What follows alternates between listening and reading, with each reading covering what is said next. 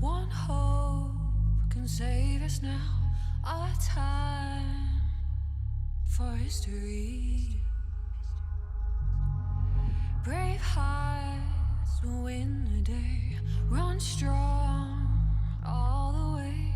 It's time for you and me. 'Cause nothing can hold us down.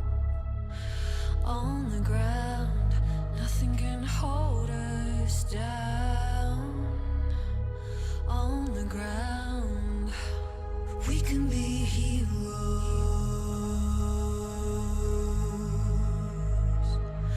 We can be heroes.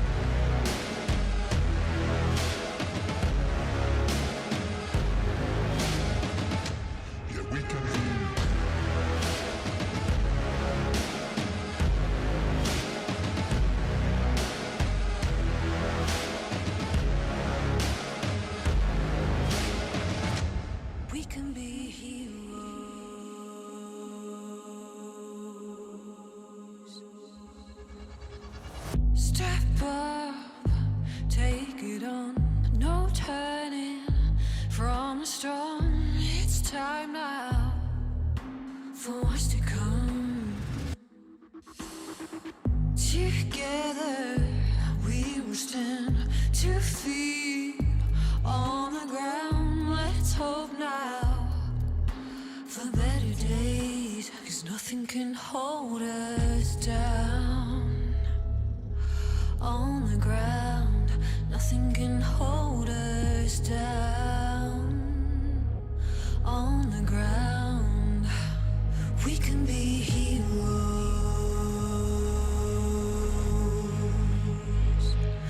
We can be heroes.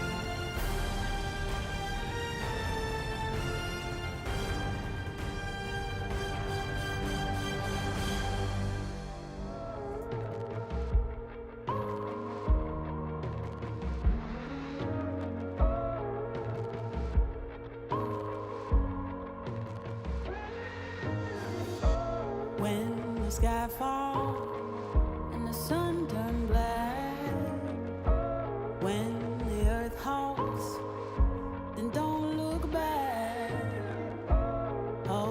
closer. Can you feel my heart? We can conquer and win back all. The tide is changing, floods are coming clear to see. The page is turning.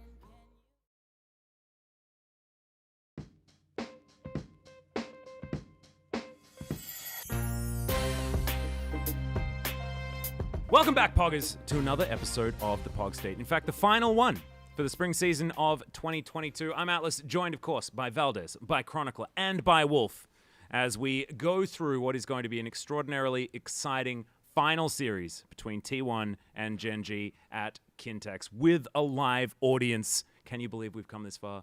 I barely can. Of course, a little bit of a brief rundown of what has happened in the LCK if you missed the playoffs. In the first match, Damwon Kia 3-0'd Fred at Brion, and it was not close even a little bit. Kwangdong Freaks then took on DRX and were successful in 5 games. It was an absolute slugfest, but not exactly the highest quality of League of Legends. We then had Kwangdong Freaks try and take on T1, who just destroyed them in the fastest series in LCK history. We then had the opposite experience, where Damwon Kia took on Gen G. They were up an extraordinary amount of gold in the 5th game, and then they lost. Gen G will now be facing T1 at Kintex. What do you think of the summary, gentlemen? It's pretty good? Wonderful. You missed out one big detail. What's that? Well, there wasn't the only thing that was lost.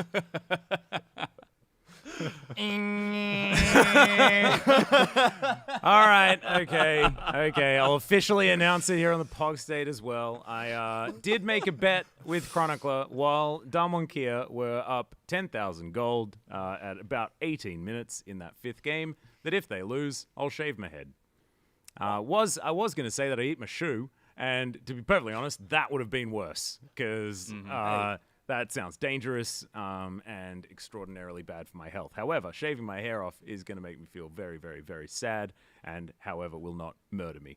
He's So- also got nice shoes. It would have been pretty unfortunate. Yeah, that's true. I don't have to eat these shoes though. Can I just eat any And shoes? you probably eat like canvas I ones. could ask Connie from the LEC stats team. She made a shoe out of chocolate. It's on her There you go. Instagram. It's actually There you fantastic. go. Yeah, but that good I enough. feel like that's sort of getting out of the It out of is. the bet. It's the lawyer way. Anyway, I will eventually shave my head. I don't know when that's going to happen. It will happen, though.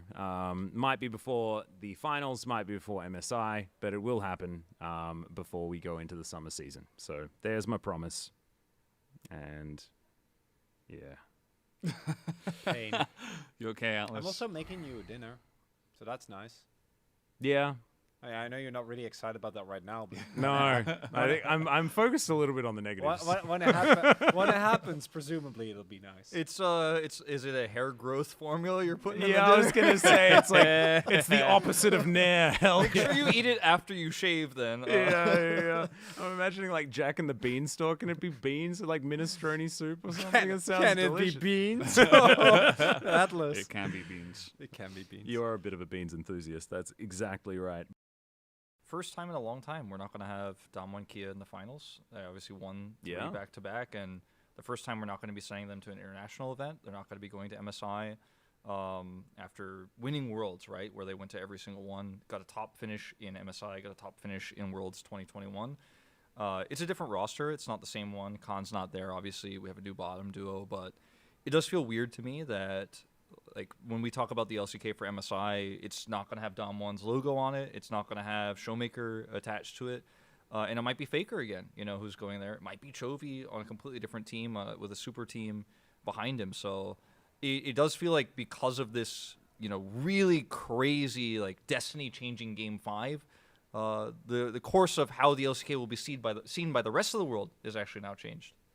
Yeah, it's absolutely going to be a different time. And speaking of different times, beautiful segue once again you've provided me for me, Wolf. After 10 years, we are going back to Kintex, and I want to remind you guys that in 2012 there was a certain young Brendan Valdez that was on a mic. Yeah, it was you. He was on a microphone alongside a certain guy. I think his name was Double Lift. That was the summer finals though, not the spring one. All right. Okay. So never mind. Maybe you should go through the story then. Tell us about your experiences with Kintex. Sure. So first, the significance, rather. 10 years later, we are going back to Kintex, and that is just really cool, right? It's just really awesome. Time is a flat circle. We go all the way around, and we're back right where we started. And I took kind of the same journey. Like when I came here in 2012, I had won a raffle for Azubu and.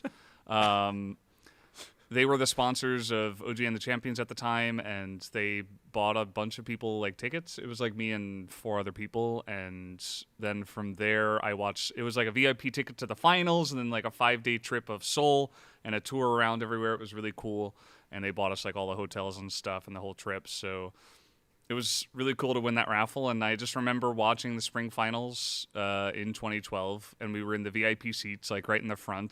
I was there watching the whole thing, and it was just really memorable as a fan at the time. Like I was a really huge fan of League of Legends. I had watched everything leading up to that point, including all the other leagues in the other regions as well, and just to be there in Korea, in my favorite region, watching the finals was really cool.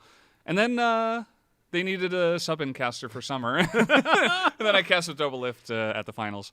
That was also really awesome. That was, of course, the very famous best of 5 between CLG EU, right, and Azubu Frost. With the blind pick at the end, yeah. Yeah.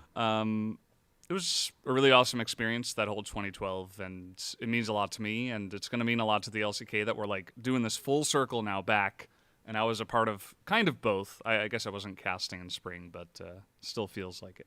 Yeah, absolutely iconic and historic venue for all of esports. Let's focus back on T1 versus Gen G and talk about like what some of the picks that we're looking for between these two teams are going to be, and sort of if Gen G is going to win games, how are they going to do it, and what is the draft going to look like for them? Like, are there certain picks that they're going to be forced to ban away, and what is going to be the most important? The 2 most important picks, maybe go for free, is I think Jace, Ari, and Lee. Mm-hmm. Because Owner is not allowed to play Lee, Faker's not allowed to play Ari, and Zeus can't play Jace. He can, but he's you not know allowed what I mean. to. Yeah, if you're Gen G, you're not allowed to let him. And yes. if he does, it's a problem. And that doesn't take into account any of these super broken champions that kind of need to be banned. But I can see things like the TF slip through, because I don't think TF is that insanely strong at the moment. Mm-hmm. I think Rise can make it through the draft as well, because T1 has clearly shown that those global champions have kind of fallen by the wayside in the favor of more playmaking. And then it becomes a question of, are we actually going to ever see Wukong exist, right? Are we going to see Doran pilot the Malphite better? Because I still think that even with what Birdle showed, that we have seen this pick actually work out into the Jace. Birdle had done it himself. Ornn. Yeah. Ornn. More Ornn. You're going to see more Ornn. I think Doran realized that Ornn is like, it's impossible to lose on Ornn. He's like, we were down forever, and I spent this whole series dying. Kills and then against Jace, and then I just played Ornn, and it was fine. His flash when he was getting dove on the top side of the map, it was perfect. Oh, chef's kiss. really good. So that's the issue. Is there's so many prerequisites. So do you bait the Jace? Is that what you do? And then, like, if you're on red side, then you get to ban Zeri, thank goodness? The one edge that Gen G, I think, has is that T1 is 100% going to open if you give them the opportunities with those champions. Like, 100%. Yeah. So the At least one, in the first few games. in the I think yeah, that so there because will be some T1's going to have side... Yeah, no, I mean, of course. But, If like, they lose. in game number 1, T1's going to have side selection, or I assume they choose blue side, and you know what they're going to lock in first if you leave any of... I mean, it might be a question of... Like, is it going to be Lee or Jace first pick? It previously has been Jace, but they might swap that up. And I think if you leave all of them open, like, they're going to get the one they want, and that doesn't work. Like, you can't just be like, well, I'll take the other two. But if they're on blue side, then you can't even ban those things, because you have to ban the worst things. Well, I know, but like, the one edge that Gen G has in this series is that T1, I think, is going to draft predictable, because they've never been punished for picking these champions at all. Is that going to be enough? No, maybe. I'd say no. But, like, I could see Gen G come in the first game with a very specific plan into what will be, I think, a predictable T1. If T1 is unpredictable, which they can be, which we know because everyone has a champion ocean, then I see no angles. Yeah. I feel like the best way for Gen G to draft, and I think it might not be enough to give that caveat, but think the best way for them to draft into champions like this Jace is to just do exactly what we saw in the Genji series or the Damwon Kia series, and put Doran on weak side champion, preferably the Ornn. Gragas, okay, fine. And then play Corki, play Ezreal, play slow, play late game, play for range. You're not going to beat T1 in the early macro game. You're just going to have to sit it out. You're just going to have to wait. And you're probably going to have to be behind. It's just how it's going to be. But then maybe you're going to hit those rockets in the late game. Maybe you're going to have that really cool package engage from Chovy. Maybe you're going to have like really awesome Ezreal play from Ruler like we've seen in the past. Got to be careful of that Gumayusi Varus pick coming out, in that 2v2 because he'll pull it out. But I think that's my angle for Genji. We've seen it before. It's really good. They're very good at it.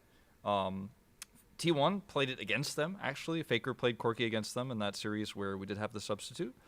But I think that is a lot of what we're going to see on red side from Genji is trying to draft range, trying to draft patient, slow, sit back and wait, try to play the late game. Hope that they go there not 6,000, 7,000 gold behind. I like it more on blue side, though, when you're able to get the power picks. I think on red side, they should try to draft a punish draft, right? Because that's like the one benefit that you get.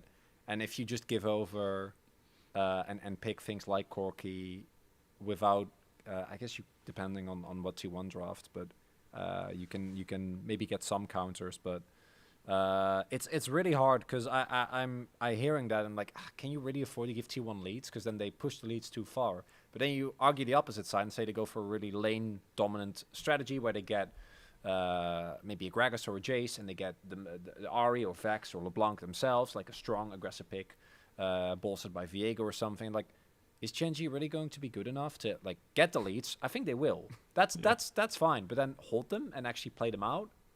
I'm watching your brain melt, Fred. That's what's happening. It's hard. It's difficult to find an angle. There's you always run into walls. It's like a maze, but there's no actual answer. I think we might see this series draft a little bit like we saw the series that we just saw draft, where Damwon Kia are like pulling out all the stops and like doing some of this crazy stuff against Genji, who are a little bit more balanced and don't really show like crazy stuff. I think that Damwon pulling out wildly different drafts, like with Vernact in Italy and stuff like that, might be what Genji does against T1.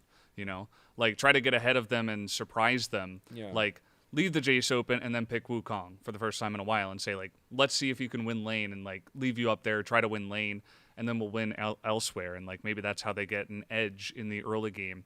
Or, play a Renekton in Italy, or play, like, a crazy Lehens pick where we see all the time Kerry is playing, like, Nautilus and Tom Kench every single game. Like, play something that can punish that. Like, an Enchanter support, really try to shut down the lane. Or play some kind of wonky melee support. Melee support. Yeah, something like that, or maybe like a Singed comes down and like takes the game. It's so funny because you sound like a used car salesman right now or something. Like, no, we got plenty of those Enchanter supports. Like, no, don't worry about it. Like That's only $25K. That's part of the experience, Of, I don't know, guys. We're trying to argue for the one we're win. We're doomed to a one-sided finals, I think. Yeah, it's like the more you think about it, the more you realize you're getting sucked into the whirlpool of 3-0. Remember when I was like, 3-2? I'm like, 3-1? And by the end of the week, it's probably going to be 3-0 for me as well. Yeah. But I think it's realistic that, if they are going to win, they have to do something like that, because I think in a straight-up game, you're just going to lose. Like, I don't think you're gonna get away with like Doran dying 6 times and winning. Like I don't think that's gonna happen. Like I think T1 I also don't just, think they'll just smash you. Like they'll take that lane and then they'll take it to the mid and then to the bot. And they're then 2 levels get down too far rise. ahead. Definitely not gonna try to attack a Corki on That's, the bottom lane. Yeah, exactly. Like stuff like that isn't gonna happen. They know how to take their leads too well. So I think you need to try to be proactive in the draft and proactive in the game to try to take some leads somewhere and try to get into their heads and win some games. T1, as good as they have been, have also had a couple of happy games. So maybe they get like happy a little bit too much, and then Ruler can clutch it out. Like That's Damwon last year. Yeah, exactly. Yeah, against T1. No, they did. The Renekton Kassadin. Yeah, they drafted Kassadin for no reason. Max's favorite draft. And that was probably one of my favorite desks when I was alongside Nemesis and Wadid, and we just absolutely obliterated that draft, and it just felt fantastic. I remember asking Nemesis, I'm like, "What did you think of the draft?" And he's like, shit. Something like that.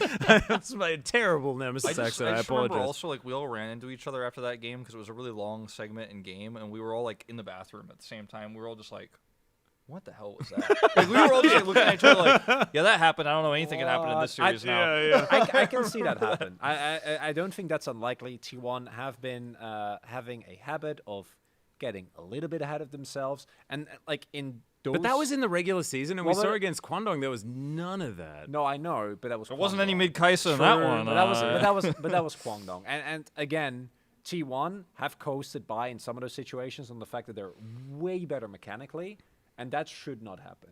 There against was Damwon. actually, there were a couple of happy moments, but just none of them actually meant that T1 lost the game. in Kwangdong. Yeah, in the well, series. yeah, but again, it's Kwangdong. Yeah, true. Who actually matches T1 mechanically? Maybe Teddy on a really good day, but I don't even think so. Keen, Keen, yeah, Yeah. Keen. and that's it. Keen. Yeah, that's it. Yeah, Keen does, yeah. Gen G has like 3 players, so that's a little bit more well balanced, I think. Yeah, and I think mechanically, like, Gen G do have Chovy, who has probably the best laning phase in the world. Like, That's the awesome, guy yeah. is I pretty think it's ridiculous, reasonable statement. and also is in pretty good form right now. I just, like, T1 has the best neutralizing mid laner in the world. Like, and, he's proven that. Will over we a see few years. anything outside of 3 different mid picks of Ari, LeBlanc, and Vex?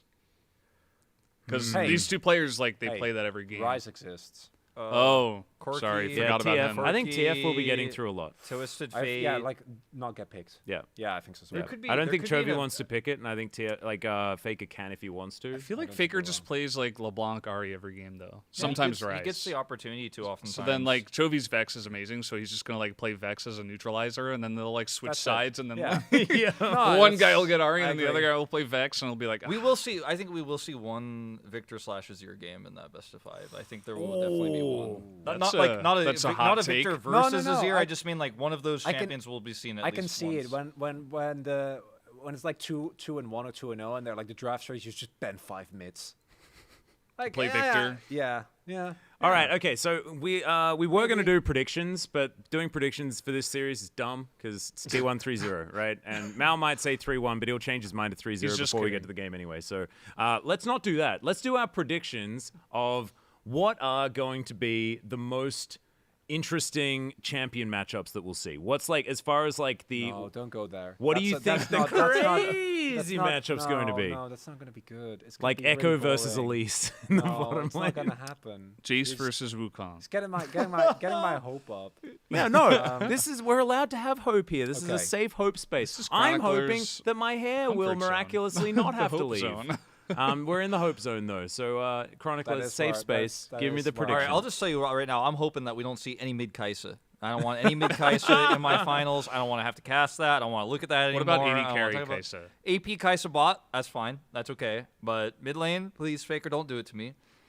Even if it wins, I'm gonna be like frustrated the whole time and freaking out and talking about all the weaknesses that maybe Gen G didn't exploit and Faker still won, and my solo queue games are ruined forever.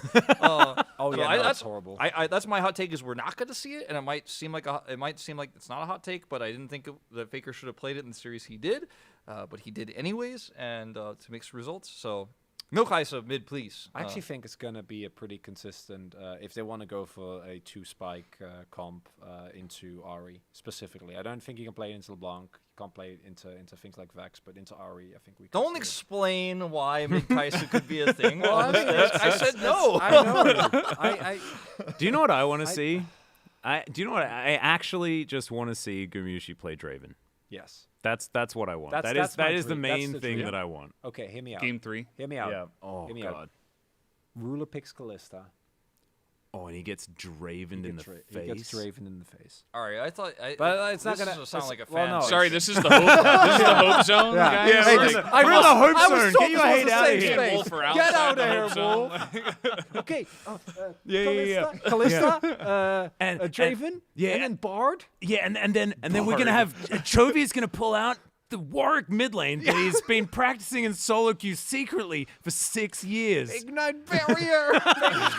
Faker's gonna solo kill him and then peel broccoli out of his pocket and eat it like the Ignite opening for Worlds. It's gonna be so cool. Oh no! Actual prediction for fun picks. I have been waiting for the Echo support. I hope it makes an appearance. That's all I want. That's a realistic hope, I'd say. I just want to see more Zach. I'd like to see more. Not doesn't even have to be support. I think just It's a great if like champion. Lee Sin and I don't know, probably just Lee Sin, but maybe some more aggressive junglers get banned away, and you just Diego. like counter pick with Zach or something, like, you know, maybe. I just really love like to Zach. see it. I don't know if it'll Yeah, happen. I love Zach. I'd love I just think it can really mess up some lanes. It's also like a fun flex for T1 as well because they can flex into support. Yeah, it's really awesome. Kind of like Well, You know, I'd love. Maybe not as a flex I love Senna actually. Senna, because then we get to maybe see Carrier play Lee again. That's true. That Lee. I'd want that a lot. That Yeah. made me very happy. Um, That's not gonna happen. Max, do you have any hopes before I wanted to segue into something? Mine's that, the Warwick that Chovy's been practicing for 6 okay, years good, in good, secret. excellent. Officially. Warwick it's a from good Arcane? Yeah, no, it's I actually. I don't really have them outside of I do kind of want Lehens to do something crazy. I don't actually care what it is. Just something. Something probably Lehensy. will. I just Oh, want he to will. Lehensy. He might play pick. Seraphine again, you know. Well, That's Seraphine isn't not that ex- that's crazy. not interesting. It's just a Renata. Or that good. I wanna talk about like a hope that I have, and I'm not gonna jinx it. We're not gonna jinx anything. Uh-huh. Is that now that Genji won Game 5, they're going home to the team house, and those players will not leave the house. They will not leave the house for any reason until the finals. God. And they will not talk to anybody who's outside the house. They will isolate for the 7 days that are left until they get in that van and go straight to the finals without talking to anybody, with masks on, very carefully, and all 5 players will be healthy, and all T1 players who have isolated the same way all throughout the season will also show up and be healthy, and we will get the third match for real with all main rosters and all 10 players. That is my other hope, and I think it's a realistic one. I think Is it's this gonna made of happen. wood? It's going to come true. Is this made of wood? I don't know. We must. I think it is. It hurt my knuckles, and wood would do that. So It's definitely not wood. crap. It's not wood either. Bloody floors. Is that really not wood? Is there anything made out of wood? Yeah. Okay. Well, we That touched. sounds it. That I seems touched like wood. paint in a lot of different ways. The final is going to be happening likely tomorrow for you guys. For us, we just recently got out of the most insane best of 5. That's why my hair still exists. I haven't even had a chance to potentially shave it off. I don't know whether it'll be gone for the final. Yeah, you have to think about that. because Surprise. I mean, my fiance is going to be pretty upset if I just remove my hair without properly going over and having a conversation with her and telling her that I'm going to be hideous. I also still for, need like, a menu. a Atlas. while. I made a promise too. It's not as big as impactful as yours. You're going to make me dinner? I actually don't want that to happen because actively it's such a pathetic promise to make. Well, I'm like, you should have shaved your hair as well. I'm not dumb enough to see a draft like that and say, I'll shave off my hair. Well, I saw a lead like that, and I said I'll shave off my hair, and then I saw It's that on. lead disappear. It's on into Renex in Italy, Atlas. But it's your Caustica, so like I don't. No, I do feel bad for you. I'm not gonna lie. Yeah, a little course bit. I would. Yeah, Yeah. not very. But that's why I'm trying to alleviate the situation. I know that makes it worse. So I'll stop trying. No, it's all right. Maybe I'll look okay if I'm bald. I've just seen some refer to the- photoshops. yeah. It's been absolutely terrifying. Probably one of the most cursed things I've ever seen on the internet But you was me being like photoshopped as old and then having my hair removed. But you can just do a Thanks, buzz cut, Valdez, you for know? that one. Yeah, no problem. Thank you, Twitter. Thanks, Twitter. And thank you for watching the POG State this season. It's been an absolute joy. We've enjoyed absolutely every single episode. Thank you so much for watching. If you guys appreciate the fact that I still have hair for this episode, make sure you put a comment down below. If I read enough of them that get upvotes and stuff like that, maybe I'll reconsider. But it's probably still just Don't kinda- get your hopes up, Atlas. Give menu suggestions, please. For Yeah, the for his 3-course meal, that I'm just going to be grumpy Atlas with no hair sitting you at the take dinner table like, I didn't even want to eat this. It looks delicious. Is that hummus? Absolutely wonderful. Thank you so much for watching, guys, and we'll see you next season for more POG State.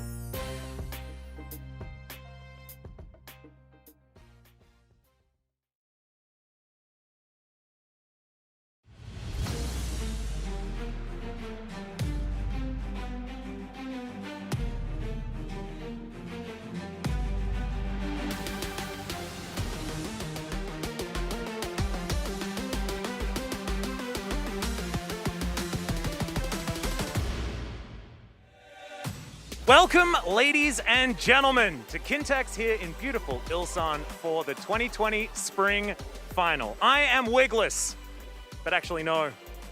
I did it early. It's Baldus. We've done it. I lost a bet. If you guys are wondering why the hair is gone, it's because I lost a bet.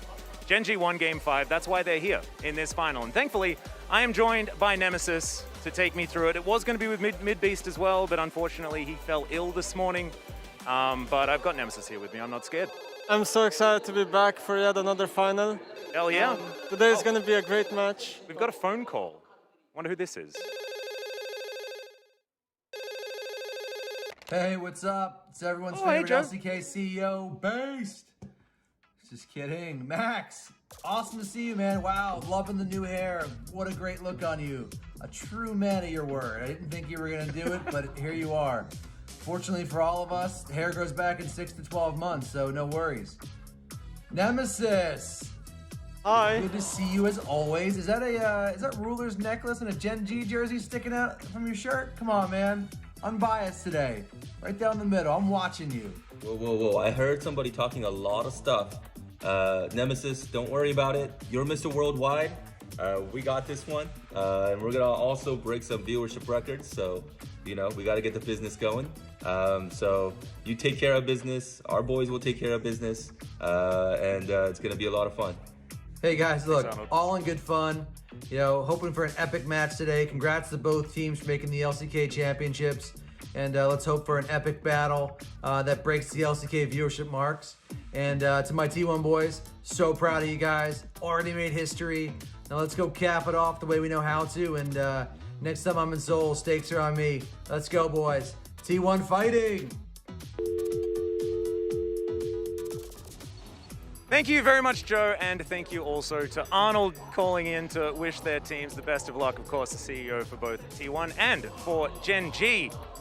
Nemesis, yes, we're not going to be biased this time around. Yes, he is affiliated with Gen G. However, whether they win or lose tonight, he has no stake in this, outside of, I guess, possibly getting in on those stakes that Joe are going to be buying a bunch of the players. I'm going to be completely honest tonight.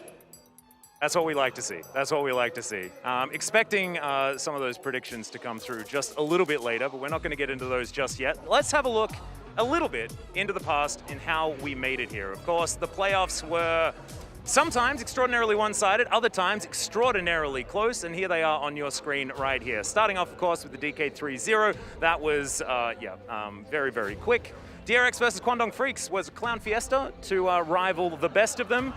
T1 versus Kwandong Freaks was the fastest series in LCK history. We had never seen a faster one outside of, I think the last time we saw a series that fast was Gen G versus the Afrika Freaks in 2020, which is kind of funny considering the fact that now it's T1's turn to break the record. T1 has been lately just speedrunning everything, especially this split. And obviously Gen G DK, the series went to... Yeah. to very long 5 games. That was a series that could make you lose your hair, I swear. Yeah, that's what happened to you, I think. I think so. It was definitely a grueling one and very, very different, right? T1 basically cruising here.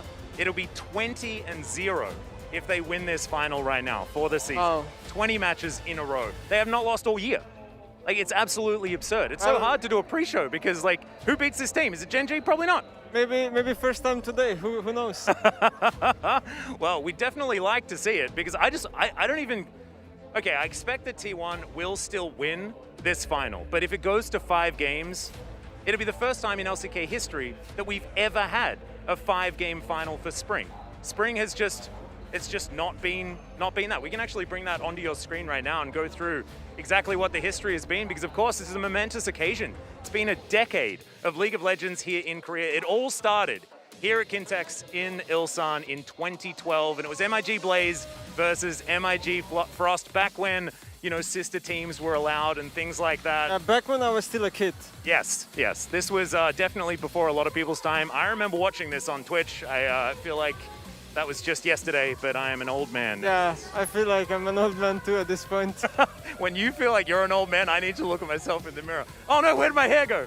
Oh, it's a disaster. But as you can see, there are no 3-2s. It is mainly 3-0s. It has, of course, been a 3-0 for T1 against Gen G. That 2020 season was probably one of the most dominant Gen G series we've ever seen, ever. Yeah, and I feel like today is probably gonna be 3-0 too. That's what I learned the last time I was here. Yeah, a 3-0 for which team though, Nemesis? I will get to that when the time comes. Well, I'm just hoping that we get for the first time a 3-2, but I just don't think it's going to happen. I think T1 are just that little bit too powerful at this point in time. Let's have a look at some of the career comparisons, because there are two very storied players that are in this match. Of course, we're talking about Ruler and we're talking about Faker. Faker, as you can see, has won a lot of things. Yeah, this guy won pretty much almost everything. Like, it's unbelievable. It's The unbelievable that he's still actually motivated to keep winning more, right? Like, this man has 4 World's trophies. How many more can he stay motivated to get? Like, that's my question. I don't know. I feel like he's never gonna stop. Yeah, I think so too. I think it's like Faker is just going to be synonymous with League of Legends until the end of time. And he's still a young man. So potentially he might be playing for another 10 years after this. Yeah, but looking at the other players, they don't have like a lot of things going for them. So well, when it comes to achievements, not necessarily. However, I think that they're pretty good at the video game. But yeah, 100%. they definitely have to prove it. And here on this stage is going to be the first time for everyone other than Faker. On the other side, the Gen G roster, of course, Peanut has won a few things. But it was, 4 years ago now. Since he's been playing for a long time. He's been on like 20 different teams at this point. So we were having a conversation. We were saying like every time the narrative is Peanut versus his old team, but that's like 50% of the matches in the LCK. Pretty much, yeah. Yeah, it is just absurd. But of course, Ruler has not won a domestic title yet. He is a world champion without a domestic title under his belt. This would be the first time if he does it. Chovy as well, 4 finals. It is just insane. Yep. All right, now we can get probably to some of the Twitter questions here. You guys have been writing in over the last day or so, and we can answer a few of your questions about the LCK final right now. Firstly, this is from Puck. Do you think we are going to see some spicy off-meta picks, Nemesis? I've been watching LCK for a long time, and what I've learned so far is that they literally pick the same thing every single time. I think the only player that might bring something spicy is maybe Faker or Chovy, but I don't expect anything. Not Carrier? You don't think maybe another Zac support? Maybe that Echo support's coming out? Maybe we have a Sin support again from the hands. Well, we'll see. I'm still waiting for the Elise support to come out again. He has done it before in competitive. I remember the Flash cocoons in the top lane. He misses the Flash cocoon, gets the kill anyway. Absolutely amazing stuff. Really hoping that we see it, but we probably will not. I kind of agree. Let's get into our second question, and this one is from DYLB. Where is the biggest gap in terms of position between both teams, and which lane is the most evenly matched? An interesting question.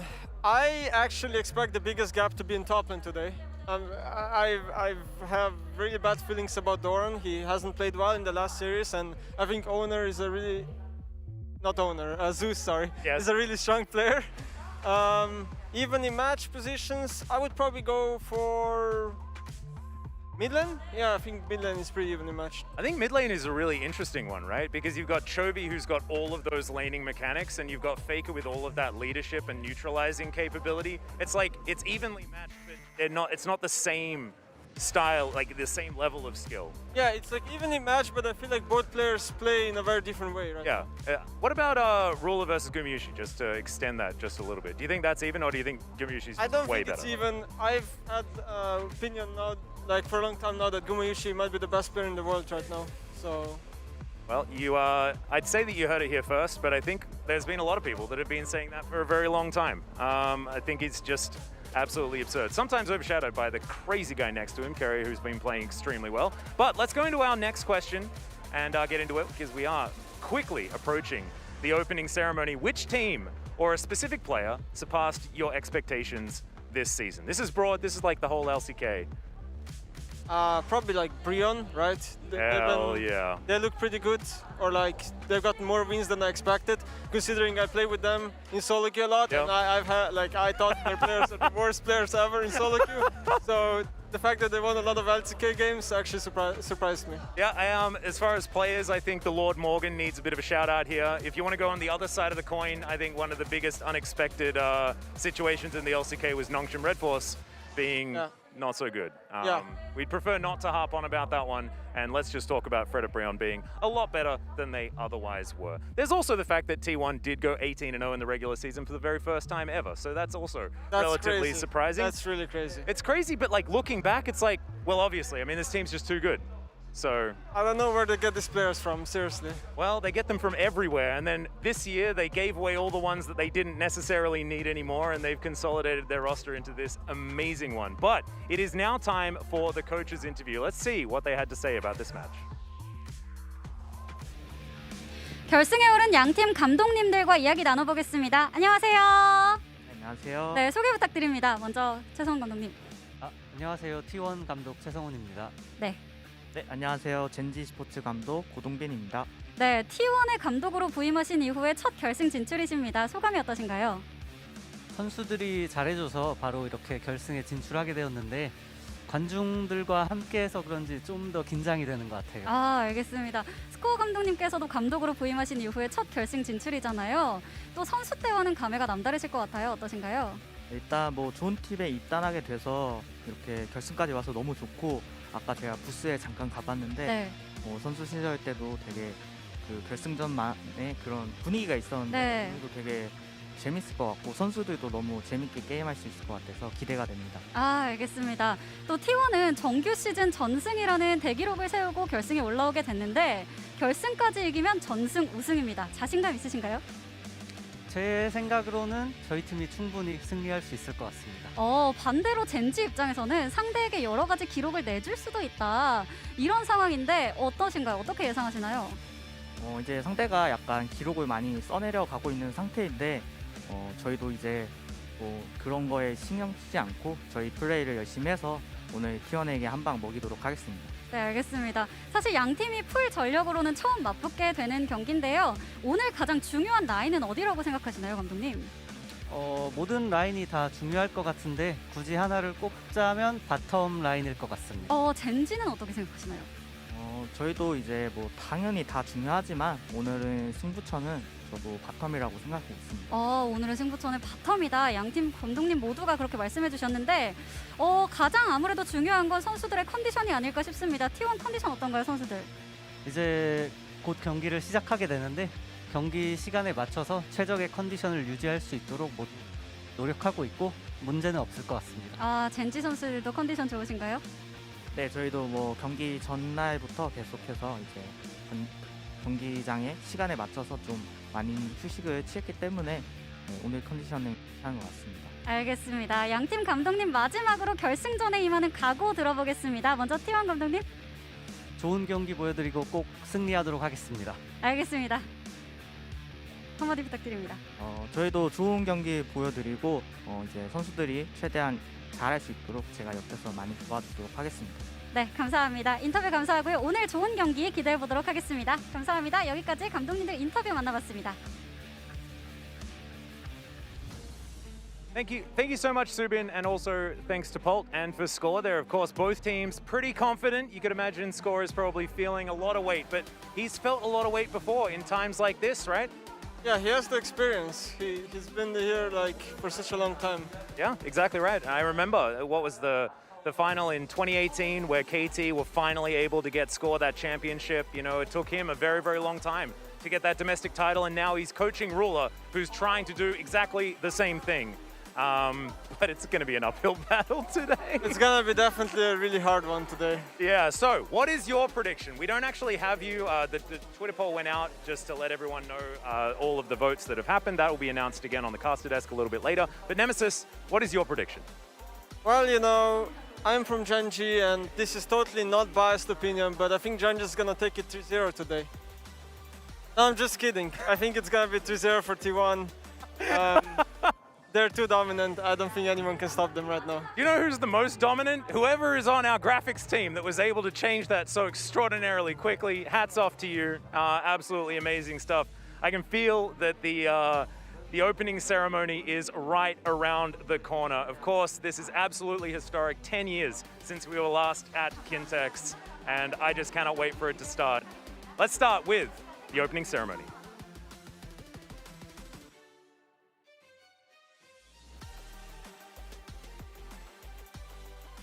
경기로 포커스를 맞춰 주셨는데요. 과연 어떤 경기가 펼쳐질지 많이 기대가 되는 순간입니다. 자, 이렇게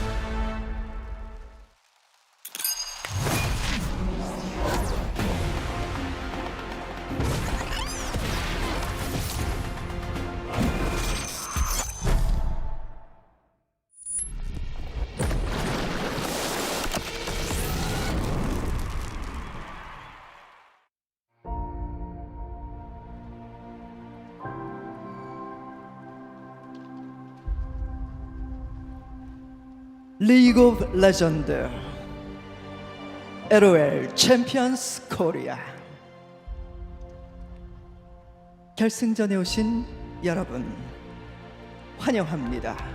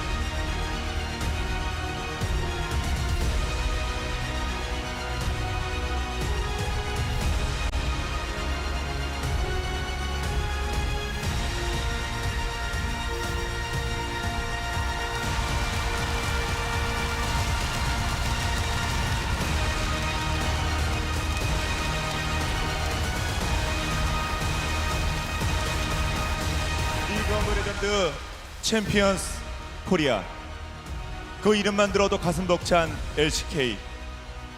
그 시작엔 첫 번째 결승전이 치러졌던 이곳 킨텍스가 있었습니다. 그리고 그 무대를 무한히 빛내준 저 수많은 별들과 함께 저희는 지난 10년 동안 그 누구도 상상하지 못했던 최고의 리그를 만들었습니다. 순간이 역사가 되고 다시 전설로 탄생하는 LCK. 먼저 이 길을 비춰준 저 별들의 빛을 따라 우리는 다시 한번 새로운 길을 개척하려고 합니다. 2012년 봄이었죠. 바로 이 장소 킨텍스에서 이제 다시 10년 만에 우리는 기념비적인 결승전을 맞게 됩니다. 자, 그러면 결승전에 나서게 될 자랑스러운 두 팀을 여러분께 소개해드리겠습니다. 먼저 한 번, 두 번, 세 번도 아니고 무려 10번 V10, 그것도 전승 우승으로 V10에 도전하는 LCK의 불사조. 하지만 우리를 넘어 더 높게 더 멀리 나르리라. T1.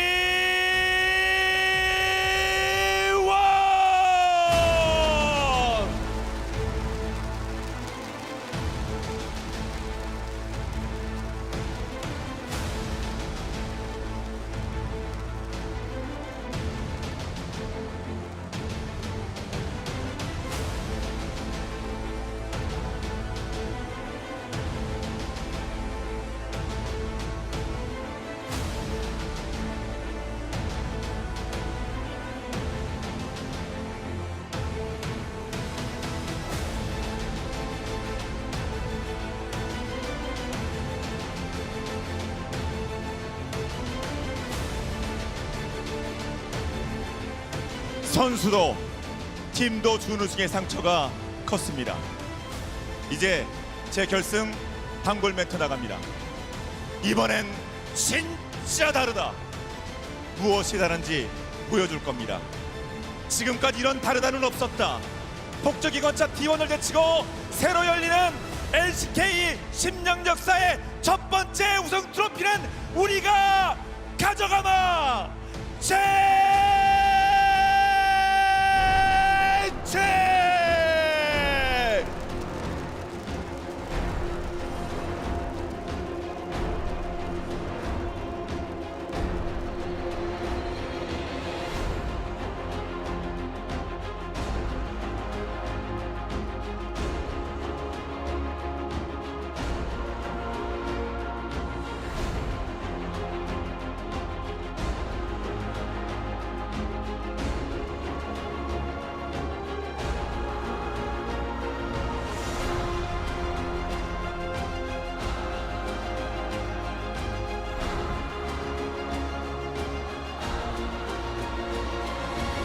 과연 T1이 전승 우승으로 V10의 새로운 역사를 써내려갈지, 아니면 젠지가 그동안의 아픔을 딛고 첫 우승에 성공하며 이제 젠지의 시대가 열림을 선언할지, 전 세계 LCK 팬들이 주목하고 있는 가운데 과연 특별한 오늘의 주인공은 어느 팀이 될 것인가.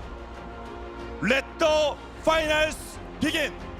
2022 LCK 스프링 스플릿 대망의 결승전을 이 자리를 가득 채워주신 많은 분들의 뜨거운 그리고 힘찬 응원의 박수와 함께 지금부터 시작하겠습니다.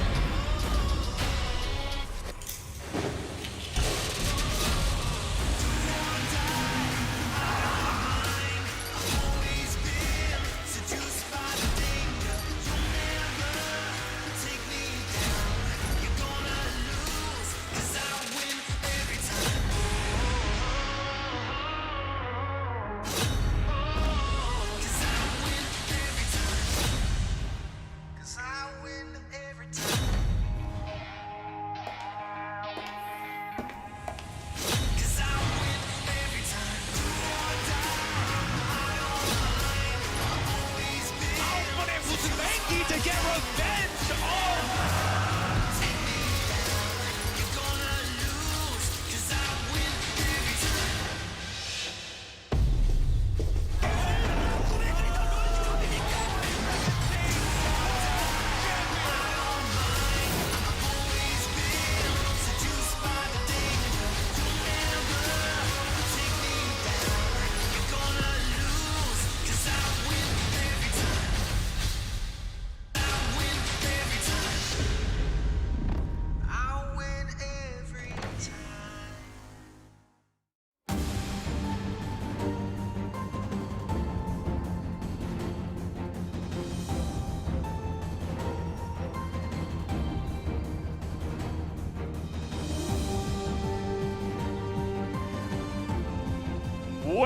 Welcome one and all to the 2022 LCK Spring Grand Finals. It is me, Valdez, with Wolf and Chronicler today, and we have an audience for the first time in 2.5 years. It is unbelievable, here for the 10th anniversary of the LCK. How are you guys doing? I am ecstatic, especially after that opening. It feels like everything has come together all at once. Everything is so magical in this one place where it all started 10 years ago. We have legends from all eras on stage. It's the first time we get to have an audience. We get to go back to where it all began. And T1 looking for their 10th title here. Chovy looking for his first. Rua looking for his first domestic title. So much history colliding on one single night. And honestly, I still need a moment after seeing that opening, because there was just layer after layer after layer, and every time I thought it couldn't get cooler. Even I already saw it, like we went through rehearsal. Yeah. We've seen all of this, and still seeing it up there for the first time for real, incredible. It's insane, you know, all those layers come from 10 years of history, of games, of everybody being with us through all of this. You know, even for myself, I was watching this 10 years ago, my first time in Korea ever. Right? And in this exact place, Kintex. So the emotions are high. We want to see some great games tonight. Obviously, T1, big favorites. Everybody can say we'll get into the predictions a little bit later. But it's going to be an interesting one, I think. You know, regardless of what happens, if T1 end up undefeated and they get like a 3-0 and smash it, that's going to be great for them. If Gen G end up with some upsets and they pick up some wins as the big upsetters, as the big underdogs, that would be also cool. Yeah, I think that for Gen G here, the cards are so stacked against them. The mismatch in terms of their play style is also so stacked against them, against a team that wants to have the perfect 20-0 season, that if they do it tonight, if they upset tonight, it'll be the biggest upset, I think, in LCK Finals history, and Ruler will finally lift a trophy here, an LCK trophy to his name. It would just be such a monumental evening. Not just Ruler, but Chovy as well. I feel like the guy's good enough. Maybe we can finally get him a title. You know, that'd be great. Yeah. He's earned it. Feels pretty good. Definitely does. But guys, we do have some trash talk as we do at these finals. Let's jump into that now.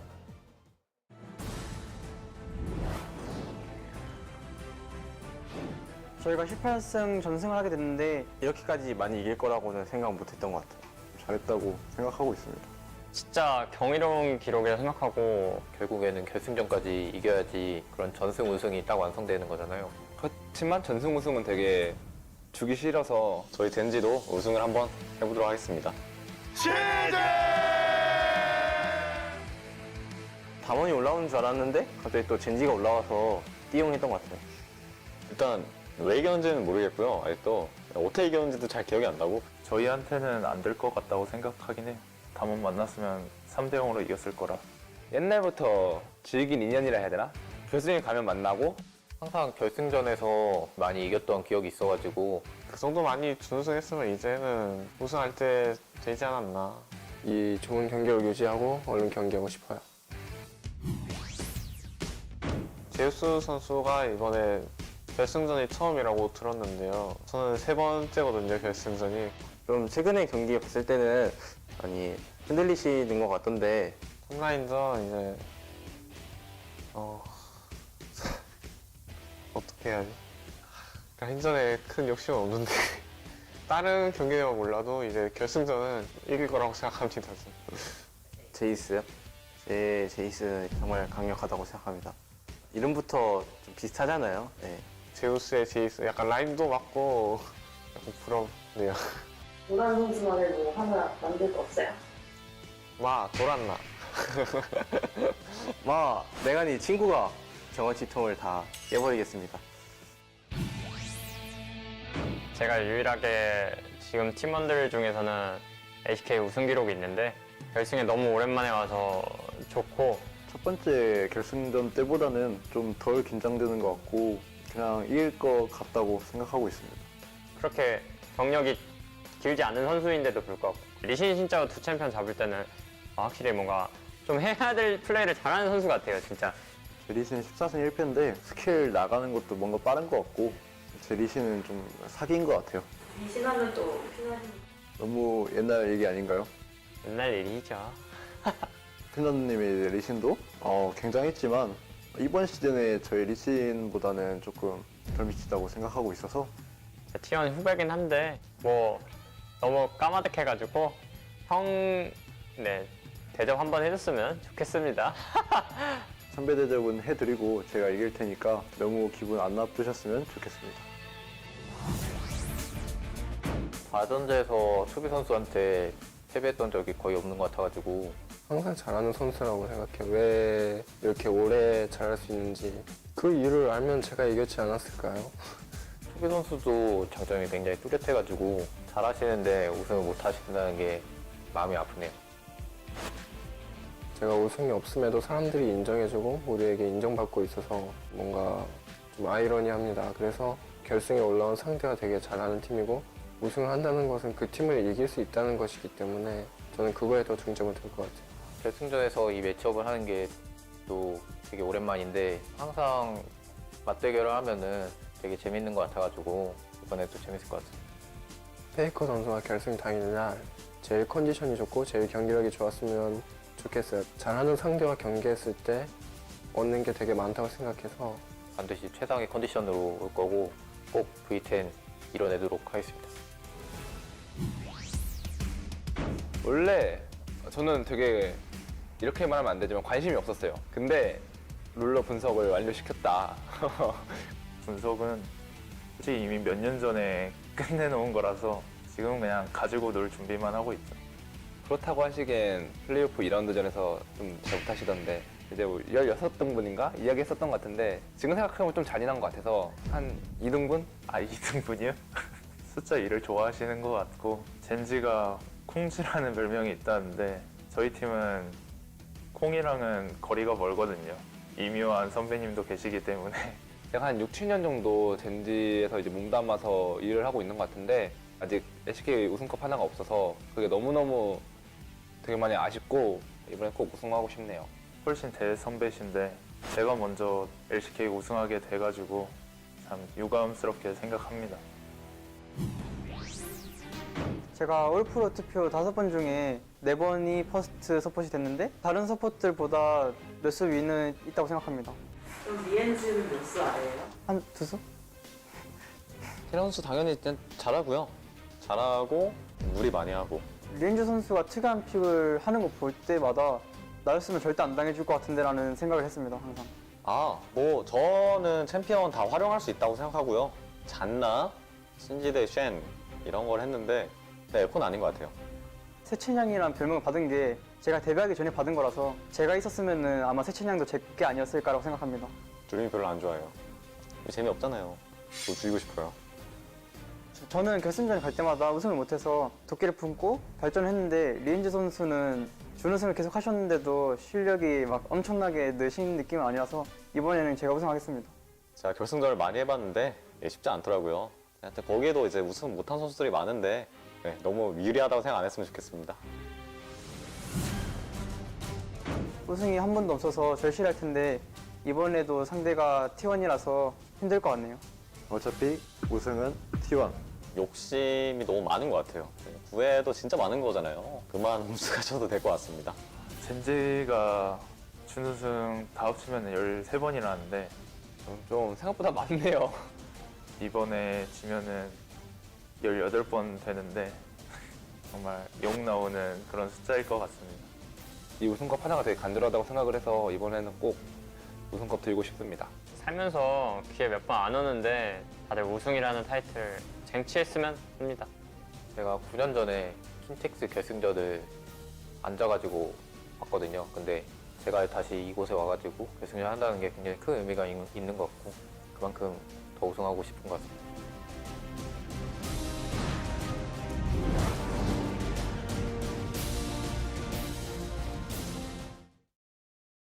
Well, you gotta love the trash talk from the players. I think especially Guma was extremely forward with how he felt about his feelings, and he let everybody know about it. When he dropped the you seem to really like coming in second place. Like, oh, calm down, Guma. These are supposed to be kind of friendly. Yeah. You know, I love to see Guma actually not take after his older brother and actually have a huge personality and be really outspoken, because his older brother, Innovation, who's a StarCraft legend, was very quiet, very difficult to actually get his emotions out. Very true, but we get that out of Guma. We're going to take a look at the points of the match here for this finals best of 5. And let's jump into what exactly we have on our plate for these two teams. Such a historic night. T1 looking for a 10th title for Faker, and of course so many of these Gen G players trying to get their first year. Fastest best of 5 in LCK history T1 takes over Kwangdong Freaks to get here. And that's also very representative of what we're expecting here today. Even with that miracle comeback, which lost Atlas's hair, literally, a gold grab like this really is an indication of the tenacity of T1, or Gen G rather, but I don't think tenacity is going to be enough here. It's a really tough matchup, right? And it starts in the top lane here, right? And this is something that was discussed in the Trash Talk interview, and it's been on a lot of analyst minds. Nemesis mentioned this as well in the pre-show. Is the difference between these two players in current form is pretty massive. Yes, Doran is the veteran, but he has looked weaker, especially when under pressure, whereas Zeus is really actually coming into his own. We've been saying that all season long, but he's reached peak form when it matters most.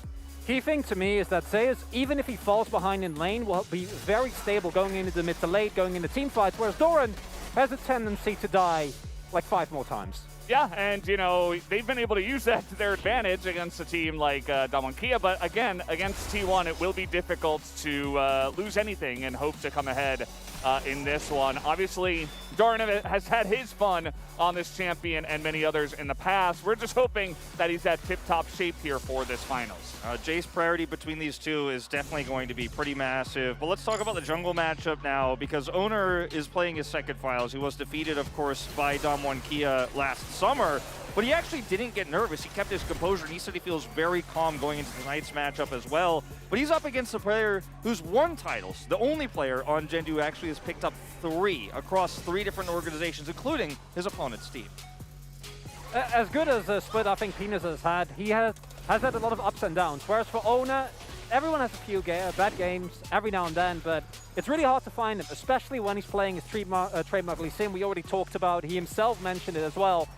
And he made us forget about Canyon's lead, and that's not an easy task. Yeah, and, you know, we talk about matchups, but this one might be the biggest of them all. Faker looking for his 10th title versus Chovy looking for his first. And so far in best of 5, Faker absolutely has his number. It has not been close. Across several eras and several teams as well. I mean, those are the players that we had on screen just moments ago. Some Griffin players, right? Viper in that series. They played against each other so many times. Look at Faker's LeBlanc record, by the way. Definitely going to be an extremely high-profile champion for him. Might even be taken in the first banning phase away from him. But he's got such a large champion pool. He played 73, or 72, excuse me. Might see 73 tonight. Unique champions this, across his career. Several of them this season.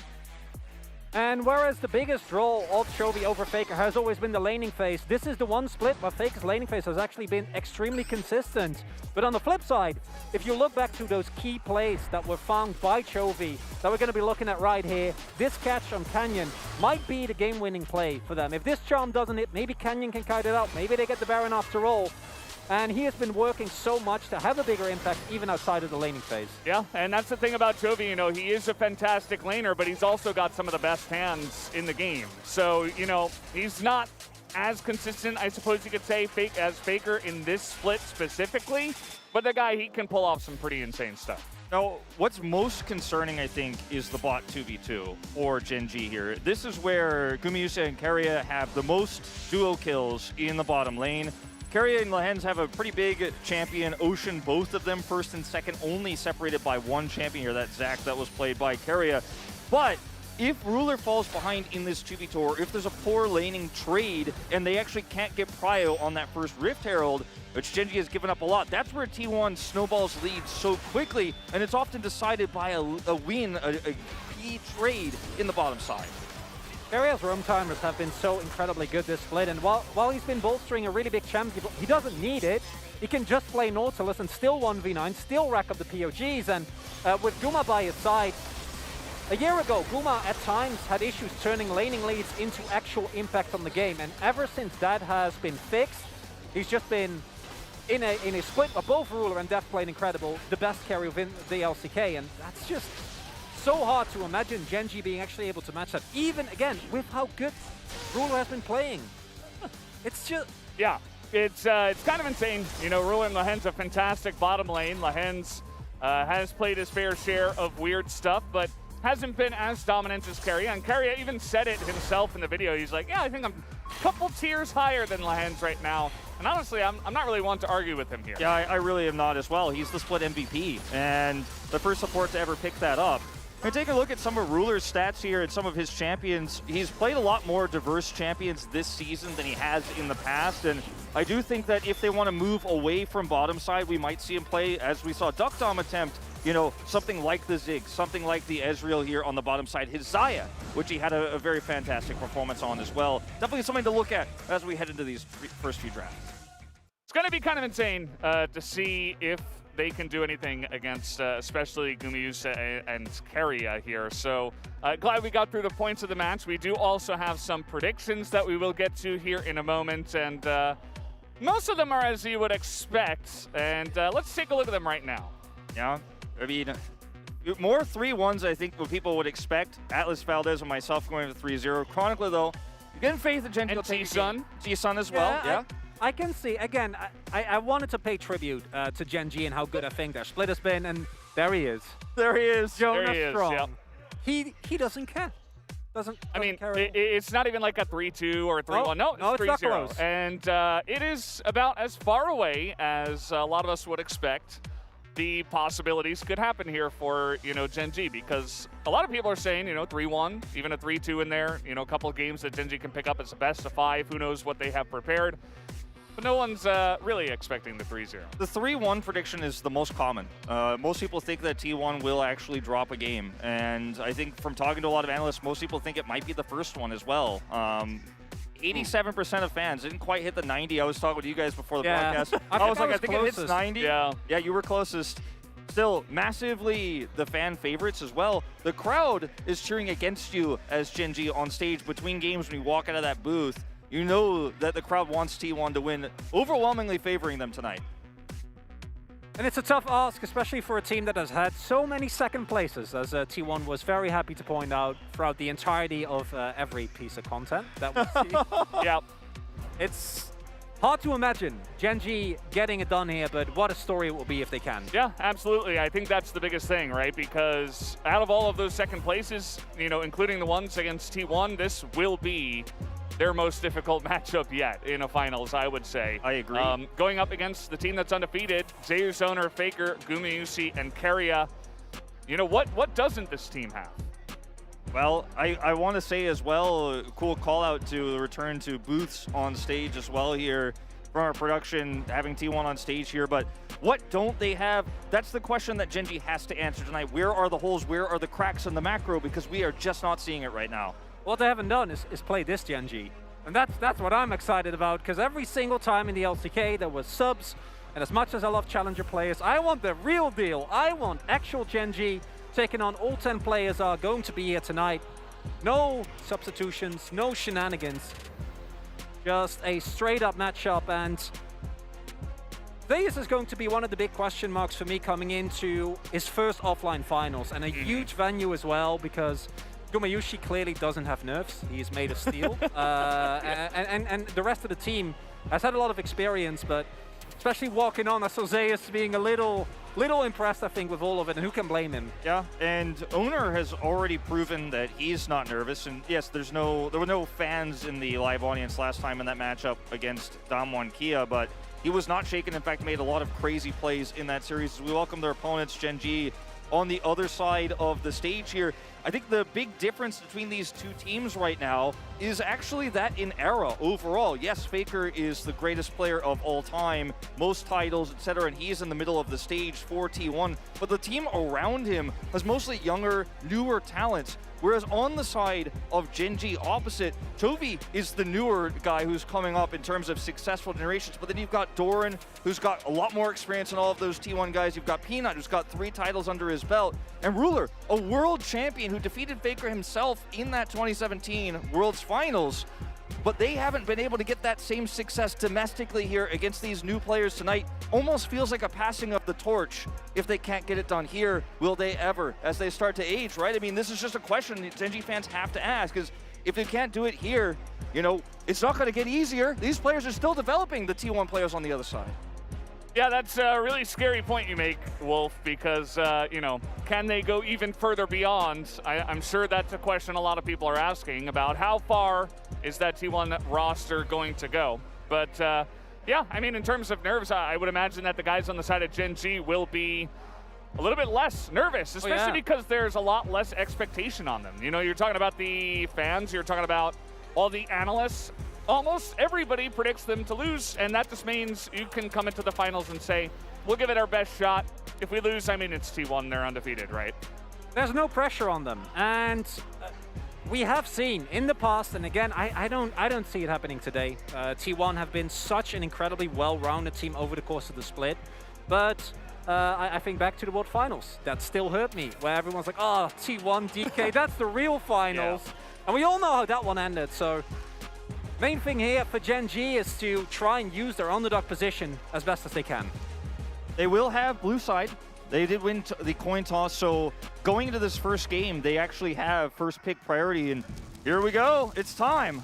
It's time to get the show on the road. Gen G up against T1 in this grand finals, this one best of 5. And it'll all start here. We've already talked a little bit about what to expect from some of the picks, but take a look at that. Some respect shown to owners Lee Sin. Immediately taken off the board, and it's understandable given the performance that owner has had. Simply incredible win rate, able to play it into anything. And I was looking out for a first pick Jace here for Gen G. We've seen that neither of these teams have a reliable answer to the Jace. Both Doran and Zay is playing it into many a counter and still being able to get so much done.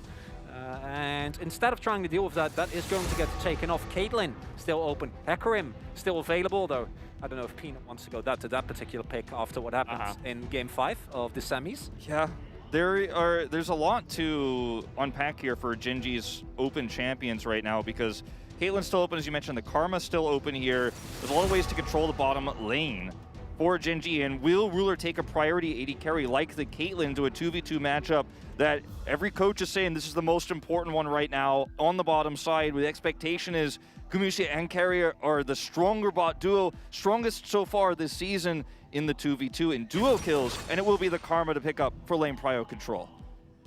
Like the Karma, even if the Caitlyn does get picked up, Caitlyn Lux is a possible answer.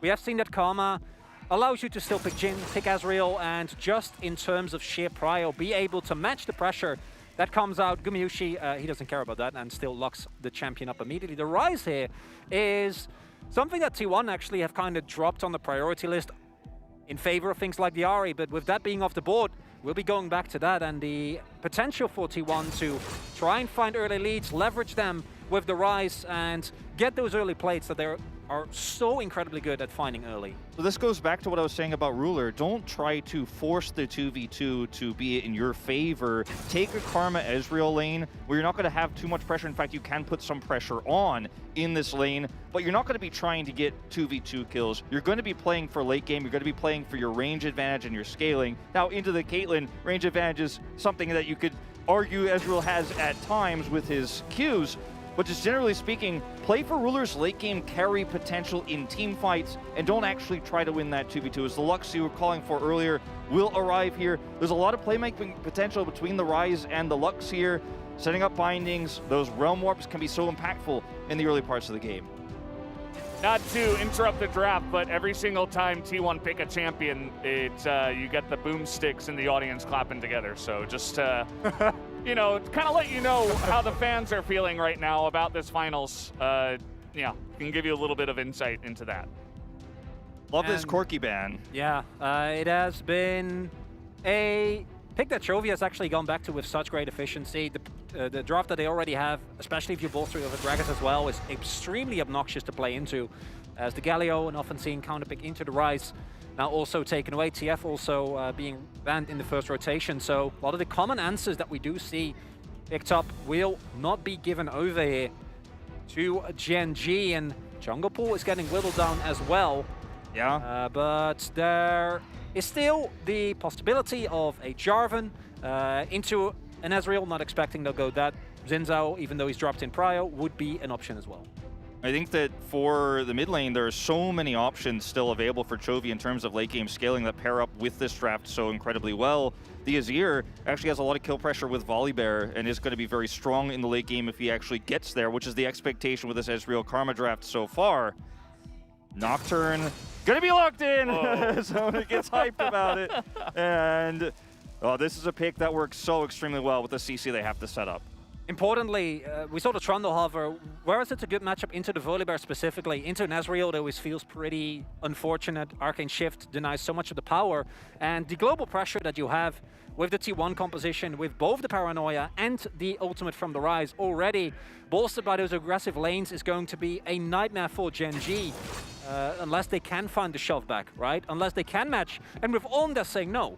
Yeah. We're not looking for Prio. We're looking for a consistent team climb threat. Lehen's just shouting out the fans for his very famous Singed pick here. But I like the Ornn, and it goes into that territory of putting Chovy on a late game carry mage, be it a Victor or that Azir, where he's going to be able to shore up a ton of that damage, and it will be the Victor to come through here.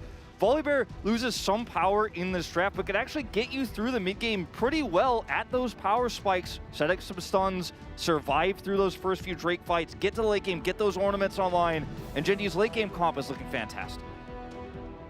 Just have to get there, and that's going to be pretty hard. If you look at the amount of power that T1 have, Camille, one of the few top lane bruisers that can actually deal with tanks to do the true damage on Precision Protocol. And the 1-for-1 of T1 is disgusting, frankly. There is so much setup available. There is Paranoia, there is Shove on bot side, there is Rise in the mid lane, and there is a Camille, and if any of those members get fed, playing around it becomes so incredibly easy. But Gen G, they've won unwinnable games with very similar drafts. And it really just is about how well Gen G can survive to get to a point where these items come online, the ornaments come online. I think this might even be a Crown of the Shatter Queen game here for Chovy, because he needs to be able to side lane, he needs to be able to farm those items up with the Nocturne Camille. It's just so hard to get out on the map, feel safe, feel like you can get those minions, get the gold that you so desperately need to win those 25, 30, 35-minute team fights. Certainly, Gen G would love to have some of those team fights. We'll see if T1 allow them to, and how far they can push their lead and get their solo lanes ahead, as we will have the battles coming down, and yep, you're running down the same walkway there as Bolton score side by side, the coaches of these two fantastic teams. So yeah, here are our compositions. I feel like, given T1's history with shutting down compositions that do well in the late game, in the mid game, by actually hitting spikes early, getting early turret plate control with a champion like Caitlyn, winning that 2v2, trying to be aggressive down there, using Realm Orbs aggressively, Nocturne ults aggressively, and this Camille side laning power, I think they're just going to be too hard to slow down here for Gen G. Gonna be a desperate effort from Gen G.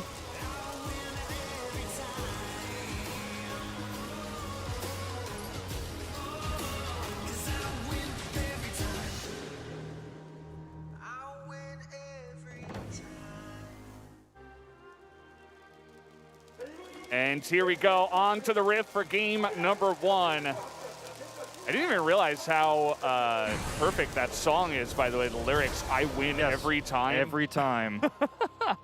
It certainly tells a story, as a lot of our production has been doing so very well so far for this series. They did win every time, yeah. They're undefeated as of right now. So I wonder whether that's going to continue. As mentioned previously, we can go a little bit more into the choices that have been made. Most notably Faker. We have seen a ton of the Unsealed Spellbook Rise being picked up, has gone back to the Phase Rush instead, which I kind of like in terms of possibilities of aggression, especially together with Ona. Do you think the T1 composition generally wants to wait a little bit until that Paranoia becomes available and immediate applause at the very first trade? Yeah. Gotta love it. The hand's going to hit big on that one in the early part of this. And, you know, the difference here in these compositions to really highlight is that if T1 cannot find a lead in the mid game, as they are so famous for doing, the Rise will never be able to do the same amount of damage as the Victor will in the late game, and you will lose wars of attrition against this Ezreal that has more consistent damage output than a Caitlyn, who's in an even game will be able to perform with. And then you're stuck trying to make plays with this Lux, who's fairly fragile as well. Okay, fighting over level 2, the flash forward as Karia's going for it with the Q of his own. That's going to be a trade. His first blood is given over to the Ezreal. Gumayusi able to trade one back as our supports, they were ready to fight. And that's going to be a first kill for both the AD carries here. Favorable trade in terms of summoners for Gen G, but man, starting off right from the get-go, we saw Peanut also pathing towards top side, or bot side rather. Might look for maybe an invade or a punish on Faker. They don't know where he is, and he might get caught off guard as he goes to ward. Well, that's not the brush you wanted to check here, as Faker just gonna die. Had no vision there. They had a ward in the jungle, but they did not know where Peanut was. All right, Gen G are starting off high speed in this best of 5 here, and this is a tragedy for T1's composition. You start trading like this, you start giving a Victor gold this early, and it is a disaster. The first blood going over to Ruler here. Flash, you know, expended here on the side of Keria, so he's a little bit more vulnerable too. And so far, this 2v2 going in their favor. They get that kill in the mid lane, and Chovy is accelerated. And this is one of the angles I was thinking, you know, most analysts saying, okay, bottom 2v2 is going to be the most important matchup. But for me, it's the mid jungle skirmish where Faker falls behind and they fall apart. And we see level 2 hit slightly earlier for Lands and Ruler. Gumayusi and Keria still go all in here.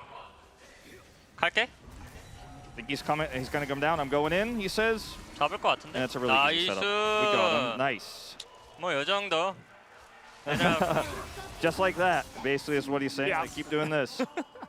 And I think it was partially because they really didn't have a good idea of where he was. I mean, there was a ward on the Raptors, but I'm not sure how early that came in. And yeah, he just cleared his entire jungle, went red to Raptors, down to Krugs.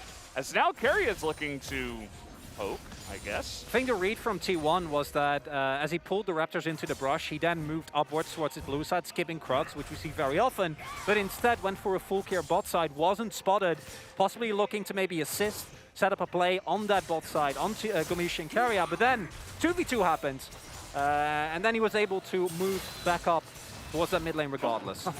AS is having a great time in this matchup early, as you can see up on the top side. Yep.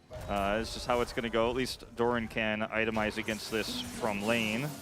It's just not giving him opportunities here to even get all of those minion last hits. But, you know, in terms of how this lane state now is going to be for Chovy, it gives him so much power. He took first strike, is going to be able to harass a lot. As you can see the win rates here for 22 Spring for these bot duos. Ezreal Karma doing better.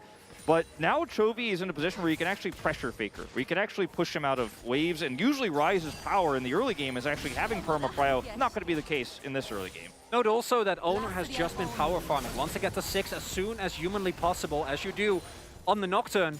And just off of that lead, as well as the top side that Zeus has been able to find for himself, we actually have the early gold lead from a kill already being completely negated. And this has been such a consistent thing for T1, where they always, no matter the circumstances, are able to get trades up in terms of golds. Owner, I don't know about this one. Yeah, Peanut again. It's going to get collapsed on, and Faker's backing right now, but with that spell shield, should be okay. Chovy is coming over to help poke him away, but can't quite get there on time, so Owner is able to squeak out of that one. And Gen G have been a big fan of the early Drakes and expecting to see them continue doing that here. But this is such an early Drake that it allows them to reset for the Rift Herald fight as well. And this is the power of Chovy getting that first blood. Normally, you know, a lot of matchups, Ryze just dominates. The Victor one can be a little bit more volatile, but you get an early kill like that, you're the one pushing in the Ryze. They find Owner early, deny him the ability to shut this Drake down, and Gen G have such masterful control of this game. And yes, T1 with the power farming you mentioned, catch up in gold, now take a gold lead as they're so famous for, but their composition needs to have a bigger lead than this 10 minutes from now, and Gen G are already smooth sailing. And Owner's here again, but he's got to get in there and smite this away, but he doesn't quite have smite. The Q also going to miss, so Peanut gets ahead of them on that scuttle at least, although Owner's still ahead on CS. Key thing, Owner's still not 6. That first paranoia is a really big one. Need to try to set up a successful play. Can of course go for topside where Zeus has the X-Tech ultimatum. But if Doran has the wave shoving into him, right, so he can just set up shop in front of his turret, and diving an Ornn is generally unadvisable, especially Doran, seeing what he does with those. And it's a Karma lane bottom. Doran has just been playing almost perma weak side in the last few series that Gen G have played, and once again he's just going to sit back and take that pressure. As you can see that this is also kind of a relic of this season. Victor very popular early. That was very much a early of spring record, as I'm very glad you did point out. We saw a lot of Ryze versus Victor. Ryze was not winning a lot of games against anyone. But either way, as Carrier's going to flash in for the poke, and the trap not quite enough to land onto Lahens there, and he will get out of there alive as a huge True Shot barrage hits both of them. I really appreciate the idea right before Herald here, but unfortunately not going to work out for Keria. Both summoners down now, unfortunately, for this critical fight, and it's not even really a trade up here in any way, and Ruler wasn't even there to actually punish. Like, it was a good idea because of Ruler's positioning, but doesn't end up working out here. Now down Flash before what is going to be, and has been historically, T1's most important objective. And with Peanut continuously playing aggressive, being allowed by the prio that he has in mid and bot, we actually see that because they're aware of Owner, because they generally know which half of the map he is, he hasn't been able to find a paranoia play, but also Ruler and Lahens can actually push up that far and be fine, and now we are going into this first fight for the Herald, possibly with everyone being on relative item parity. Gold, dead even. This is really, really tough. They have 2 global ultimates to use to close the gap here. No flash for Keria, no mid prio.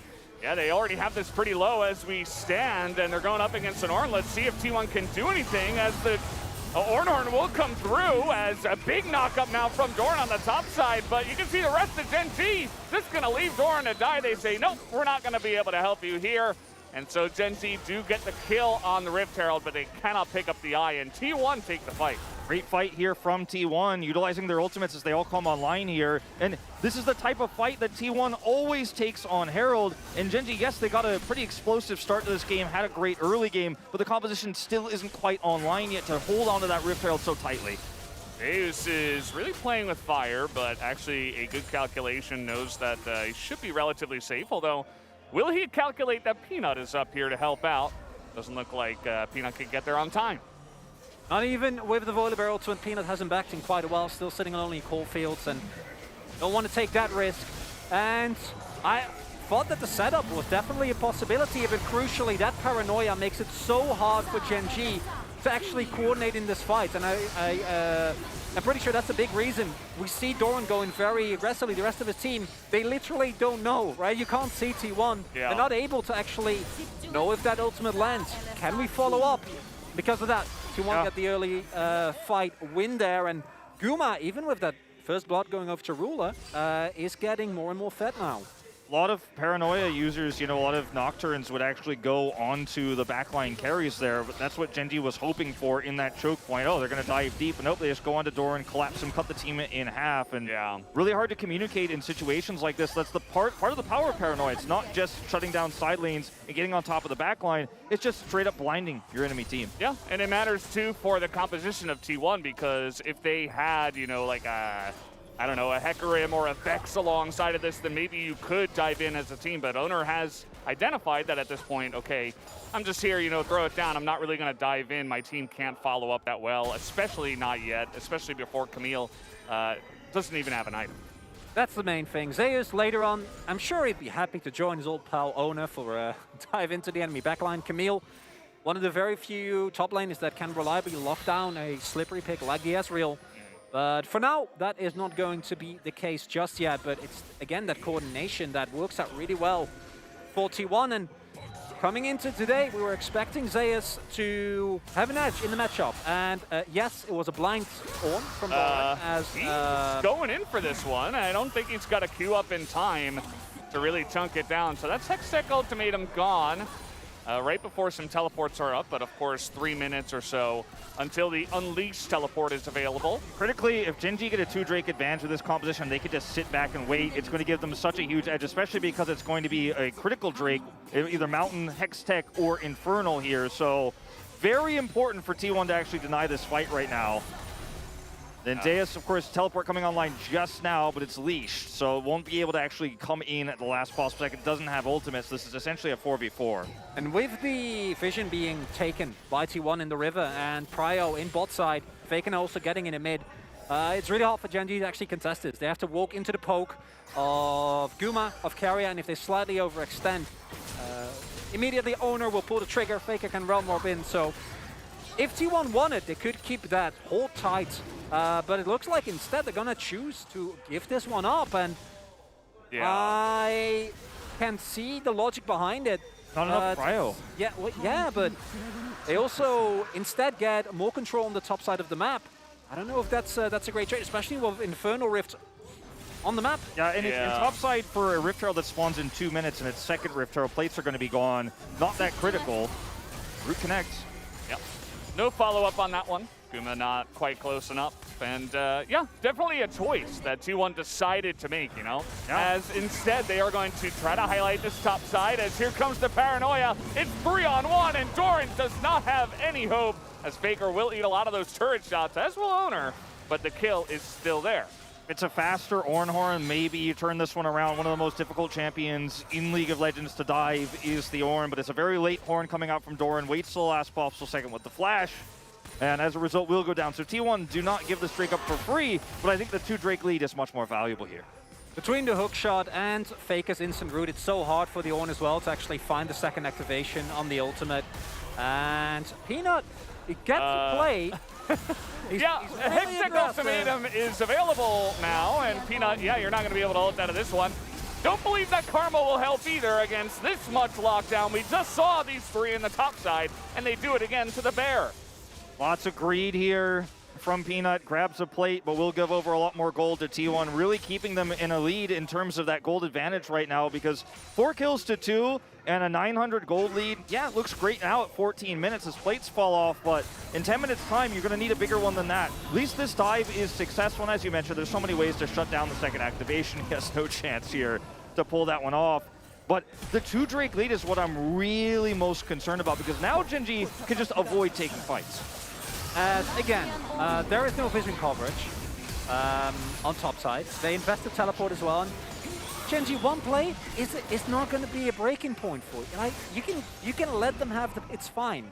You don't need to get the play. You have Ornn, Victor, and Ezreal. I think you'll be fine without the extra gold that you get from that. A bit of a lapse of judgment for sure, especially with the lack of vision. But yeah, I mean, you know, T1 is a team that love to push their early leads and get a lot of plates and go for dives and stuff like that. Gen.G is a team that love to pick up the dragons and get that for their advantage. So maybe in the back of Peanut's mind, he's like, well, we're doing really well, but I want to get a little bit extra and get one of these plates as well.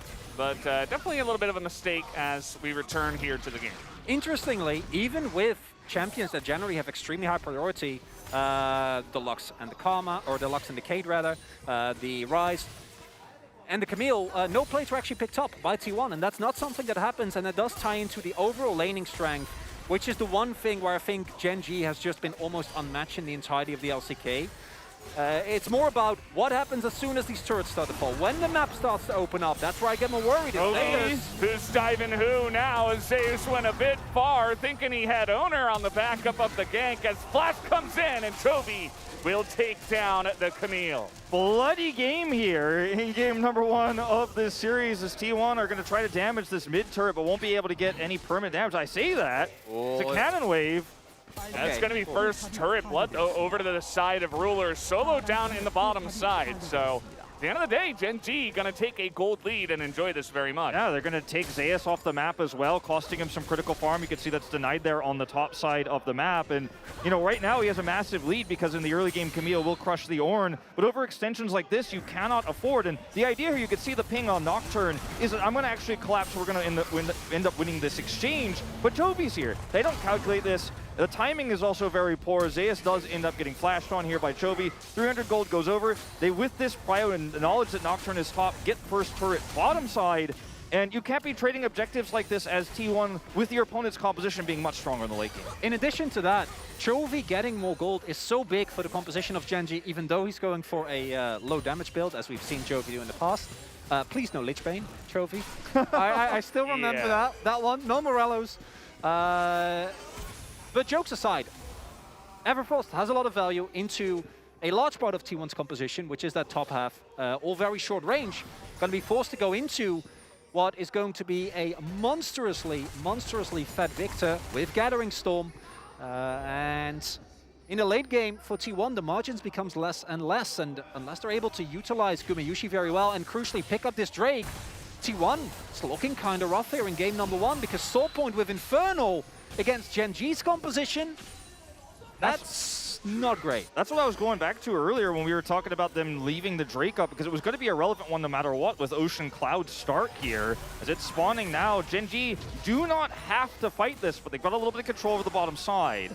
Yeah, and given their current position, they are clearing out all this vision. They absolutely could decide to go for it. Peanut leading the charge on this, and Faker just now teleporting. Note the flank coming in from the side of T1.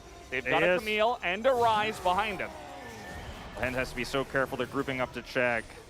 Okay, they see Zeus and they're looking for the turn to flash in onto Faker, and he will be rooted down and taken down as well. But T1 say that's okay, we'll take the Drake.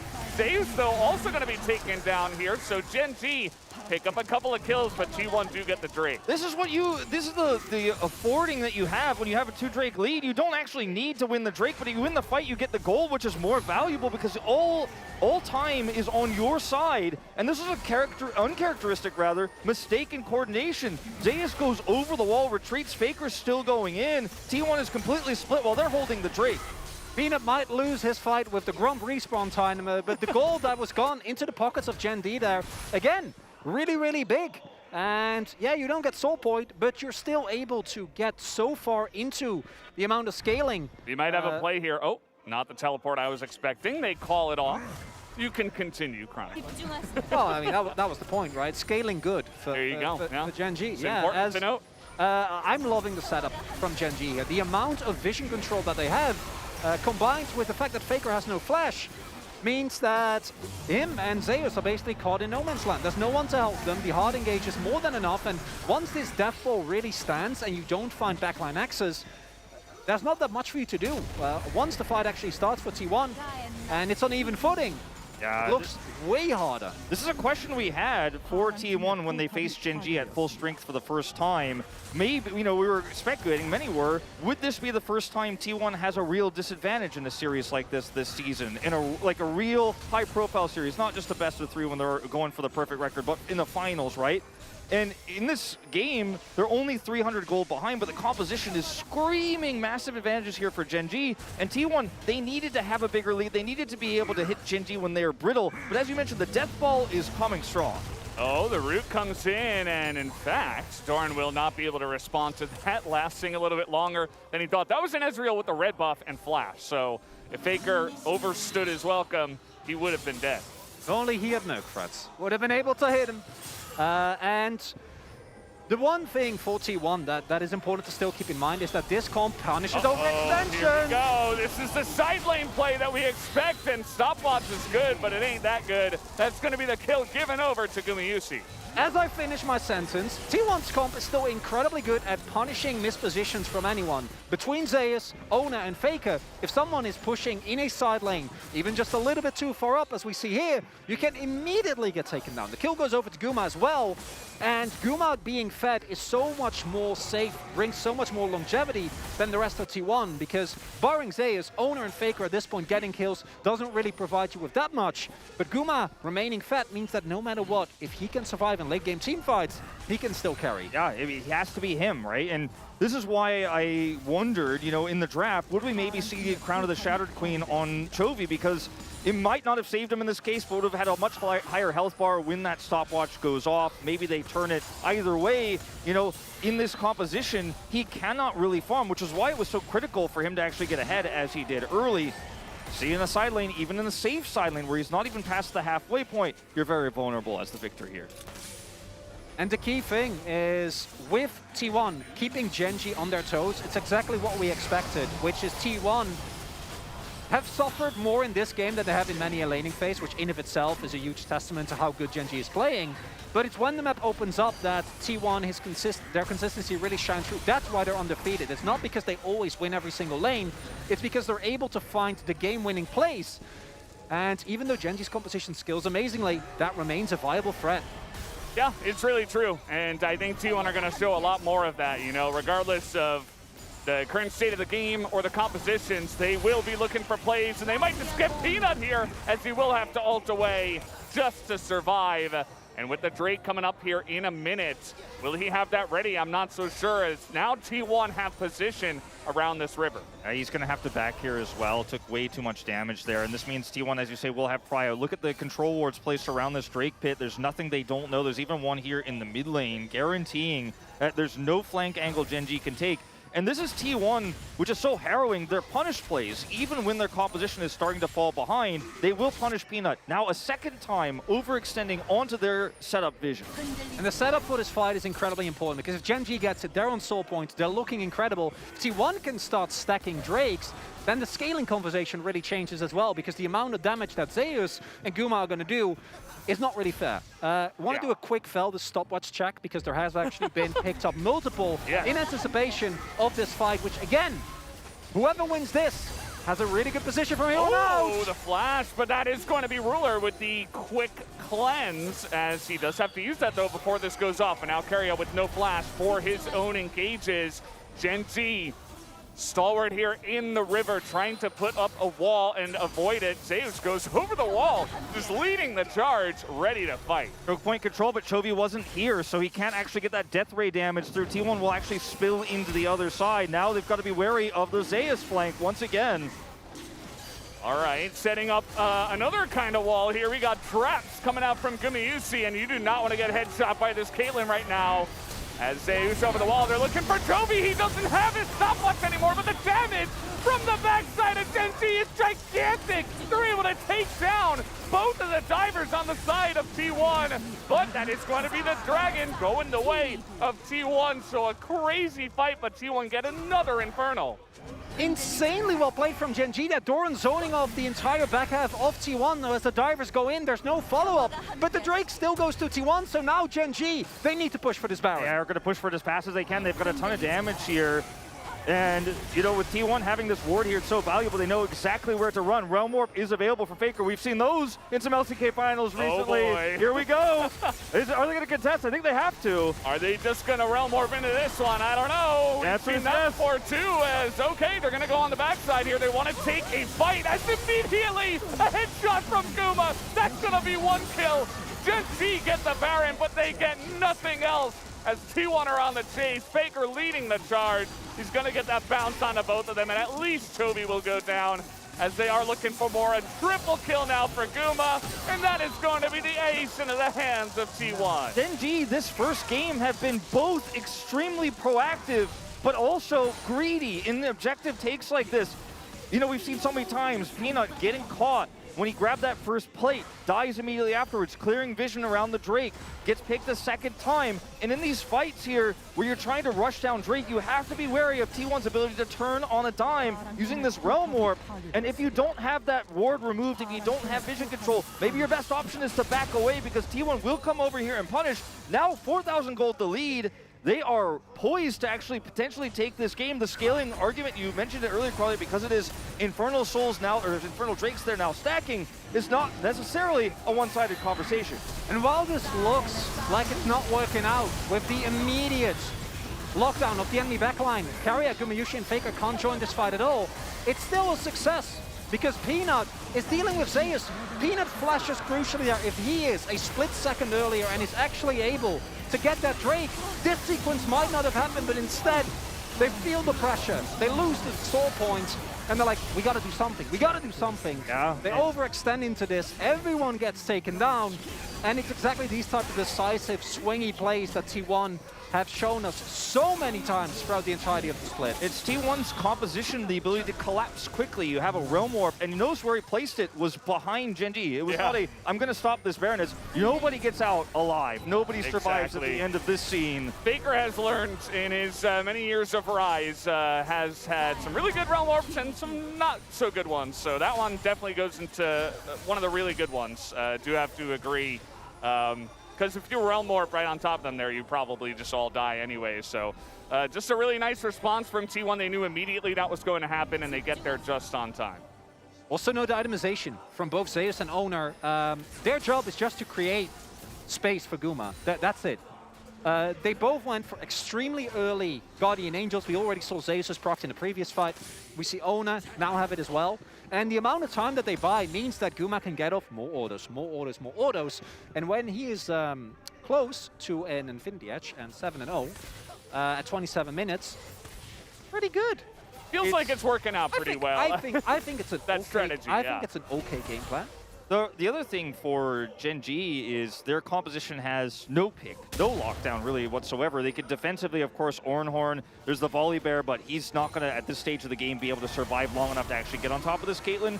So Gumayusi is basically immortal in these fights if the front line does its job, if the lights are turned off. And so he's become so out of control now that Gen G can't just go, well, we pick the Caitlyn, we win the fight. You're going to have to somehow still win this front to back with all those extra threats. So positioning becomes so key. Vision setup, which they have not had control of this entire game, even when they had leads, is just such a big problem, is you're never able to even sideline. Look at where Chobi's got the wave. That actually blocked all the damage. That was kind of insane. Karma, you know, she does some cool things. But yeah, I think it's a really good point. You know, we always talk about, you know, how Volibear is one of those quote-unquote tanks, not necessarily having a lot of those tank steroids, and even Divine Thunder as well to start off, so he's not even full tank, so you know, he's not jumping in. He'll be looking to defensively peel, and maybe if the fight is going their way, he can do something. Look at the trap placement and even the E coming out from Carrier. They're like, you're not coming in here. You're not contesting Vision. You are not going to have Cryo. They denied any sort of idea. That is They're running! Incredibly fast bear. I don't know what that guy's on, but Zeus is not getting away as, okay, he's trading back actually. Trying to get the kill onto Lahan, sent the flash, but not quite enough. And T1 start the Drake fast enough now that this pick actually is committed to, because Gen G are on the wrong side of the map here. Drake spawns right now, and they've got fast track to it. Gen G need to sprint over here.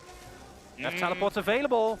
Two of them, but coming down. They are going for this. Joining. I don't think they can get here. Yeah, they're not going to get here on time, but Peanut's here on time. Peanut, can he steal it? No, he cannot, but he does have a stopwatch trying to turn this one around. Keria takes so much of the aggro here. The Chaos Storm, the Ornhorn, and he's still alive. There's the one Guardian Angel going down. And Guma, he's still alive. Look at how much damage he does at this point in time. The chunking is unbelievable. That's going to be the end of Ruler and the end of Gen G on this fight. See the space bot by those Guardian Angels. Zeus, he was just a bait, and he actually was. The entirety of T1 is ready. 3 Infernal Drakes, but I don't think we're going to see the soul in this one. I don't think so. T1 are marching down the red carpet to victory here. Nods on the side of the T1 players as they call the push to end. T1 so decisive on the punish plays this game. You give them an inch, they will take a mile. They were so far behind in the early part of the mid-game, but they turned this one around so fast. Unbelievable. T1 just like that. Doesn't matter what the game state is, as Zeus decides, hey, here's a kill. But we will get the kill on Tier Nexus and take game number 1 here at the finals. And it's Faker put on the rise, his most iconic champion in the mid lane. Yes, he gets killed early by Chobi. Pryo's against him, pushing to him. But his decisions and his team's communication on punishing these early objectives takes these rushes to the Baron, these rushes to this Infernal Drake are stopped by Realm Warps, fast shot calling, insanely quick macro game from T1. And this is what they're known for. This is how they got their perfect season. Even while behind, they don't hesitate. They never panic. And Gen.G, they were forced to make these tough calls because the macro game was never in their hands. Vision control was always on the side of T1, be it a paranoia turning the lights off or control wards on every single brush.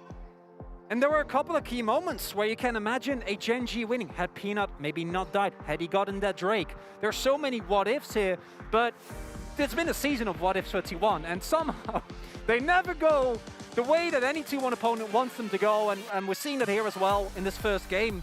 I love the decisiveness. Gen.G, even a drop with that much scaling, it needs to be played out cleanly, and we still see in core moments this team showing a moment too much hesitation. Position or macro just not quite there.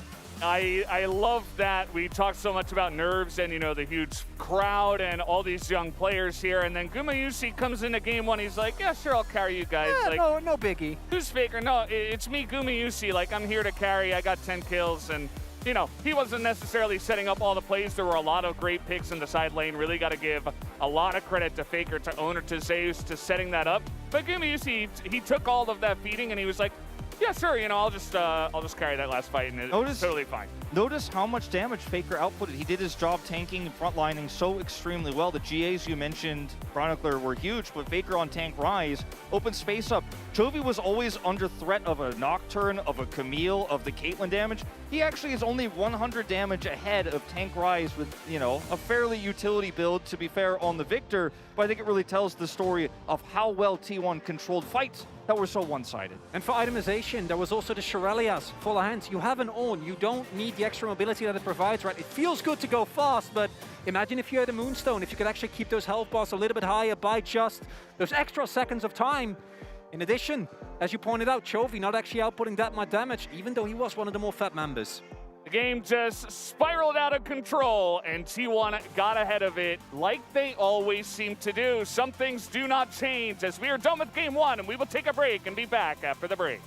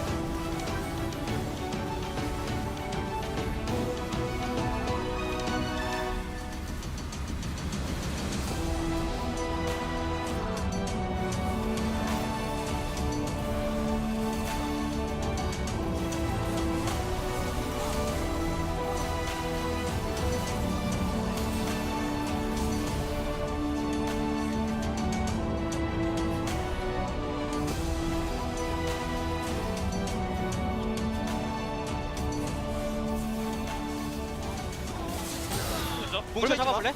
네, 초식에 초식에 있어. 오케이. 공 껐어. 더 빨봤어. 할만해. 빅토르. 할만해. 야, 천천히. 캐틀만 살려, 캐틀만. 오른부터. 오른 맞아. 시야 돼. 야, 이제. 미드. 야, 노플이야. 미드. 나이스. 미드 가자. 라인 빨리. 카밀 있다. 나이스. 잘했다. 나이스. 좋아요. 20초 이거 끝났다. 오케이, 굿. 나이스. 얘네 많이 절잖아. 천천히 하자. 야, 좋죠? 야, 아깝다. 잘했어요. 나이스요. 근데 잘 죽었어. 나이스. 턴 개 빨았죠? 반사. 고마요시 캐틀은 풀면 안 되지. 고마요시 캐틀 풀면 안 된대. 9배 2초. 아이고. 아유. 되냐? 아, 뭐야 이거. 잡아봐. 나이스. 이거 나이스. 이제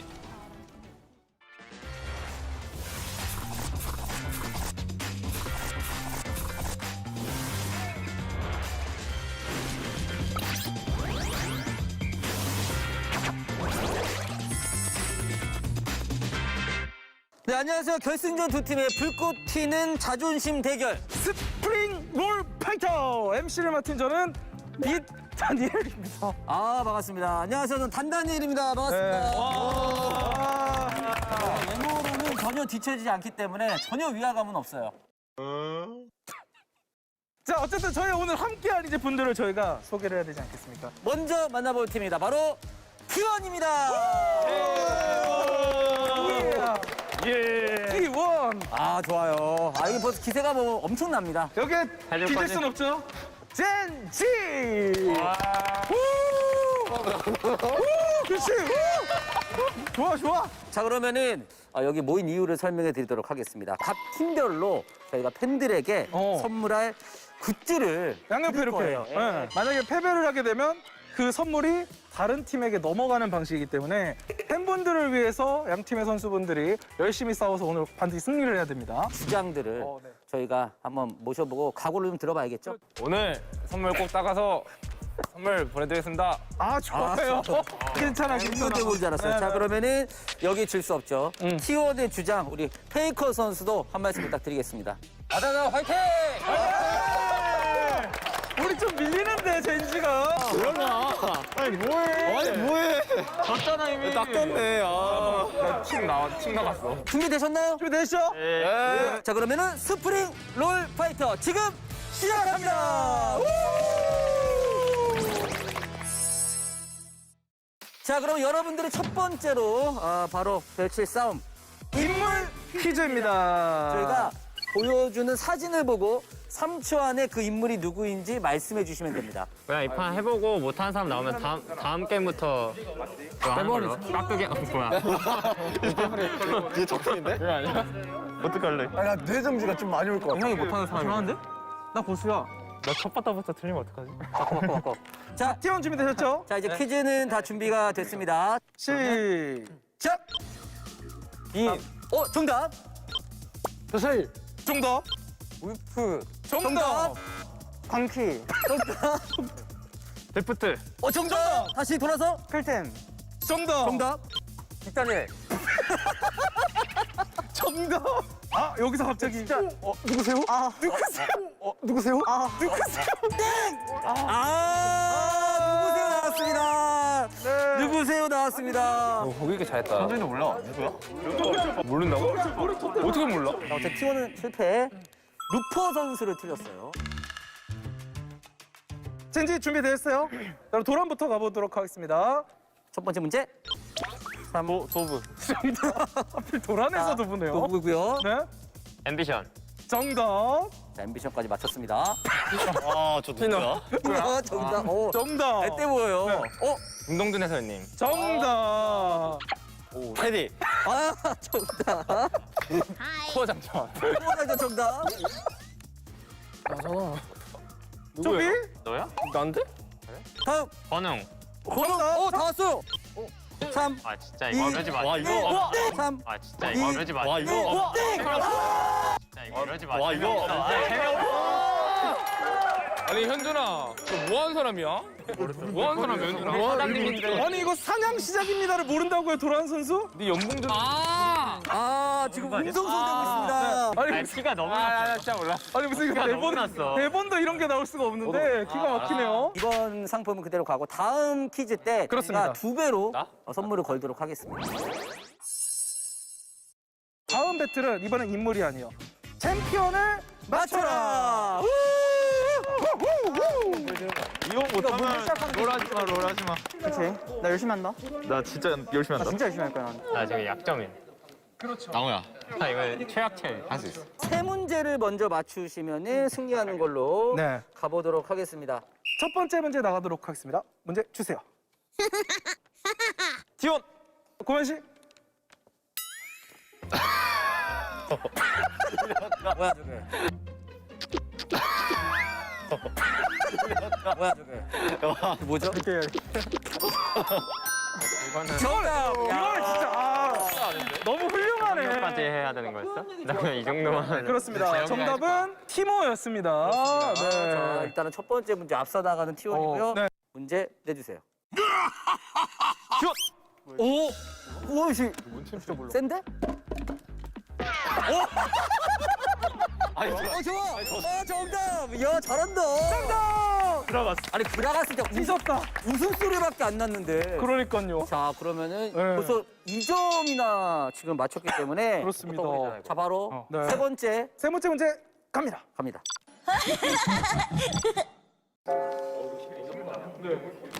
뭔 캐릭이야? 이건 나도 모르겠어. 이게 뭔 캐릭이야? 자, 다 모르시면 좀 더 들려준. 제가 좀 더 들려드릴 수 있어요. 자, 좀만 들려드리겠습니다. 우정은 영원한 거!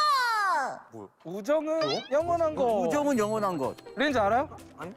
모르겠어요. 자, 일단은 힌트 드리면 우정이 있으려면은 뭔가 그래도 둘이 혼자서는 안 되겠죠? 현준이 이걸 알아? 알아요? 도란 알아요? 아니 뭐 알고 있으면 좀 해.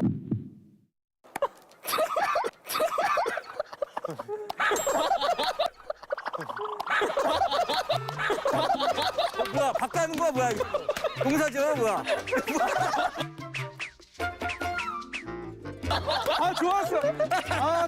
떠올려 여기 다 좋았어. 이거 좋은데? 아, 좋았어. 아, 이게 좋았네. 그러니까. 아, 이거 좋았다. 자, 그럼 다음 네. 갑니다. 갑니다. 또 구매했어. 또 구매했어. 또 구매했어.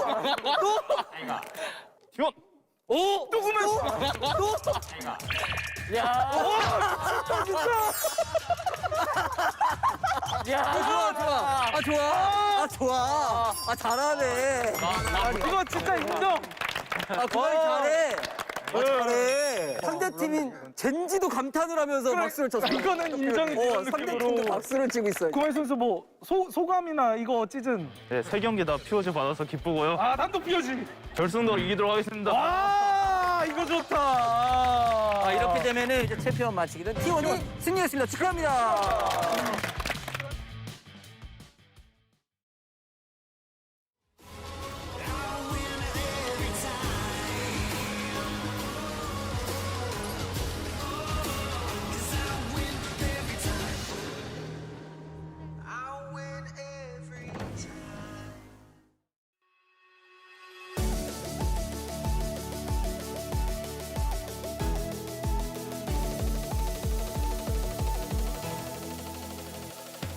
Welcome, ladies and gentlemen, to the Carpet Space Kintex edition. I am Atlas, who is almost bald, and this is Nemesis to go through that game number one where things started off kind of okay for Gen.G until they were really not okay for Gen.G.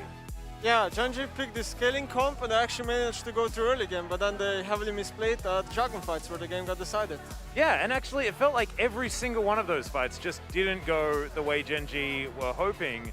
And the early game was great. Like Peanut being able to get that early gank for Chovy in the mid lane, which was really good. The trade on the bottom side actually working out for Gen.G.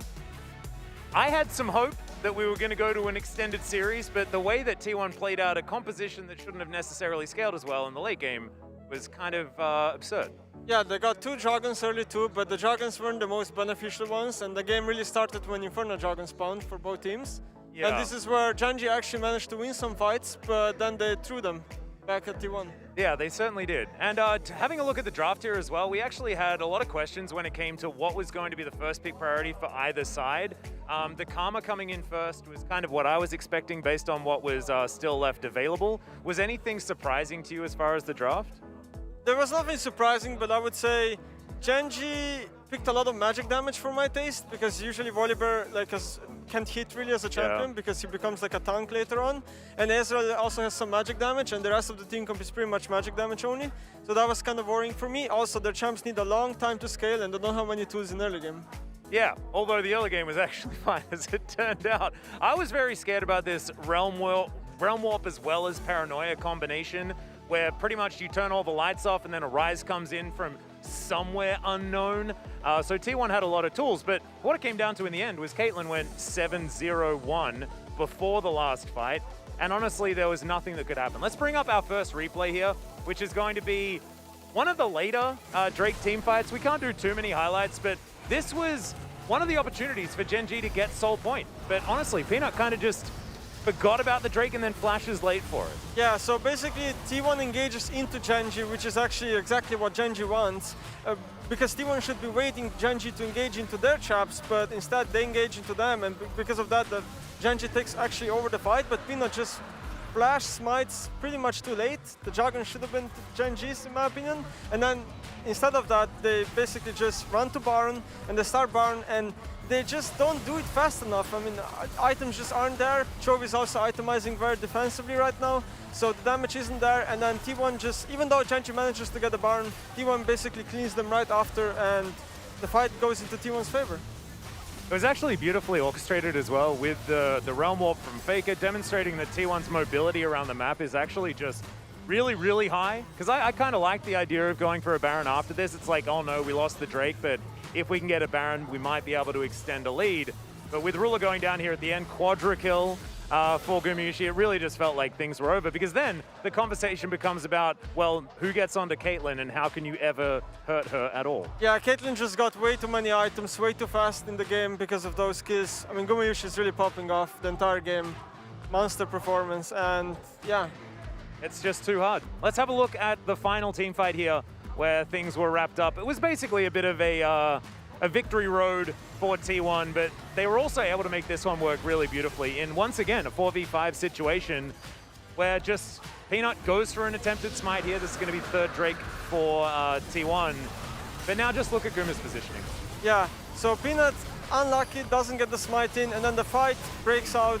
And, I mean, the Victor damage just isn't there. He bought Zhonya, so Lux survives very closely, and Gumayusi at the end just basically just kills everyone. I mean, he has so much items, and also double scaling runes, dealing so much damage. No, it's absolutely obscene. You saw that one headshot, I think, onto Ruler did half of his health bar.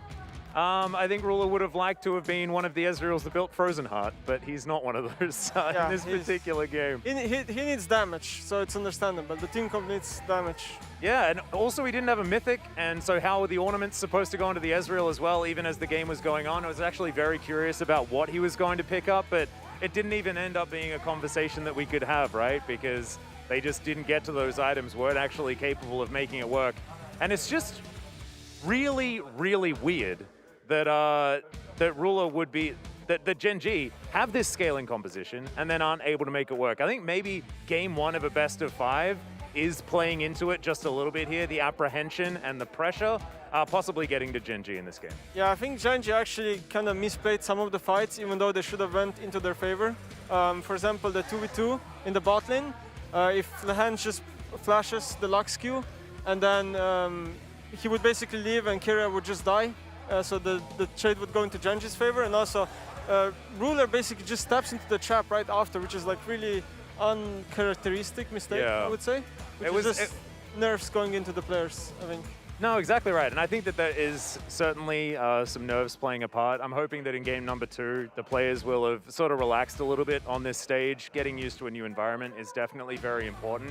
But we had another thing that we wanted to talk about as well. The itemization, the fact that Chovy wasn't doing a whole lot of damage, and stopwatches in a game against Lux and Caitlyn.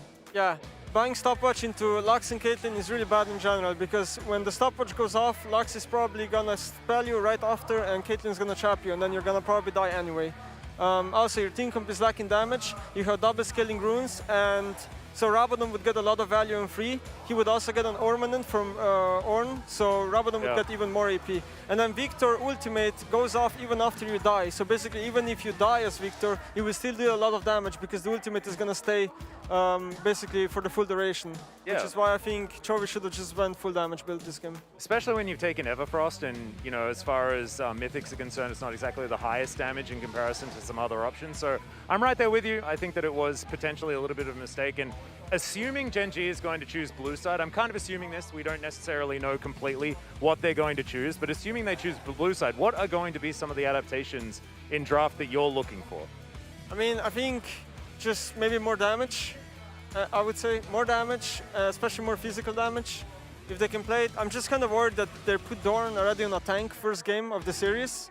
That kind of gives me a bad feeling for the rest of the series. Also, to me, Gen.G was always more of a red side team, so I'm also kind of surprised they chose blue side as the first game. Yeah, it might actually be that they just switch it up anyway, and we have Gen.G go over to red side, because you're right, they have been definitely prioritizing that. I think one of the scariest things, though, is the fact that T1 had, in our opinions, the composition that wasn't necessarily going to scale, and in the early game, if you're a Gen.G fan, you were like, oh yes, all right, things are actually working out, but the inevitability that we talk about all the time when it comes to T1 is once again ringing true, and now they move one game ahead in the series. It just gets... I thought game one was going to be really important. It was actually something that Peanut had said in an interview already, that game one, whoever wins this is going to have a huge advantage, and he was looking at that game one as like his real avenue to find success. So it's really rough looking at the next game. Yeah, 100% agree. I hope Genji manages to swap up the draft a little bit, play like a different composition that has different strengths, and then I think that the series is just going to be mainly decided by Dragons, just like this game. Seems like both teams are willing to play super slow. Yeah, no, exactly. And we have a little bit of extra time as well, so we can actually talk about maybe what should change if we get nitty-gritty into actually the drafting phase, because I think it's so interesting in this game. I was expecting red side bans to be just Karma, Caitlyn, Zeri almost every single game, but we saw the Karma and Caitlyn left up. Do you think maybe that's not what you should leave available? Is there another way to potentially navigate this? I don't know if they can deal with like banning Caitlyn, because they might as well just pick Jinx. So I don't know if that problem can get fixed. To me, it's more about the Jace ban. I feel like both teams are kind of reliant on Jace, especially Doran, and Jace is going to be permabanned in this series.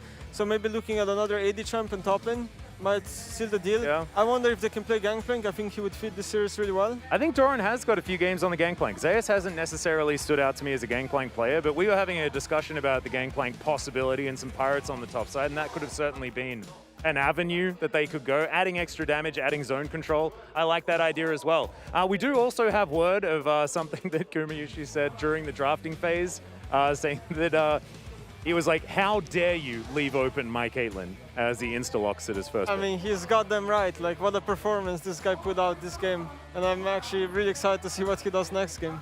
Yeah, exactly. And you imagine if you're Ruler as well, like this is Ruler's Ezreal, right? This is a very famous pick for him as well, but I mean, it was nothing in this game in comparison to that Caitlyn. Even though the laning phase did actually go quite well for Genji in the early game, late game positioning just ridiculous from Gumayushi. So maybe that is a thing that they do have to ban away moving into the next stage of the draft, but then it means that you don't have flexibility to get rid of things like Ahri, things like Jace, and maybe Ahri can be left up. Maybe that's something that Genji can prioritize instead. Yeah, honestly, I don't know what the difference is if Faker plays Ahri or Ryze. I mean, he's going to be doing pretty much the same job for his team anyway.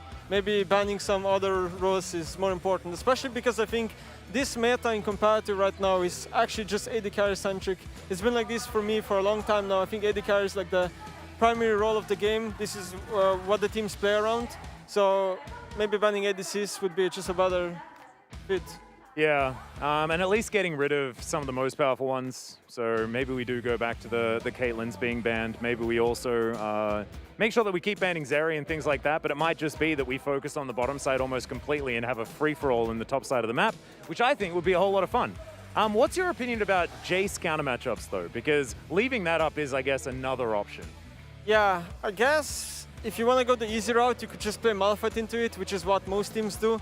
They just pick Malphite, and then Jace can have a really hard time. You can snowball onto Jace really hard if Malphite ever gets like evenly in the game, and Jace doesn't snowball early game. So they could maybe pick Malphite, but other than that, not really sure what else Genji can play into it, or T1, I guess. Is it is the Wukong angle a thing anymore, or is that matchup like not as good? No, I think Wukong is pretty much has been dead as a champion for a long time now. I don't think we're gonna see that. Oh, it makes me really sad because he was like the original anti-Jace pick, you know. And maybe if Mad Lance was in EU playoffs. Not this time around. It actually, for me, is like the classic quintessential LPL pick. But ladies and gentlemen, thankfully, we are ready to head towards the caster desk for game number 2. Take it away, boys.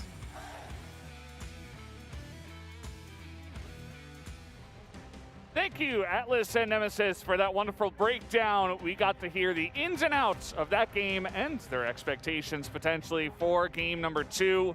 And we'll, of course, get to start off on what side does Genji decide to pick after their loss on game 1. What are your guys' thoughts about this going into game 2?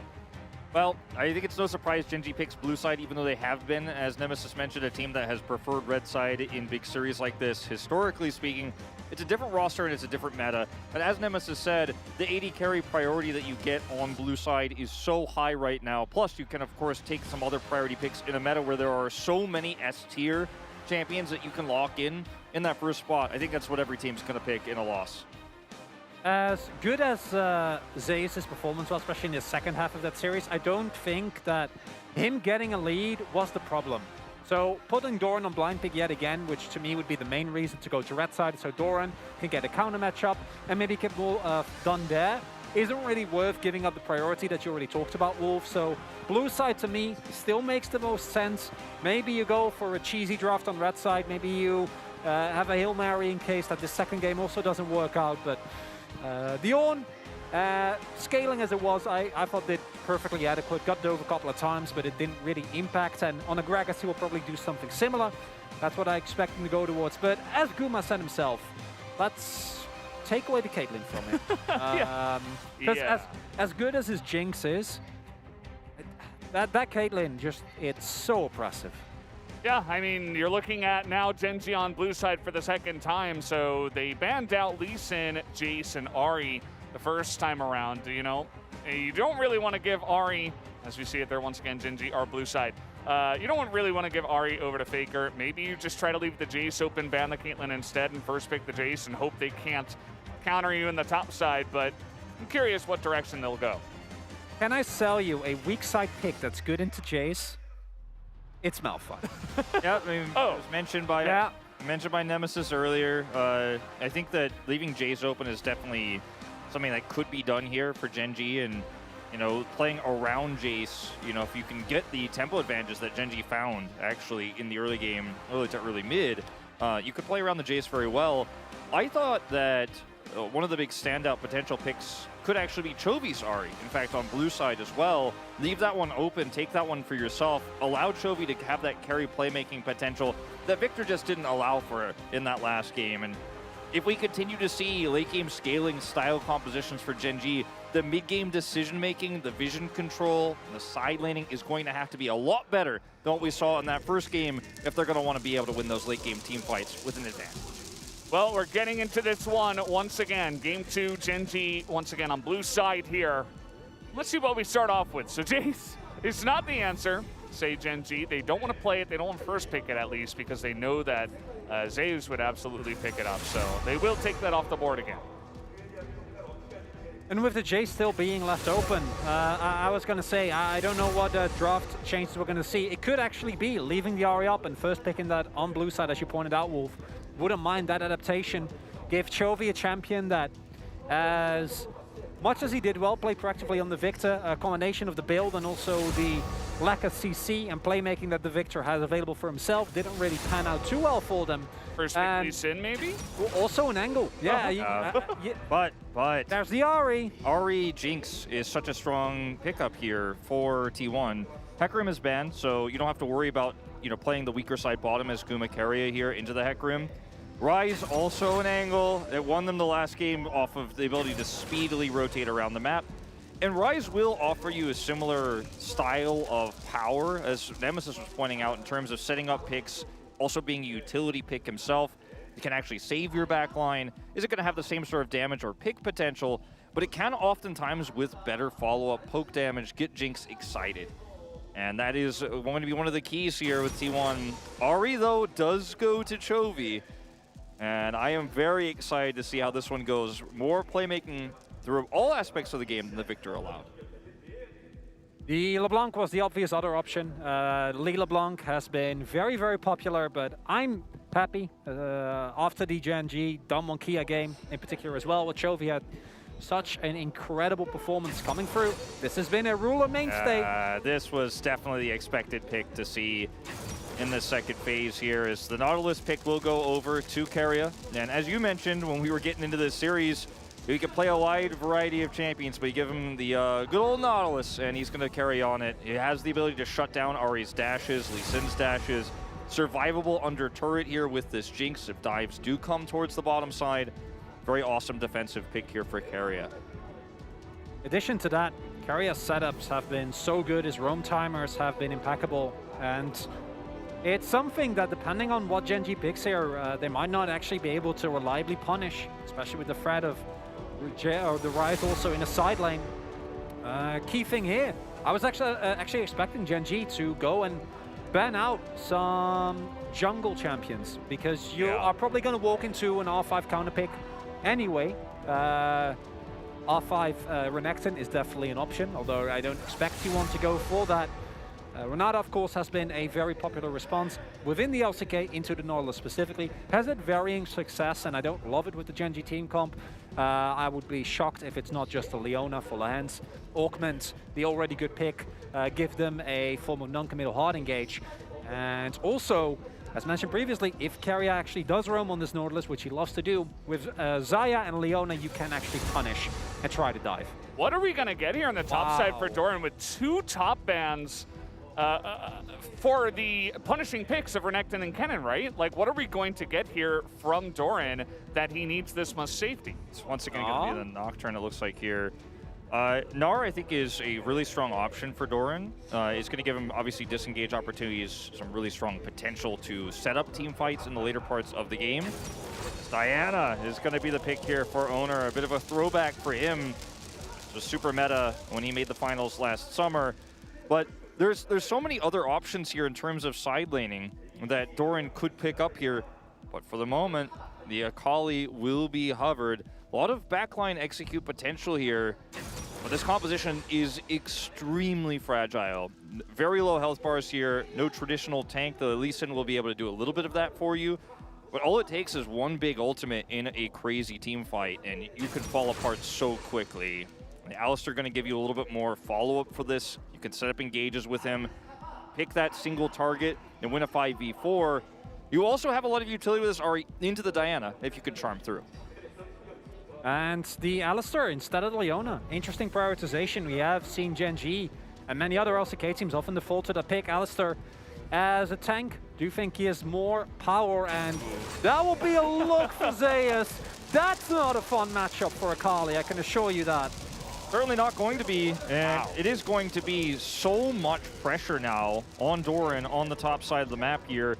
Guaranteed prio in the top side. Rise into Ahri going to have great control of the lanes as well. Diana will hit 6 around that first Rift Herald fight. T1 get an advantage like that. Start taking turrets off the map. They use prio so extremely well, but I am very terrified here for T1, or for Genji, excuse me, in this early game. And frankly, does it get better in the late game? Not really until the Akali comes online. She'll have to weather the storm. Then you'll have some pick potential, but it all requires vision control. Alistar's going to be great at setting that up. But once again, when we saw how well T1 executed from behind in late game scaling, quote unquote, how decisive they were, does make you worry. In addition to that, I don't know if this is a game where Ruler can really have a pop-off moment on the Xayah, playing into Lucian, especially once Aurelius is finished, can be a problem. Actually getting on top of that pick is really hard. Jinx, self-explanatory, and that has been one of the main win conditions for Genji. Ruler has been so incredibly good, and on this Xayah, that's going to be tough. I don't even want to go into the Akali matchup because Doran did not have a great first game, and Gragas was a perfectly fine option. But then again, you run into Zeus not, and this is something we keep coming back to. There is always something that Zeus is going to counterpick, but if you pick Gnar yourself, or you pick tank Gragas,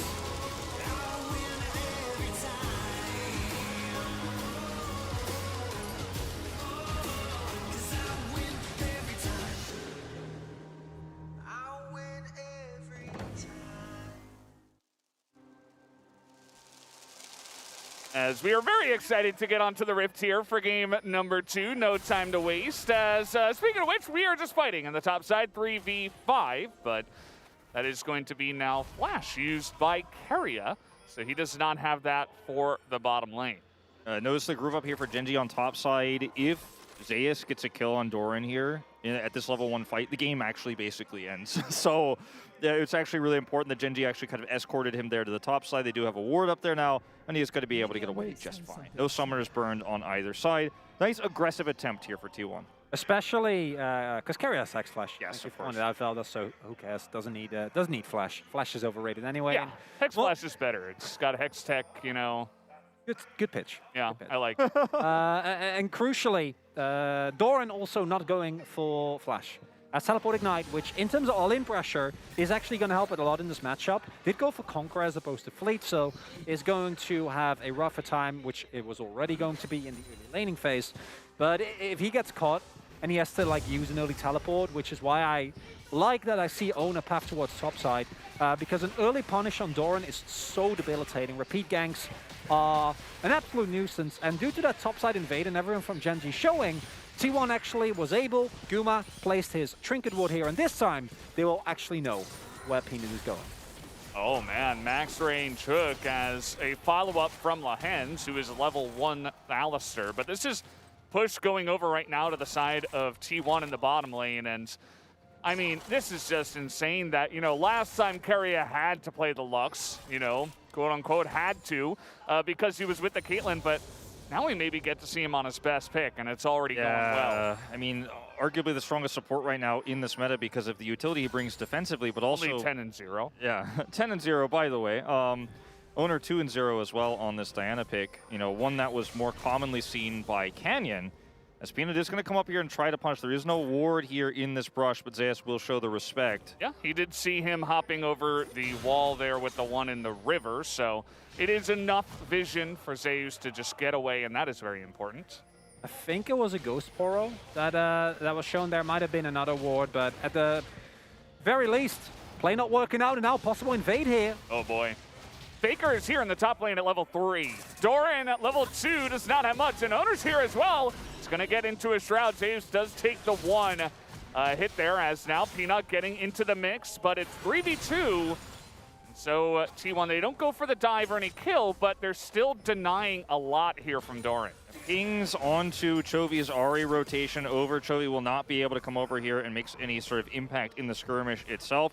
This will cost Faker some CS, but he's got teleport, so not really a huge heavy commitment. The risk was low and the rewards could have been massive. Oh man, hits him blind in the brush. Lahen's able to headbutt out of the chompers, but might have to use that flash. One more rocket could do it, as Guma not quite able to get close enough, and Lahens will live.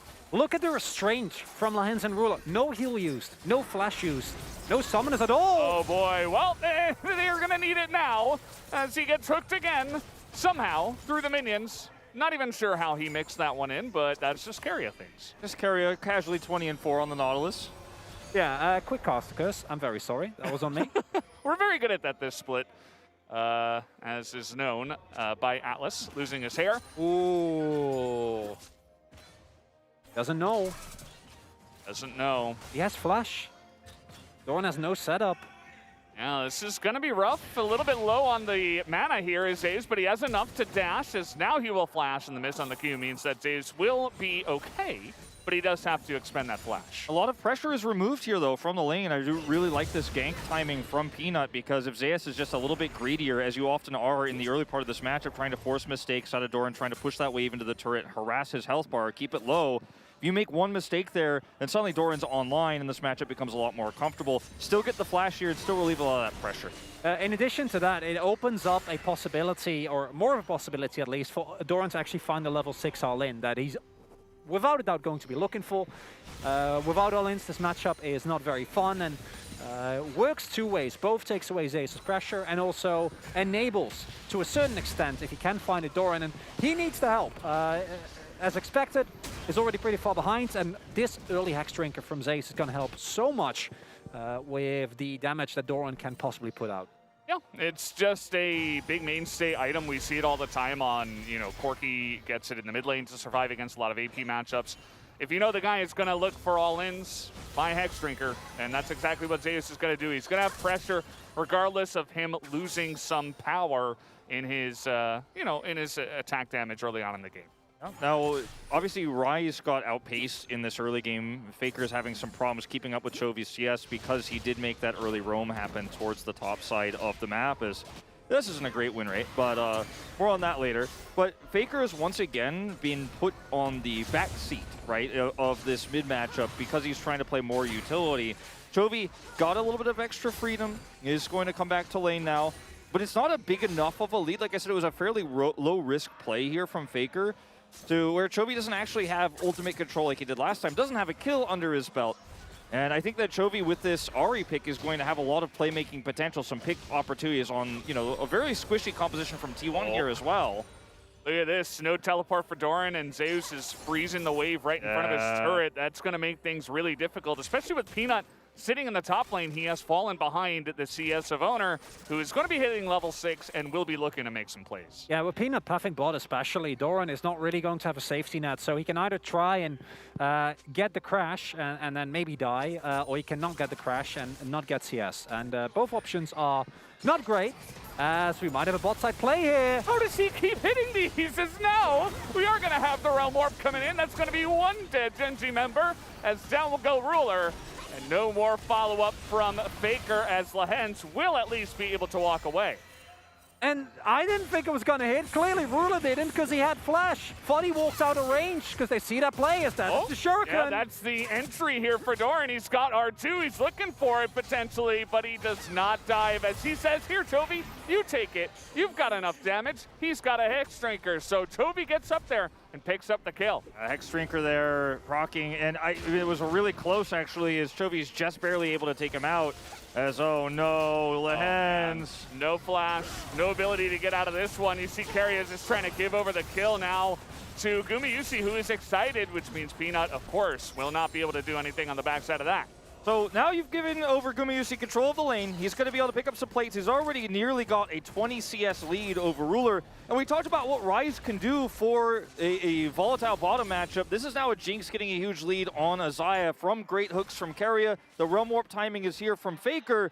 And, you know, this is what happens when you don't have, you know, an extremely nice lead and a cushy setup as we did see last game. When the Ryze actually can rotate down, has that prio, things can become disastrous very quickly. And the counterplay is good here. I do think from Gen G, it's just not good enough. It's as good as you're going to get, as I really appreciate Doran paying respect to the fact that Zeus, if he goes in and dies, will 100% get the better end of that trade. Yeah. But Peanut is doing the Drake while this is happening. Lahens going for this recall cancel is extremely greedy because you can just take the Drake. You've already lost your carry. Your wave state is at least catchable for Ruler, but instead you give over another kill. And T1 bot lane lead is astronomical right now. It's 2 plates down already and a kill. Yeah, to Gumayusi, who just hard carried the last game as well. And you thought the duo of Gumayusi and Keria was strong. I mean, Owner and Keria is also incredibly strong, those two. As Zeus is pretty far up the lane. That's going to be the flash in here from Peanut. Hex Drinker not going to be enough to keep him alive, and Doran even able to pick up that kill. Now, Owner does get Rift Herald, which is why they were able to make this play happen in the first place, and he's got ult, and if they grab a kill here onto Doran, they could just crash this in right away.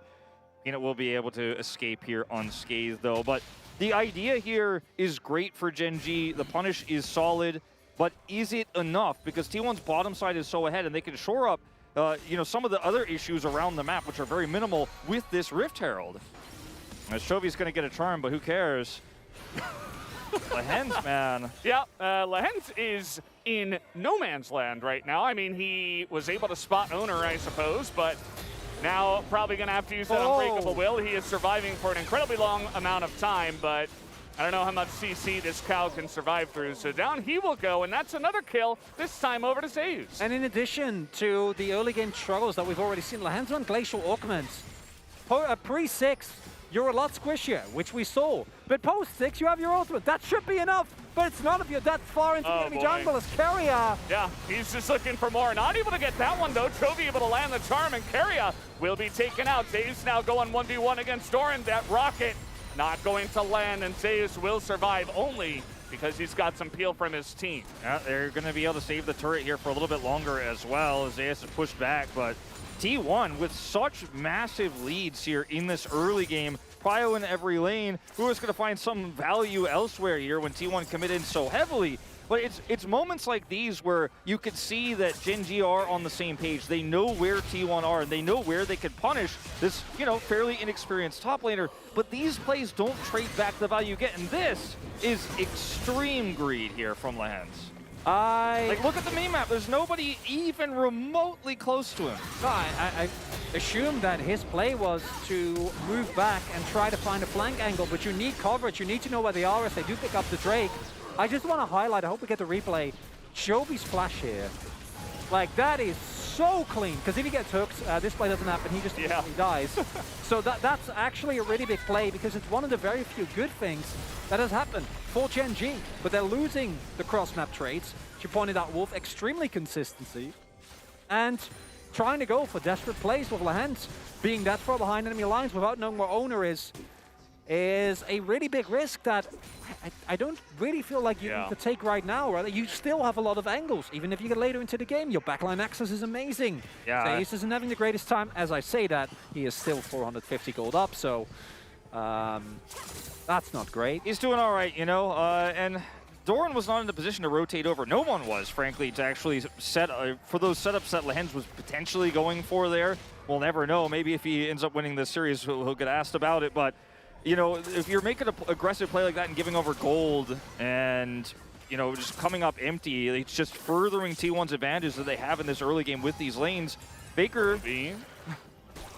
I was just going to say, Faker's playing very selflessly this game, has been playing for his team, and is 25 CS behind, but that won't matter much if T1's late game composition is so much stronger with this Jinx, the advantage they have already. Again, we see Chovy also go for a utility-based build, which is, Chovy fans, this is a familiar feeling.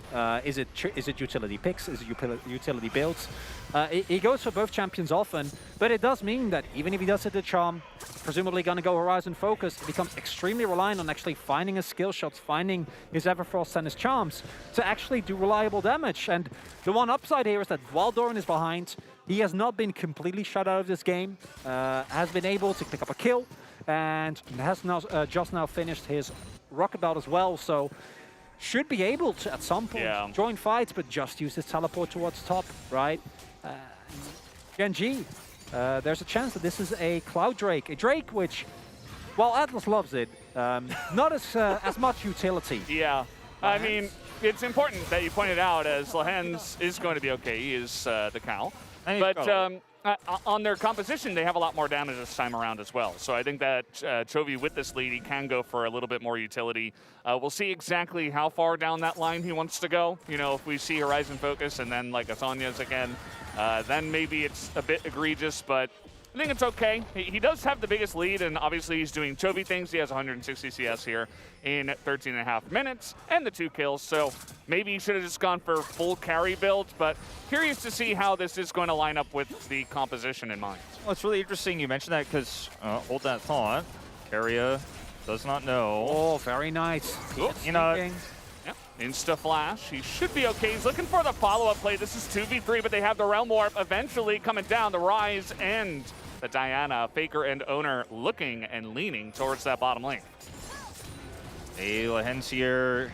No ultimate available. This is okay. That auto onto the turret, a little bit unfortunate, but he has Gale Force. Gonna kill him. He has Gale Force to go forward there. He has Flash for one more auto if he wants to commit, and of course his ultimate. So I respect Gumayusi just looking for a potential pick here. He gets that kill, and then this whole turret's gone, and the lead continues. But going back to this Ahri pick, I like this more utility-based build here from Chovy this time around, because I think that with the Horizon focus, which I think will be the next one. Hold on. We got the Shroud out here. The Shuriken's going to land as he goes in for R2 and immediately gets shot down. Zeus going to put an end to that, and he even survives with the refillable ticking. And there is the value, Chovy. He's hunting. Yeah, Too it's slow. not going to This one too way slow, unlike last time. And that's so big, because getting that kill completely kind of vindicates Doran, but instead tries to go for the 1v1, loses it, and now Zeus is going to be more fed. And the extra Inca value, combined with that Guild Force already being ready, it's just too much value, too much damage, too much stats being available. And Realm Warp. like, yeah, might happen again here. Yeah, they have a lot of room to make this happen. Faker's opening that fight against Chovy, who is pretty far down the lane here as now. That's going to be the hook there on the Lehens as he gets trapped up once again. Who cares about your will? It is certainly breakable against T1 as a big blade caller, but I don't think that's enough. A hook goes down onto Ruler as well. Does not have the ultimate to survive as Chovy, alongside a Peanut up on the top side, at least able to get the kill on the Faker. Now Doran goes in and trades 1-for-1, but T1 still up a man. It's not an equivalent fight in the split here for T1, because notice the third item in Faker's inventory, the stopwatch, is broken. He's not very tanky just yet, only has the Everfrost, but Rise is a champion that can hold his own in these side skirmishes. By enough time, you've got two players trying to lock down this Rise. T1 is winning the war of attrition on the other side of the map with a setup combo there with the Diana. And Gen.G, unfortunately, target selection pretty poor here in what was a most critical fight for them to turn this game around. Now it's really off the rails. As I started the day, I said, Zeus, he looks a little nervous. It's, you know, he's his first split as a starter. He's very up. He's 5-2 on Lucian. He got camped, doesn't matter. Got killed in lane, doesn't matter. It's remarkable how good this player is for how short he's been the mainstay of this roster, and it's just hard to imagine any other player, at least that I know of, and I know a lot of up-and-coming players, to make a similar trajectory, because it's just ludicrous. Let's listen in. Breaking his potions. Got him. And he has the Gale Force, right? I mean, the Gale Force gets into space and also does the execute damages. Look at the positioning here of Chovy and Peanut trying to catch Faker.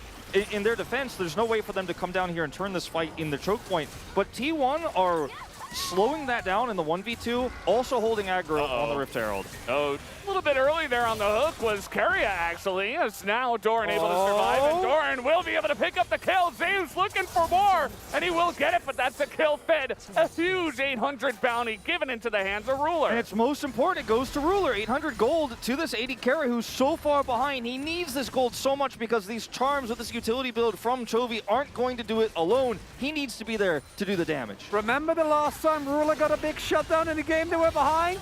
This game is just off the rails. I mean, now Owner's the one getting caught over here. Doesn't look like he's got a way out as Charm will land even onto the very slippery Diana, and that will be another kill over the side of Gen.G. Now, this is not quite the same situation as the Damwon Kia series. I know. But you do start to see some of the same patterns here, the same, you know, overextensions, quick, fast punishes from Gen.G. And when Gen.G are playing like this, you know they're playing at their best. Even behind, even when things look hopeless in a game like this, they're still finding these opportunities. Shutting Zeus down, getting that second pick. Owner goes down. The charms are good. Once again, Chovy taking these opportunities to punish time and time again, as this is just a great play from Doran on the top side. Hook a little bit early, as you mentioned. Yeah, if you wait at the depth charge, should have been fine there, but instead, going to give up another kill, still a favorable trade. And unfortunately, you know, there's no real way out for Zeus in this moment. He is going to give up the bounty. It's unfortunate it had to go over to Ruler, as this is just a great play from Peanut. Kicks him away. Chovy's here to catch the pieces. Charm goes over. Timing. Chovy does not actually get the kill or that critical gold there, but still shutting this Diana down. Pretty fantastic. Yeah, it's very big as now Peanut, it seems like he may be on some vision here. There's a lot of pings onto him. They see the ward go down, and so that will be cleared, and Peanut will recognize that. Take a look at the XP and the levels right now. Chovy, you know, he's just so far ahead of everybody else on the Rift. So there's been, you know, 6 kills given over to Zeus. The bottom lane of T1 is doing really well, and meanwhile, Chovy's level 14. So we'll see what he can do. I mean, we talked about the builds. He is certainly going down that path. He did pick up the Horizon Focus. And that's a really, really big spike, because without the Horizon Focus, so much of the damage of this build kind of falls flat. You lose a lot of your potential, but the extra damage that you're able to do, as well as what is hopefully going to be a many-stacked Magi's, looking good as Lehend. Okay, we're engaging onto the Alistair. It's worked out before, but this time, Lehend is getting some work down. Guma has to flash away. Gen.G now on the chase as Owner gonna use that stopwatch for nothing. Down he goes. And that's gonna be Gen.G with the kill on the board. I mean, Lehend, sometimes he looks foolish with these plays, these extensions, but when it works out, and T1 super disjointed in this fight. Once again, Owner caught off on the side. The ult went through. Look at Peanut. Okay, this is a big flank. Will it come out in time? Everything's being thrown in, and Doran dies inside the shroud. They just throw everything in the kitchen sink into there. And that takes away the punish potential. They were looking for a potential collapse. Chovy STP, Peanut was behind them. But without Doran, you can't do it. Now, Keria just spotting out Peanut. They're going to be able to force down this turret. So much extra gold now going over this Lucian that's extremely fed here in this game.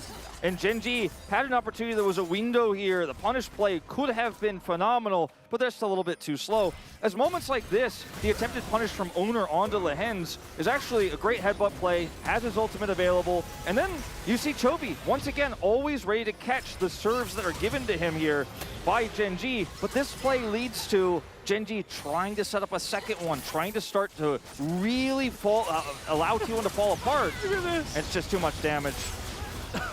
Oh, man. Imagine being a Kali in this game.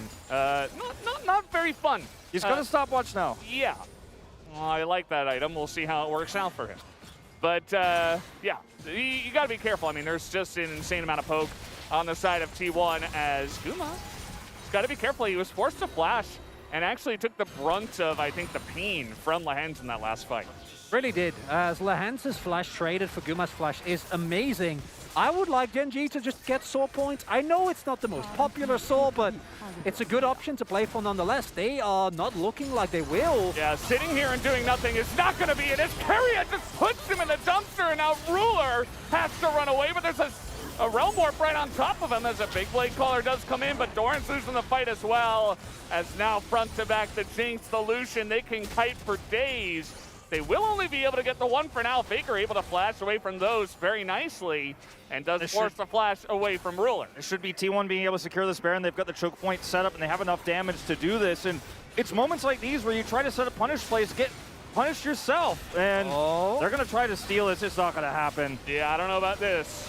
Let's see what Peanut has in store for us here. No cooldowns. Okay, he's over the wall as Lehens gets in there and smites, and down will go Keria. Now the chase coming in. There's the one. Doran gets one and immediately dies, but a couple of kills into the pockets of Genji at least. All right, now Chovy going to teleport bottom side here, going to try to get some push here through with the trade up. They're going to be able to get soul point with this too, as T1, once again, overextending a little bit here. And it feels like Genji's entire game plan is to punish T1 because T1 are playing greedy. They're playing with this lead. Moments like this where you don't have enough vision, you will get punished, but they're still able to turn this into a punish of T1's Baron. Now they get soul point. Now they're going to get bottom turret with Chovy on this Ahri push. This is just such a great play from Keria. Instantly the follow-up, and he's out of the fight. And Keria does this so consistently, where he just layers all the Now CC on top. There is no counterplay. There is no ability to do anything. And then somehow, Genji is able to actually turn this around, right? So many defensive flashes for us, but the health bars, crucially, are extremely low. And I still think this is a trade that you take as T1. It is a Cloud Soul, which is not the most valuable. And you maintain the buff on a few key members.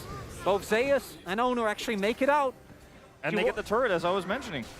This combo, they're coming in once again. Everfrost not going to catch either of them. There's another hook. I don't think he's missed a single one, as it's not going to amount to too much, especially with no objectives on the map right now. He's trying to get some picks and maybe look for a push with this Baron, as over the wall, here comes Chovy looking for the pick on Owner, who is forced to go into that Zhonya's and will be having to back away. No cross-map value right now for Genji as T1 are grouped up. They have got a wave and the Baron buff. Okay, very nicely done there by Chovy. That's a lot of poke damage onto Keria. You got to take some power away from the Baron push, as now, not sure about this one. That's a really tanky rise at this point in time. Yeah.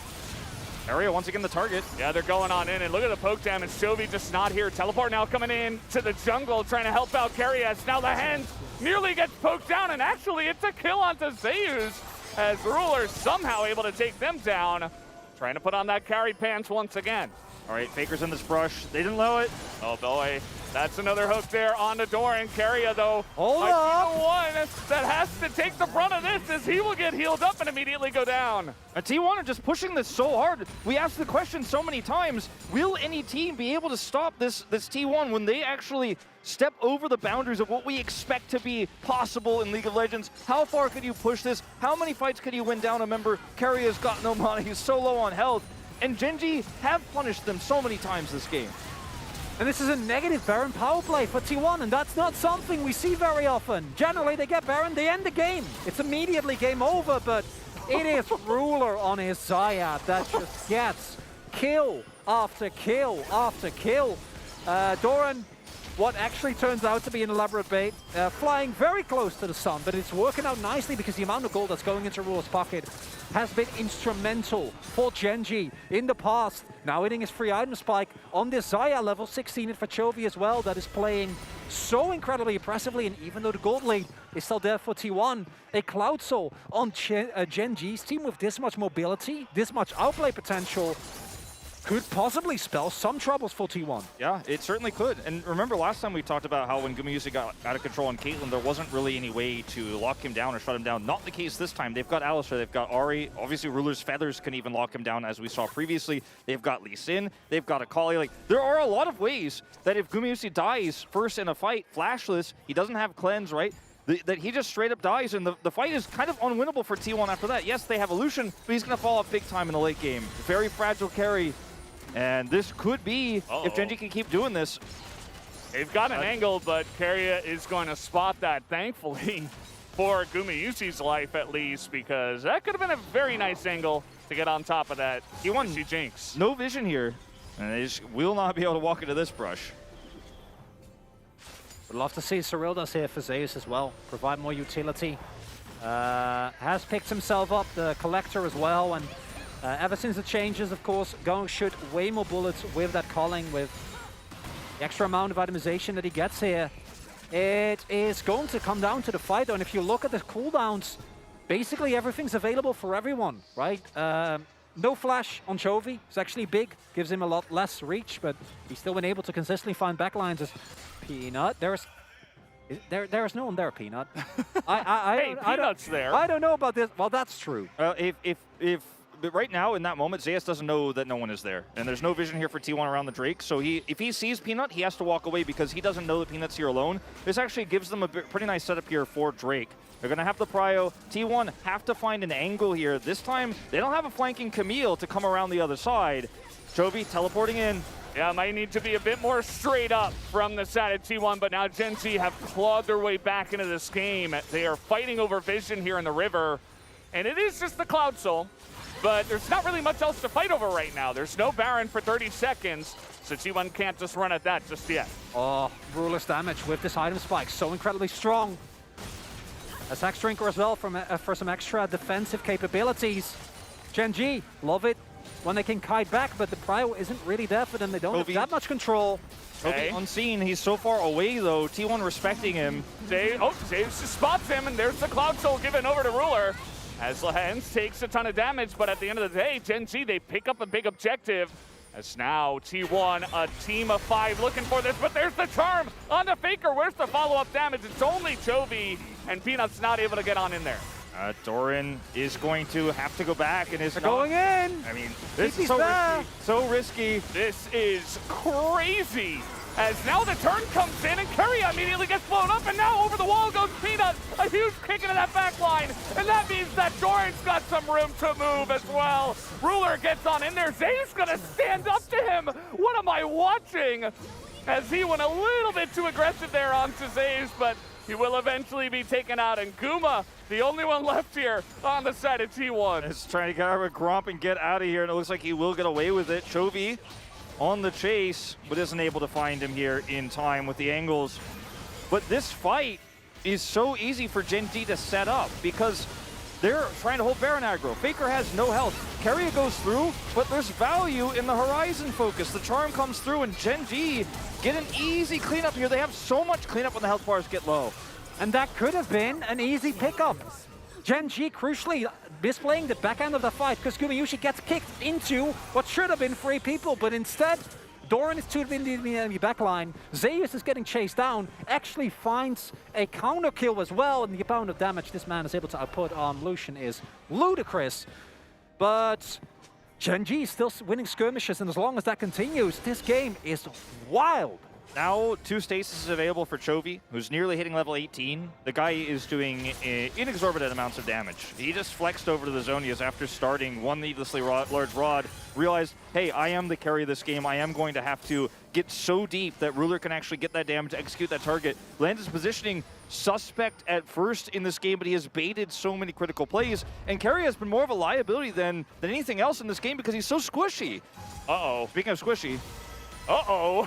Okay, He's just fine. Wait. As a fight in the top side as, okay, Diana against Akali. The Moonfall comes in as that will be the execution. Akali does too much, and now look at this. Faker's like, no. See you later. I want no part of that fight. Keria is trying to set something up here now for Guma, but he is incredibly far away. Is the rocket enough? Yes, it is. That will be the execution. At least Guma picks up one. It's a 2-for-1 for Gen G. They're starting to really pull ahead in terms of the kills here. Gold, very even. And you make a mistake like this before Elder. Oh, they're going to keep going. They're not done yet. They spot Keria. Uh-oh. That's Nautilus out of water. He doesn't know where to go.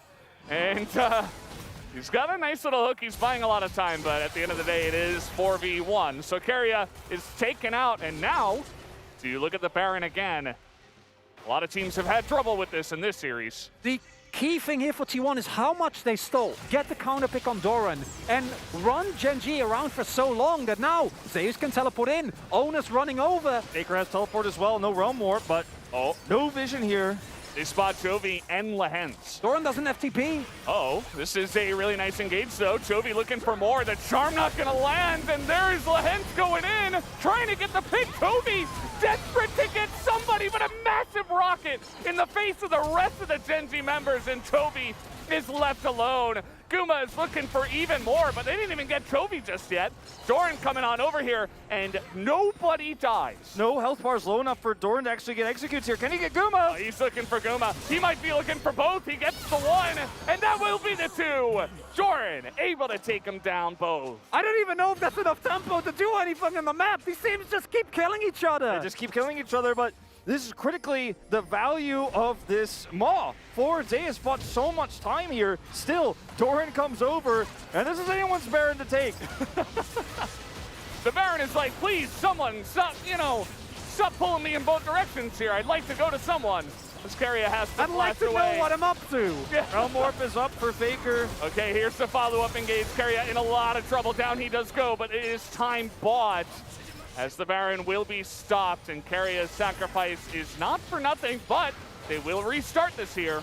You just see how reliant T1 are on Gumayusi's damage. They cannot win the fight with just a Diana and a Ryze alone. Owner's ult's coming back up, but you don't have the damage. Yeah, they're not going to be able to get through this Cal right now, as there's just too much CC. The Jinx rocket actually hits there, I think. Doran's here. Yeah, down will go Lehens, and Doran says, okay, not this time. Finally, I'm going to decide not to fight. And if you're playing against T1, honestly, take a preemptive trip to the dentist, because it's like pulling teeth. You can't get any advantage against this team unless you are fighting them every tooth and nail. Look at this. The charm not so hitting hard here means that you're not going to get a ton of value out of your Horizon focus. Lifeline gets procced here, and Zeus lives, so Chovy's unfortunately now in no man's land. Look at the health bars for Lehens and crew. Zeus gets away, but Doran all the while walking up slowly, didn't have teleport for this fight, and he's so online now that the AD carry is out of position. There's no one to peel, there's no Nautilus. Doran will have a field day. And he kills both, and because they're both gone, T1 can't win the subsequent fight. Elder! This game isn't over.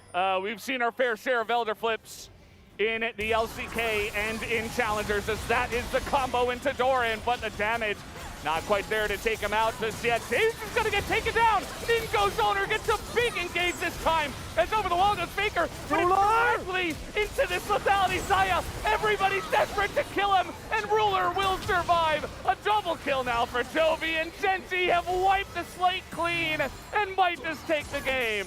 That's an ace! That's an ace. Ruler on this Xayah. What can this man not do? He survives through, carries this fight straight up. Looks like, guys, we might have a series on our hands. We had to say it. We had to say it. The turrets are going down, and T1 do not have the death timers to get up and defend this. Doran's got a huge smile on his face. 8 deaths for him. So many deaths for everybody on this rift. But Gen G, they will best T1 in this second game and make it a tied series 1-1. And that's the power of the full roster of Gen G.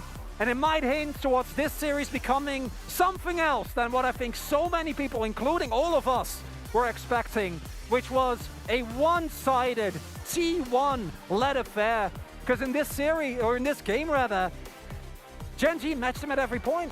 And they won crazy skirmishes with a composition that has the Akali, has the damage, can execute both extremely squishy ADs. The Lucian and the Jinx were both left to their own devices so many times because Keria was caught. This is the power of Ahri.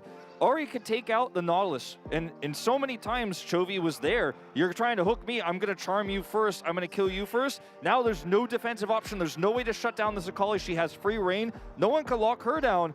And what looked like an unwinnable game for Gen G, they were so far behind this Akali, was nothing until 2-item, 3-item power spike gets hit from Doran.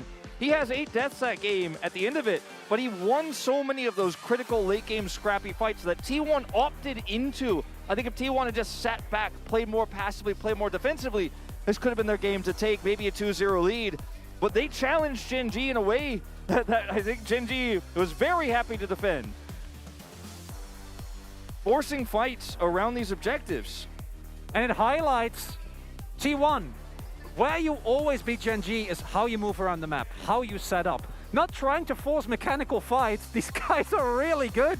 Trying to take them on head on, I don't think is the answer.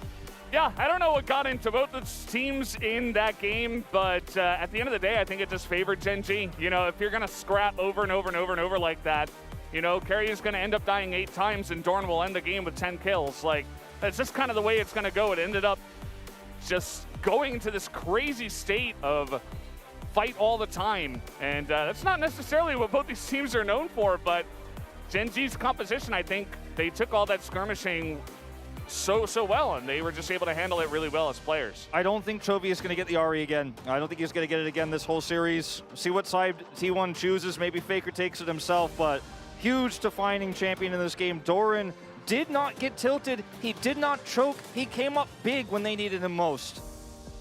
Oh, and the pressure is sinking in. This is where these young players might fall apart. He's like, wait. He's like, no, actually, I'm okay. I'm just third. I'm not.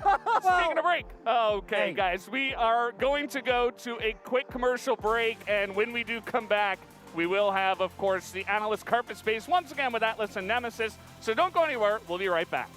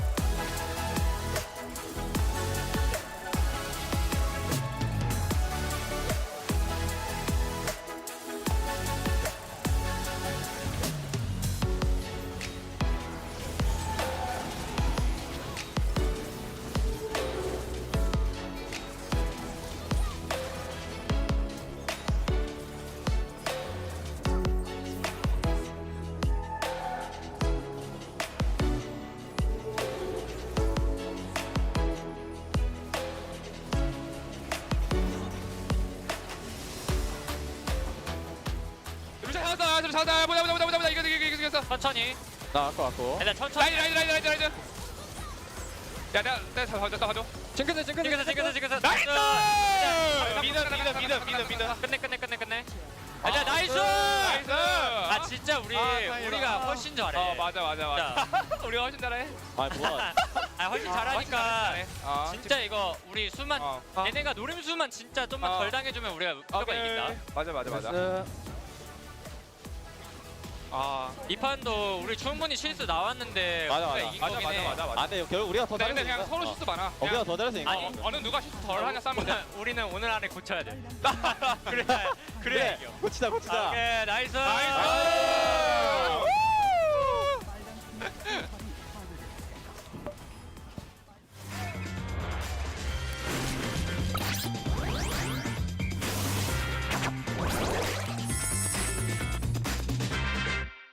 라운드는 고요 속의 매치! 각 팀별로 대표 3명을 바로 출전을 시켜서 그렇죠. 2분 동안 더 많은 문제를 맞추는 쪽이 승리를 가져가게 되고 패스를 할 수 있어요. 못 맞추게. 모르면. 3번까지만. 자, 이해하셨죠? 자, 그러면은 각 팀별로 3명을 선정해 주시기 바라겠습니다. 자, 한번 기대해 보도록 하겠습니다. 무슨 소리 하는지 하나도 안 들려주시면 굉장히. 지금 들려요? 안 들려? 바보야. 바보가 뭡니까, 선수? 안 들립니다. 아니, 들릴까 봐. 안녕. 네, 안 들리나 봅니다. 가보도록 하겠습니다. 자, T1 시작! 리. 에? 안 들리지. 문현준. 좋아하는 거. 에? 좋아하는 거. 문현준. 패스. 안 보여. 미드 카이사. 정답! 이거 어려운 거 맞췄어요? 점프킹. 정답! 여기 잘해, 갑자기. 너무 긴데? 이거 어렵다. 마포고 매콤 주먹.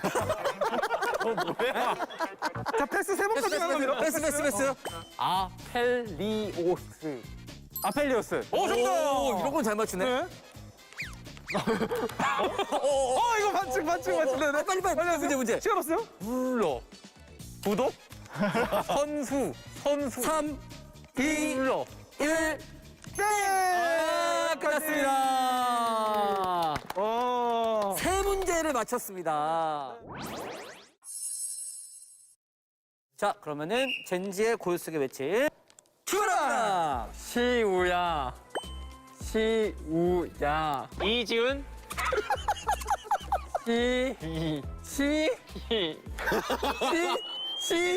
이어서 말하는 패스 될 것 같은데. 자, 패스. 내가 왜 있어? 발? 발이 왜 나오냐고. 구마유시. 우발. 아 진짜. 다음 문제 빨리. 시간 얼마 없어요? 자, 개꿀. 아 잡았다. 자, 개꿀. 5, 4, 3, 2,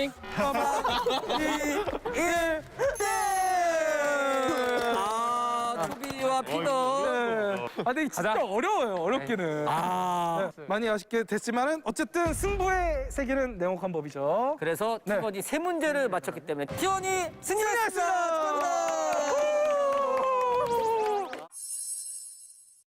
네, 이어질 다음 대결은 바로 팝퀴즈입니다. 양 팀은 각 문제별로 대표 2명씩을 뽑아주시면 되겠습니다. 의자에 앉아서 시작하고 정답을 아는 선수는 앞으로 나가셔서 정답을 먼저 맞히면 득점을 하는 방식이고요. 네, 3문제를 먼저 맞추는 팀에게 승리를 주어주도록 하겠습니다. 각 팀의 2명을 나와서 이 의자에 앉아주시면 되겠습니다. 탑의 자존심. 제우스 나왔습니다. 탑으로 갑니까? 자, 그럼 도란 나왔고. 이렇게 바꾸세요, 자유롭게. 객관식입니다. 끝까지 들어주세요. 2022 스프링 정규 시즌 솔로 킬을 가장 많이 낸 선수는 라스칼 선수입니다. 그렇다면 솔로 킬을 가장 많이 기록한 챔피언은 무엇일까요? 첫 번째 1번 리신, 2번 트린다미어. 저 안 듣고 나가요. 자, 그럼 여기까지 그만하고 자, 들어보죠. 리렌즈 정답 뭔가요? 1번 리신으로 하겠습니다. 1번 리신. 리렌즈 땡! 2번이요? 2번 트린다미어 땡! 아닙니다. 아니야. 자, 돌아 알아요? 너 어디야? 여기서 자기가 알면 가. 아까. 아니 3번이라 그래요. 몇 번까지? 야 5번까지 자, 5번까지 있습니다. 5번! 네? 5번. 5번 뭔데? 뭔데요 그게? 아니 이거 된다면서? 야! 세상 날로 먹을 거야? 도란! 나 그냥 그 번호만 말하는 거 있어. 제우스 도전? 회사가 날로 먹으려고 그러네. 4번 제이스. 4번 제이스 아닙니다. 땡입니다. 근데 여러분 저희 얘기를 좀 들어주세요. 아니 낙지고 도란 뭔데? 3번 제이스. 3번 제이스 땡입니다. 아칼리. 네? 몇 번 아칼리? 몇 번 아칼리? 5번까지 있어요. 4번. 정답! 이게 아칼리. 와 이걸 맞추네.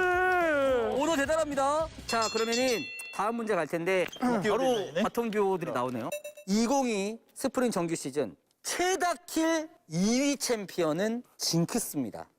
징크스의 초강력 초토화 로켓을 가장 많이 쓴 선수는 주관식이에요. 한 번밖에 없습니다. 기회 한 번밖에 없어요. 기회 없어요. 한 번밖에. 자, 구명식. 나.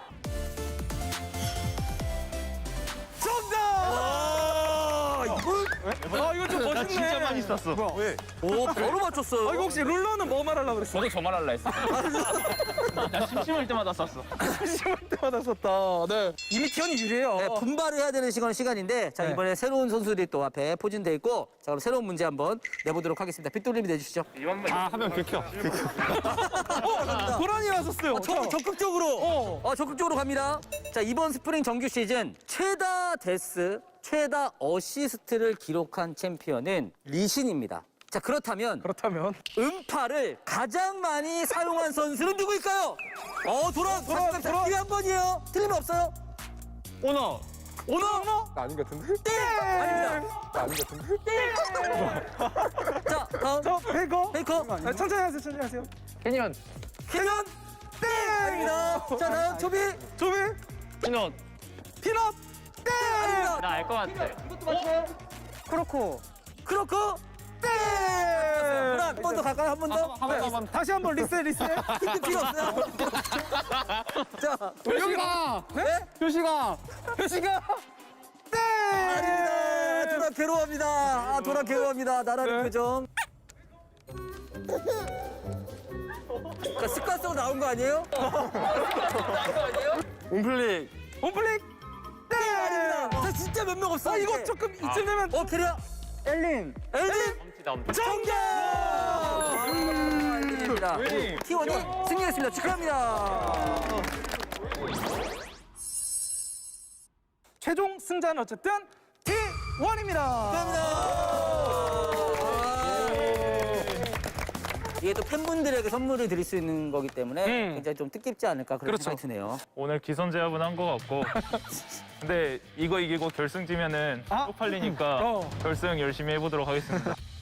젠지 선수들도 이야기 들어봐야겠죠? 너무 아쉬워서 결승이라도 이겨야 할 것 같습니다. 결승 현장으로 가봐야겠죠? 그렇죠. 레디! 파이트!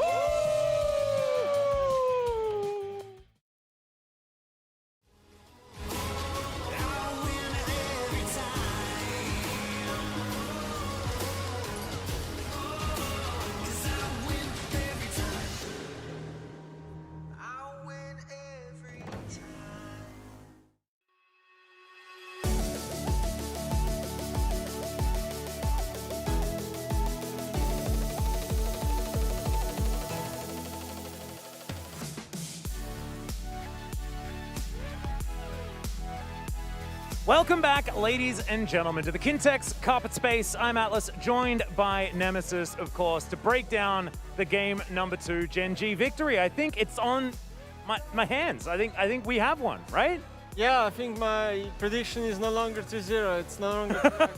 Are you adjusting? You're adjusting your prediction I'm adjusting to 3-1 now. Okay, what's the prediction now? Is it 3-1? For Gen G now. Oh, okay. So we're actually going back. We're just going to revert. Can we grab I'm just that? gonna swap. We need to bring that graphic back up onto the screen. We won't do that to you, production. I apologize. Let's go over this draft, though, because we had a lot to say about the Gen G draft at the very beginning, but they won. I mean, it's a little bit confusing. Take us through what you didn't like about Gen G's drafting choices. I actually didn't like Gen G's draft. I actually thought T1 had a better draft. It was just harder to execute than Gen G's. I didn't like the first pick Lee Sin. In my opinion, Lee Sin, they should have just banned Lee Sin maybe and picked Hecarim. That would be a better choice. I think their comp is like pretty much equal or losing lanes and worse scaling. It's just easier to play. Yeah, that's what it sort of looked like to me as well. And I was actually in love with the Lucian pick for the top side of the map as well. Zeus also had some pop-off moments, but I think the top lane was a really big talking point this game. I felt like just the adaptation that T1 utilized in the draft. Ona, throughout the season as well, was a fantastic Diana player, so I was happy to see that come out once again, but didn't exactly have the greatest game. Yeah, Diana, I feel like just got forgotten by the world for no reason. I don't know why. And it's super strange. I'm so happy also to see her, and also like the Lucian pick. Honestly, I feel like T1 had a lot of leads this game, but they played kind of recklessly. They got the lead, but then they managed to just throw it back to Gen G. I feel like they played like it was a solo game and they didn't care after getting a lead. Yeah, I mean, they also have a lead in the series, so I guess there is a little bit of pressure off. And if you have a look at the game at 30 minutes in, it was actually 34 kills at 30 minutes, so over a kill a minute in the LCK is something that we always have to celebrate because it's not something that we often receive because we are known for being a little bit more passive, a little bit more controlled. But this was a bloodbath. This was absolutely ridiculous, and I think that that had a really big impact on why Gen G were able to find their avenues and their advantages with so many slippery champions. Not to mention Cloud Soul for free. Yeah, and also like there was a lot of highlight plays by individual players. I remember Doran had like a really good play on mid lane. He killed 2 people, traded 2 for 1 with Akali. There was a lot of Chovy moments also in the game, especially after Cloud Drake.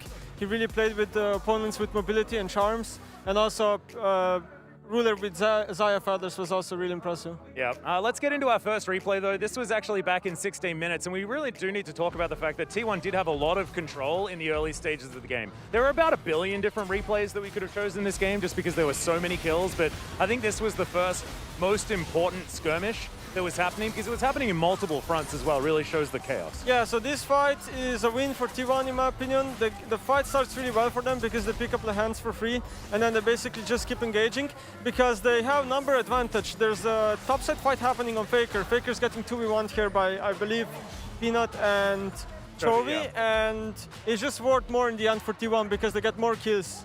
Yeah, exactly right. And then they're able to get the Herald off that, and I think they used that in the mid lane. Unfortunately, during that play, I think Carrier finds himself a little bit dead underneath the turret with a very aggressive Hex Flash play, but you could see that they were able to actually take a lot more map control off that, something that T1 are exceptionally good at. But they just kept skirmishing, kept fighting. And I think that it was like a competition between Lehens and Carrier to see who could die the most times this game, because they were just all over the enemy side of the map. It's a very common mistake for people to keep chasing after they get a kill, and that can turn fights around really easily in this meta where there's a lot of spells where like you can't run into the opponents and there's a lot of damage. Yeah, well, it actually definitely happened. Let's have a look at our second replay here. This is, of course, the Baron fight at around 29 minutes. This, of course, started with a bit of a dragon situation, and then we move over to the Baron after that. This starts with the pick on Chovy, and I'm actually amazed that the rest of Gen G didn't die here as well. Yeah, so the fight starts really well for T1. They pick up a free kill onto Chovy, and then somehow everyone leaves with 1 HP. Yeah. And then they slowly go to Baron right after that.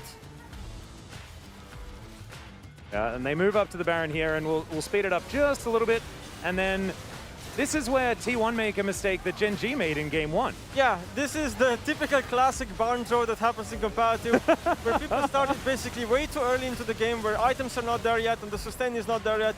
Now T1 does get the barn, which is a lot of gold and XP, but what happens is the Gen G can get the exit kills, and then that translates also into third Dragon for them, so that's a Dragon Soul point, and then it basically just stalls the game again for another 5 minutes pretty much, because when you have barn only on 2 people, you're not really gonna siege with these team comps. Yeah, and they were trying to siege. I think they moved down towards the bottom side of the map there. They were able to get an inner turret, but that's another fight that Gen G were then able to find some advantages in. There was some really cute play between Doran and Carrier, where Carrier sort of overextends a little bit, getting caught trying to hook a very low health Akali.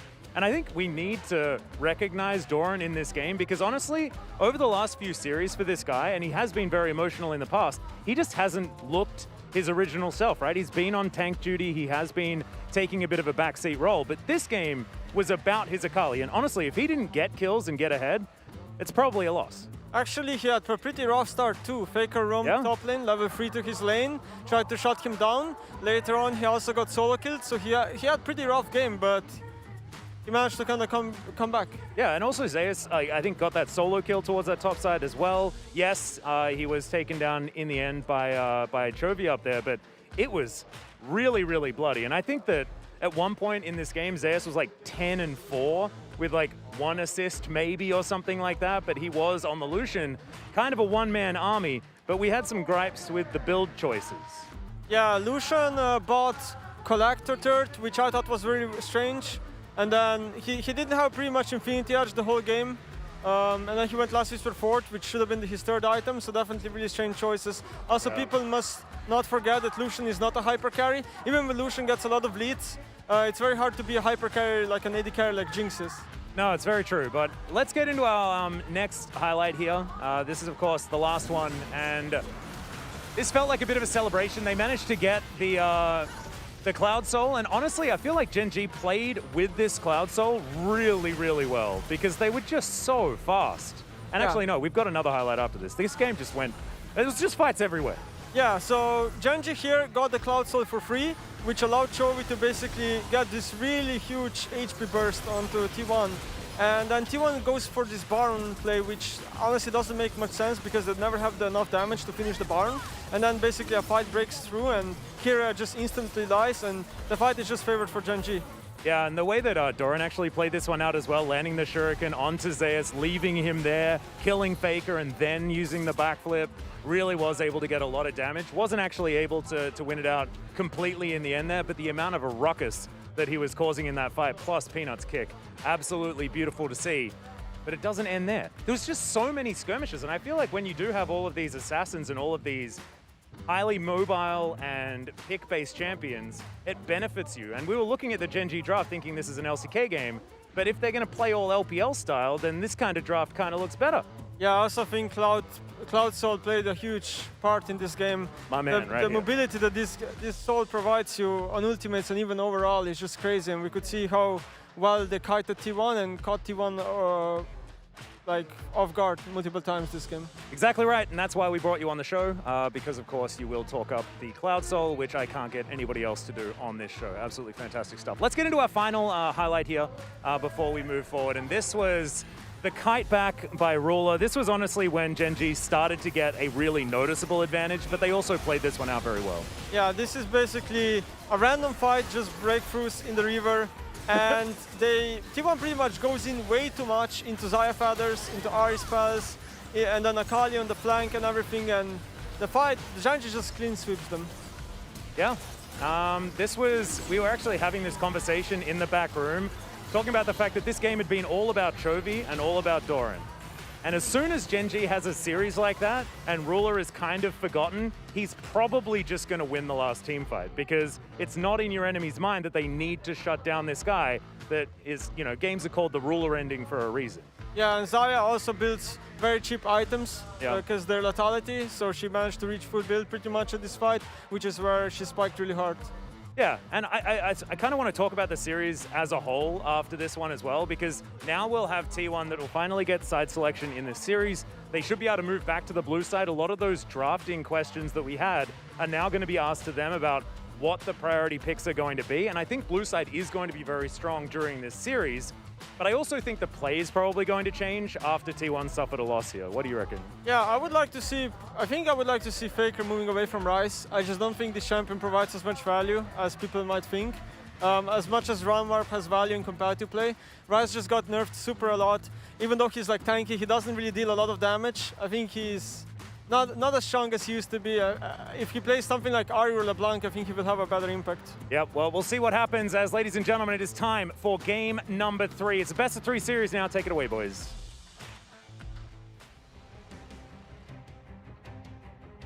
Thank you so much, Atlas and Nemesis, for that fantastic breakdown. And indeed, T1 will get side selection here for game number 3 after their first loss in a bit.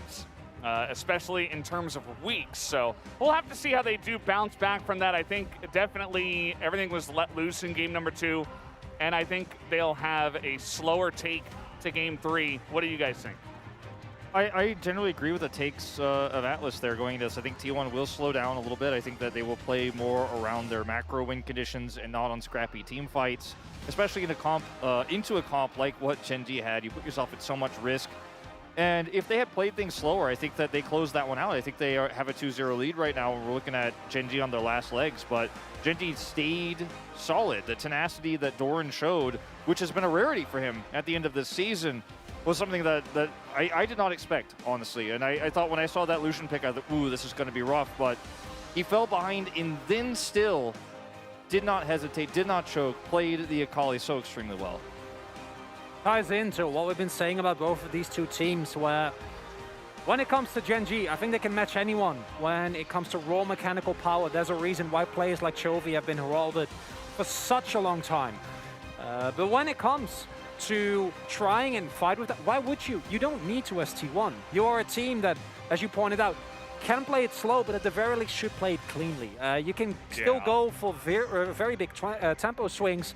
We've literally seen them do that in game 1 as well.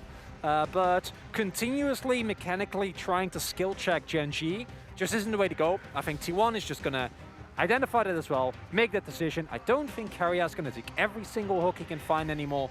And we're going to have a very different game number 3, because if T1 does continue on this collision course, we might have an outcome today that was not expected in the slightest. Absolutely, and you know, I think T1, maybe they were trying to limit Tess a little bit, and they've been able to get away with that a lot against basically every team in the LCK, and now it's their first time playing against the full roster of Gen G.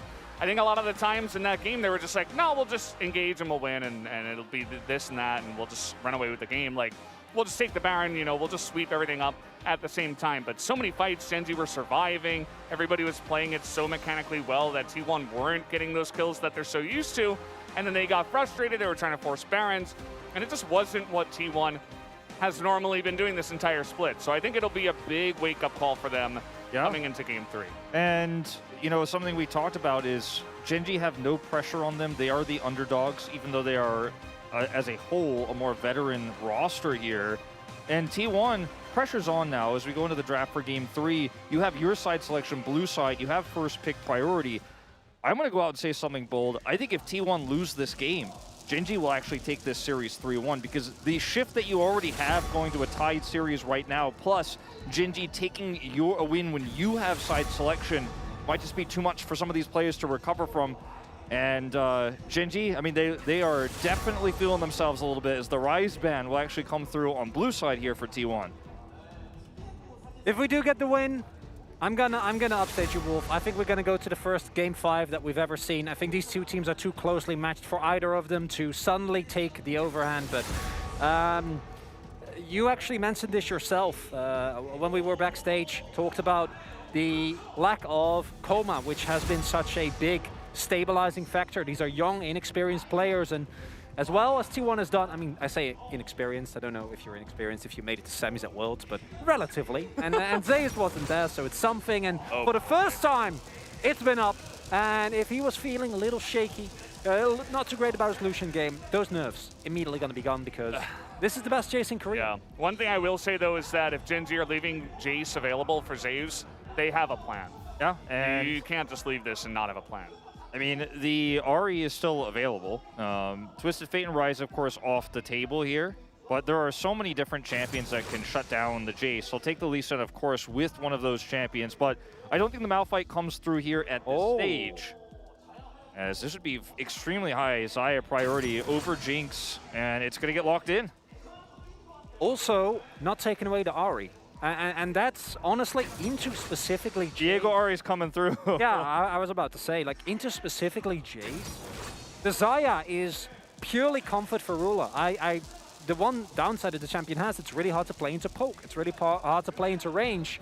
And prioritizing that is a clear sign from Gen G that they value Ruler so much. He did have an amazing performance, but not giving over the Ahri, or not taking the Ahri, or giving over to Faker, even if Jovi gets his LeBlanc, is definitely a risky move. I mean, I look at these 6 champions that are locked in on the screen, and I feel T1 has the extremely better end of the deal. Ahri works so well with Viego, works so well with Jace.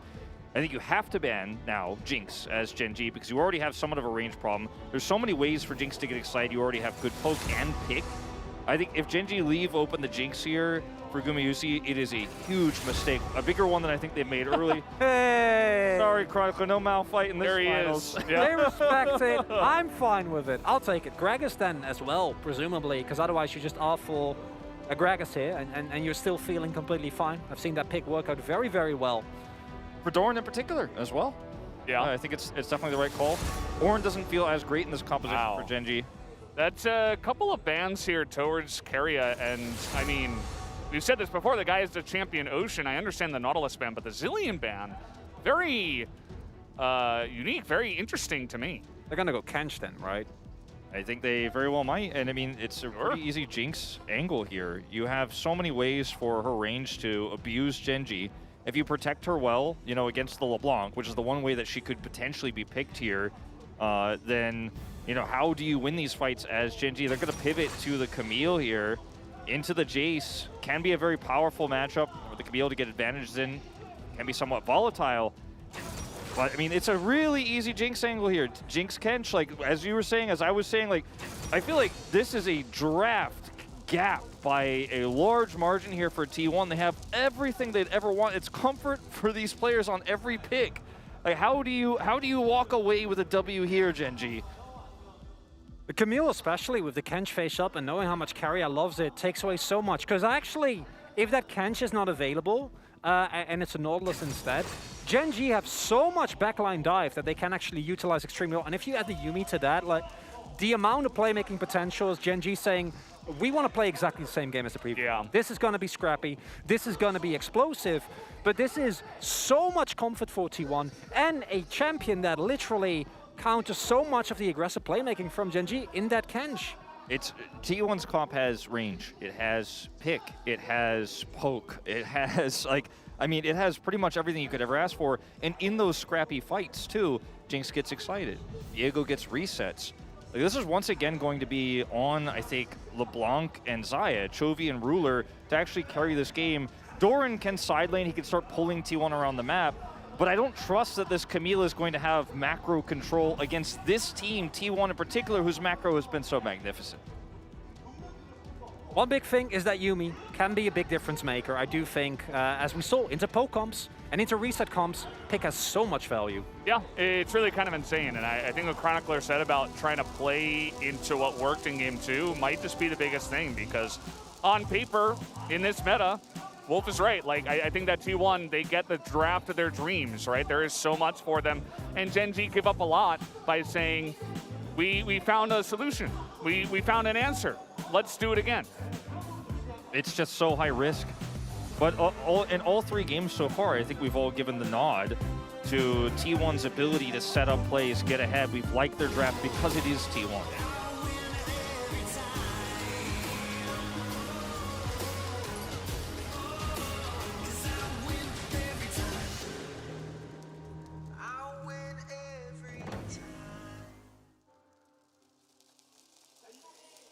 All right, here we go onto the Rift once again. I'm sure that everybody, perhaps even the T1 fans, will be happy that it's not just going to be a 3-0 stomp. We do have a series here. It is a 1-1.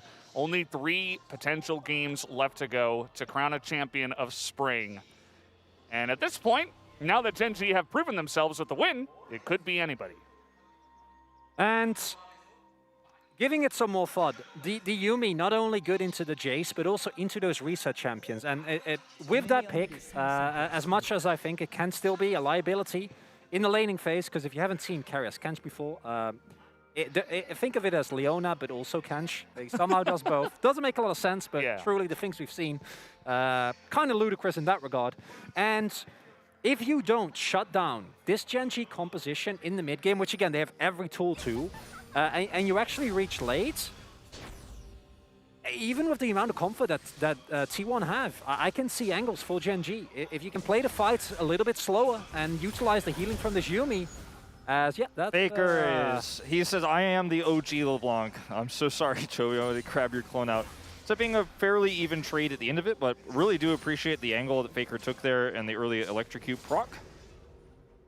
We'll get the clone out early, force out those corrupting pots. So this is an early path. The cheese! This is one way to deal with this matchup.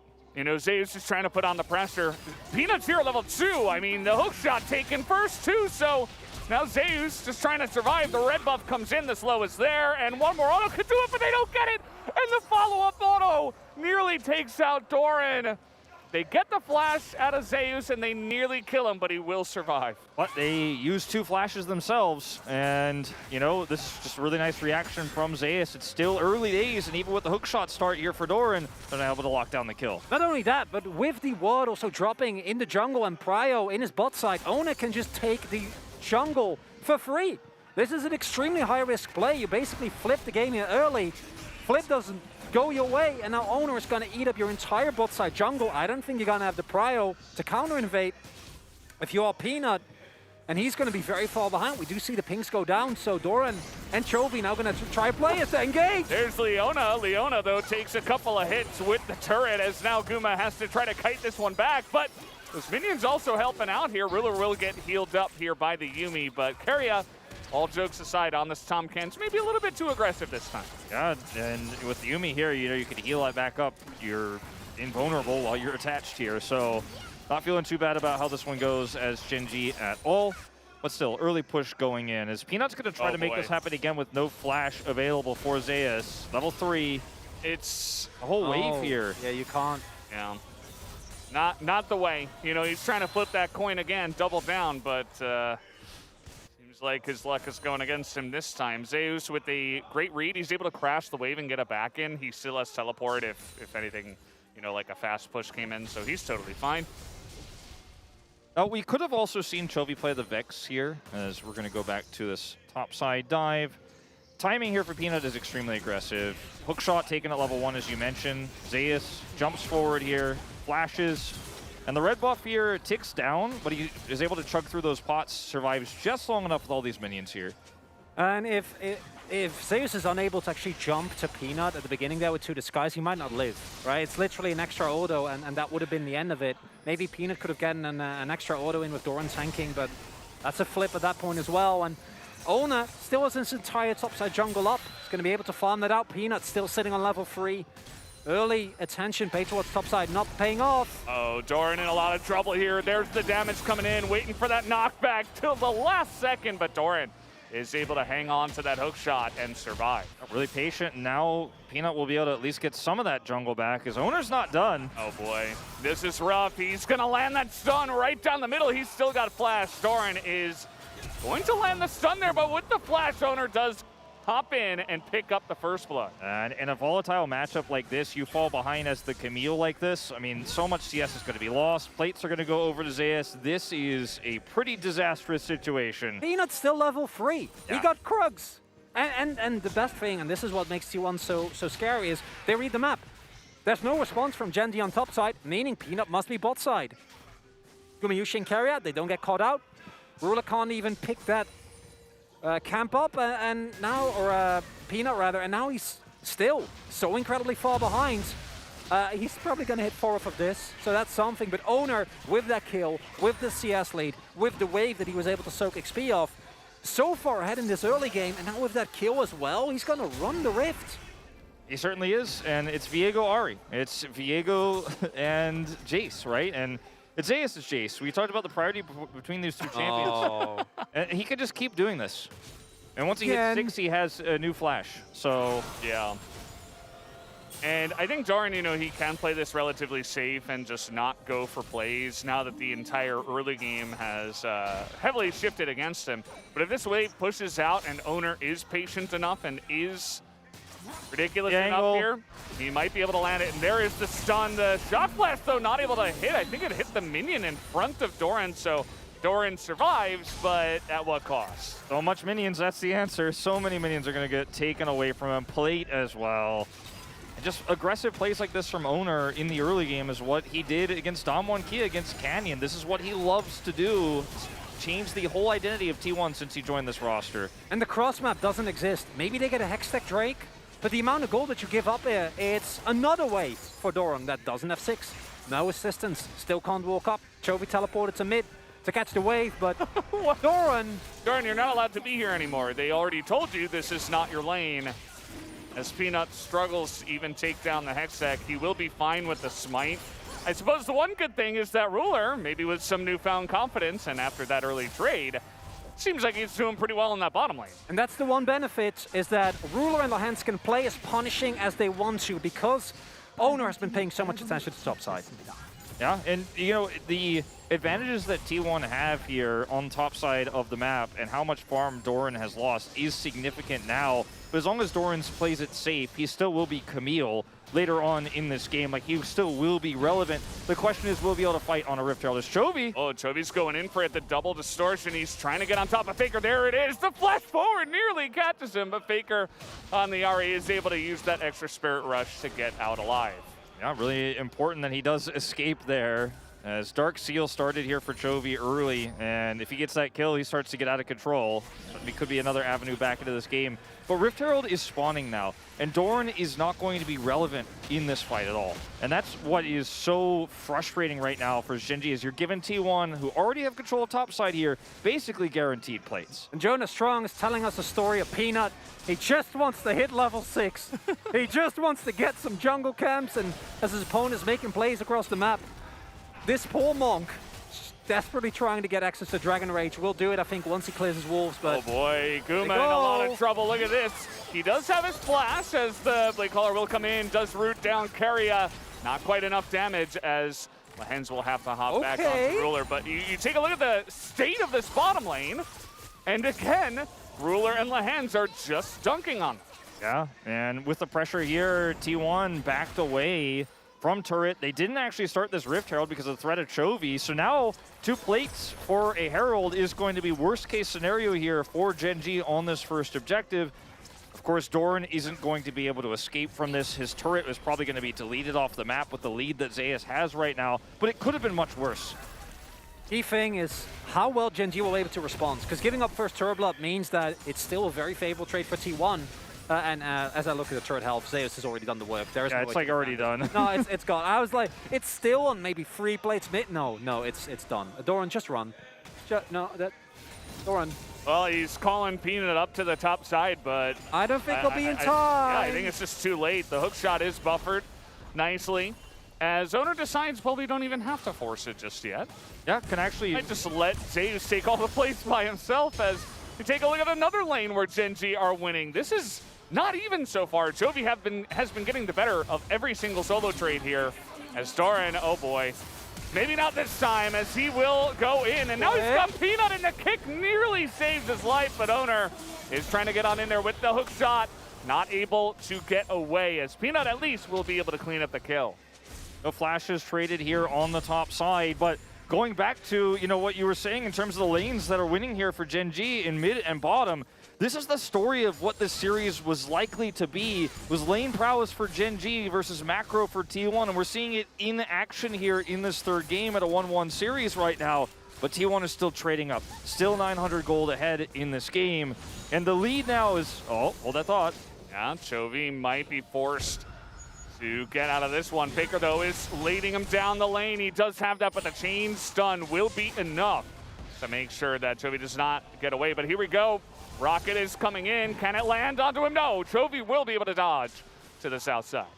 Crucially, as the dust settles, our question becomes, is the trade worth it for T1? And that's very hard, because as mentioned, Zeus is an incredible player to pump resources into. He has, throughout the entirety of the split, been extremely dependable, and I do like that. But at the flip side, this Yuumi, especially with Lehens, as he always does, going for AP, is going to become a problem. And I wonder, as we get deeper into the game, to what extent is Zeus being fed going to be enough for T1 to actually get a definitive lead against this Yuumi pick? Because again, Yuumi ruins so much of what T1 wants to do in the later stages of the game, and thus far, trades have been good, but I would like to see a little bit more. Get those turrets down, get those Drakes. I personally think so far it is. I think T1 have... Well, it's right now for sure. I think that the power that they have in terms of what this comp will do, not only in the late game, but also in the mid game, the range advantage, the pick potential, their vision control that they have, which is going to be super oppressive, means it's very difficult for Gen G to use the slight advantage they had mid, the slight advantage they had bottom. They no longer have.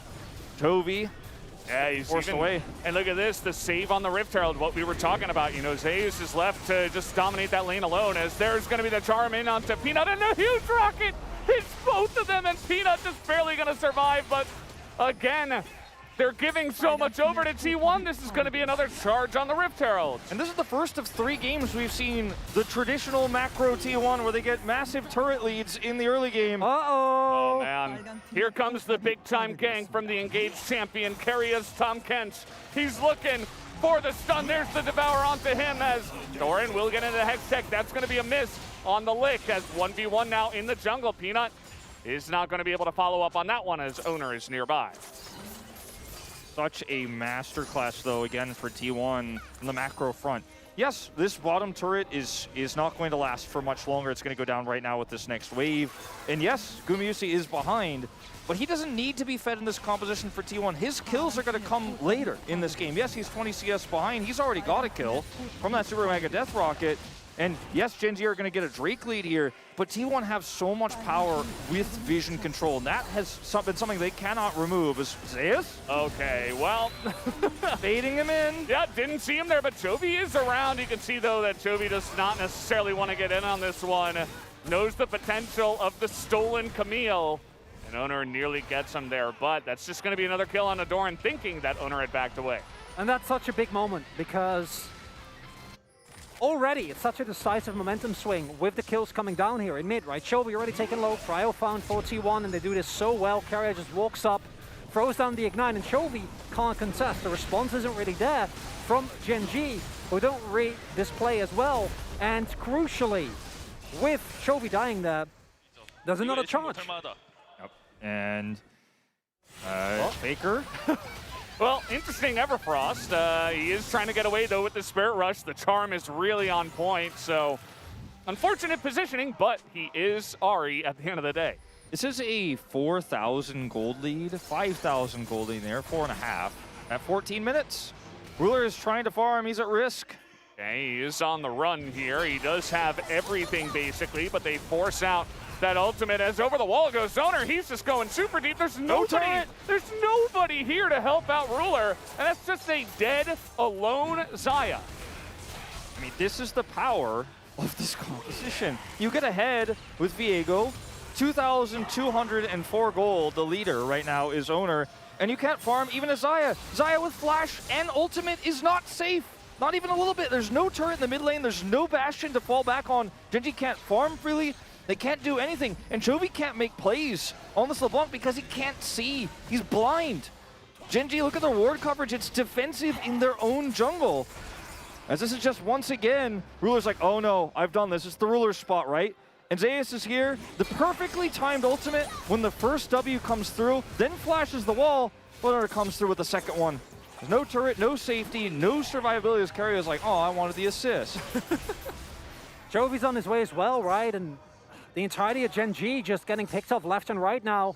And what was a possible, I think, angle at a later stage in the game is now rapidly becoming insurmountable item leads. Look at Zeus getting close to the Manamune, already has Eclipse. Doran doesn't even have a Mythic, right? We see Lance just not, well, I guess he has as Ludens, which in the grand scheme of things is not a thing to write home about. And Owner is still maintaining a 2-level lead over Peanut, who has not been able to find nearly the impact.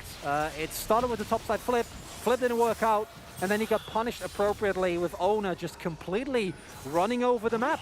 And if that doesn't happen, if that early matchup is a little bit more even, if Peanut can match, then maybe Doran isn't this far behind. Yeah, and we saw the biggest jump on the goal difference graph was the play on mid lane, right? Yep. Because not only was Zeus, holding a very solid lead in the top side, but the second you lose mid plates or mid turret with all the plates, and then the second mid turret, as well as one of your guys on your team, you're just losing too much. You're just giving way too much over to the side of T1. So regardless of what the situation, the state of the game is, you just can't give over that much here. As the second Rift Herald here is looking to be dropped into the bottom side. It picks up yet another turret as T1 look to further their lead. T1 just taking turrets off the map surgically, one by one, removal after removal. And notice the deep vision they're setting up here for the next objective. It's on Drake's side. They already took second Herald.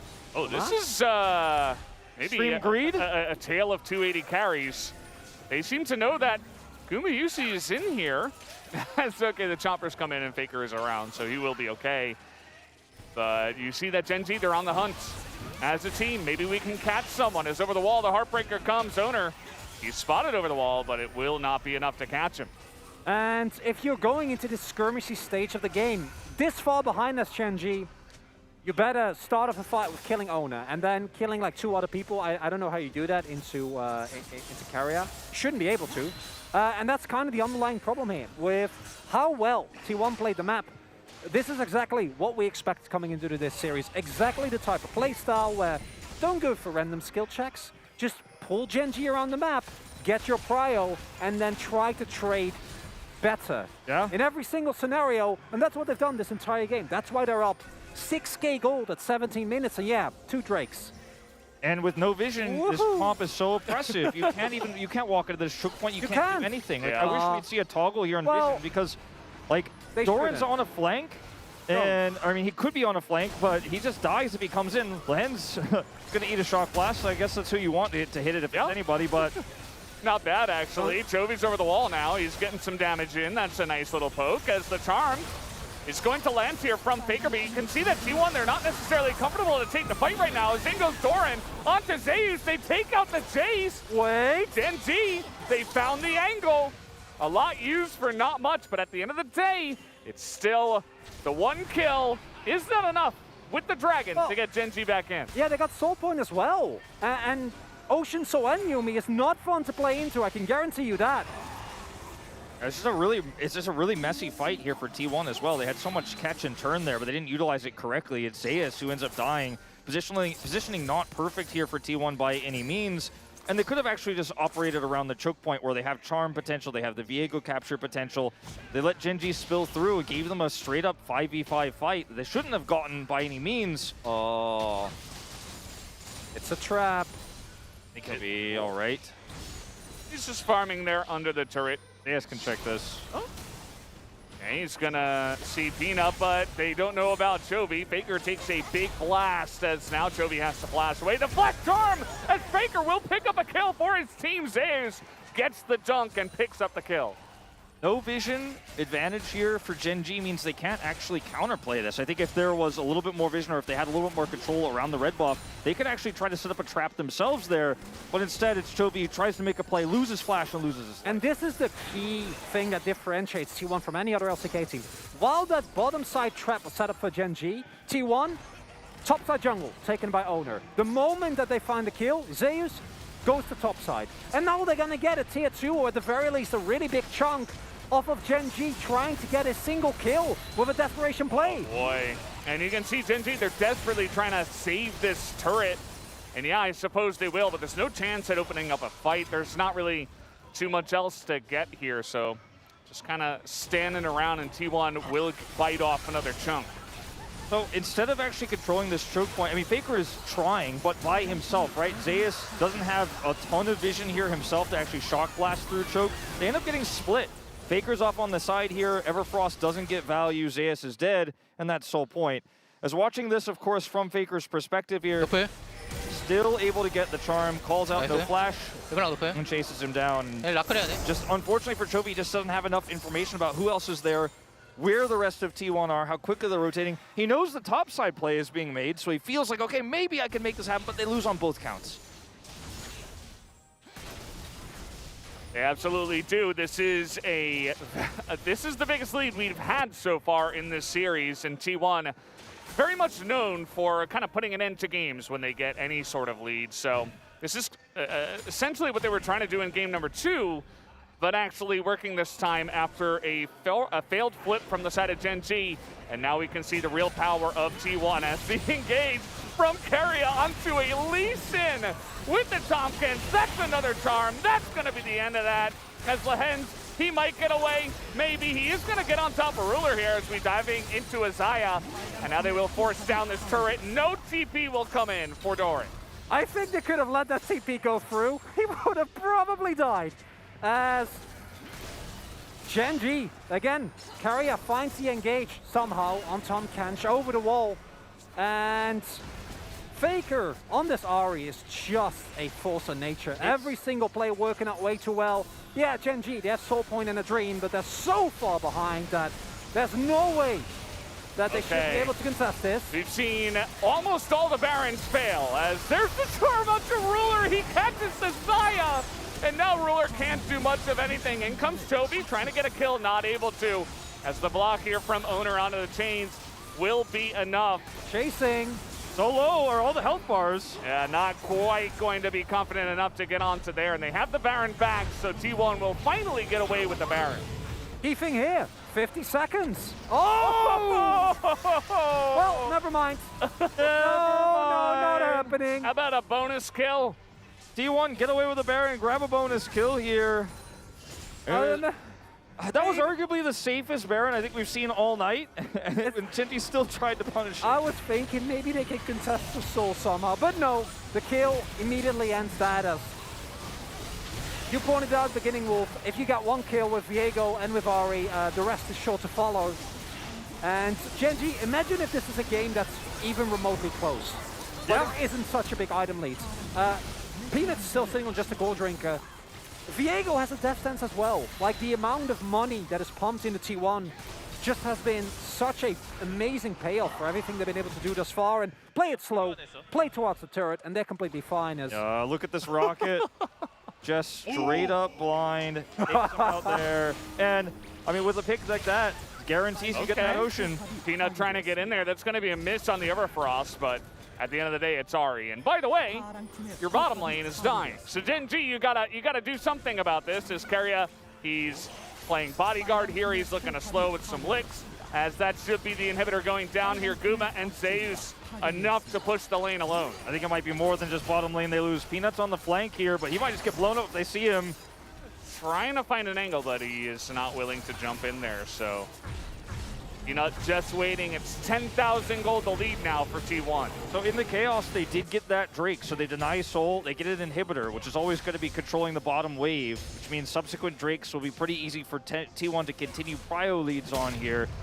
Genji have a bit of a lull in this game where they can sit back and farm and try to get some items online. As you see, the gold deficit here is massive, but it's not safe farming. Without vision, you won't be able to get Dorn in a position to do anything. He's lucky he picked up that turret and the bounty that comes with it, because that's probably all he's going to get for the rest of this game. yeah, I don't think it's really gonna matter. At least he gets death stance now, which that's nice. It's an item. Yeah. As again. This defensive itemization has been a key thing for T1 that they've been able to afford due to their gold leads. Because Zeus, I think he's just going to go for GA again, like a very early GA. It's not like he needs to roll this right now because he two-taps anyone on Genji anyway. Same for Ona, right? Going for Death Dance, not Sterix, which you've seen in the past and has made many people very unhappy, me including. Hex Drinker as well. So hard for Genji to do anything here. Yeah, speaking of... So he built a Banshee's Veil. Exactly. I knew you were going to mention it. I was doing the same thing. Like, what are you going to do? I mean, you're just like, oh, I'm going to get picked by anybody. I need this. But then I don't do damage. I don't do as much damage as I need to carry this game. Yeah, it's always the trade-off, you know. When you're so far behind, you need to use all that gold as well as possible to try to catch up and actually do damage when the enemy team has more items, more defensive capabilities.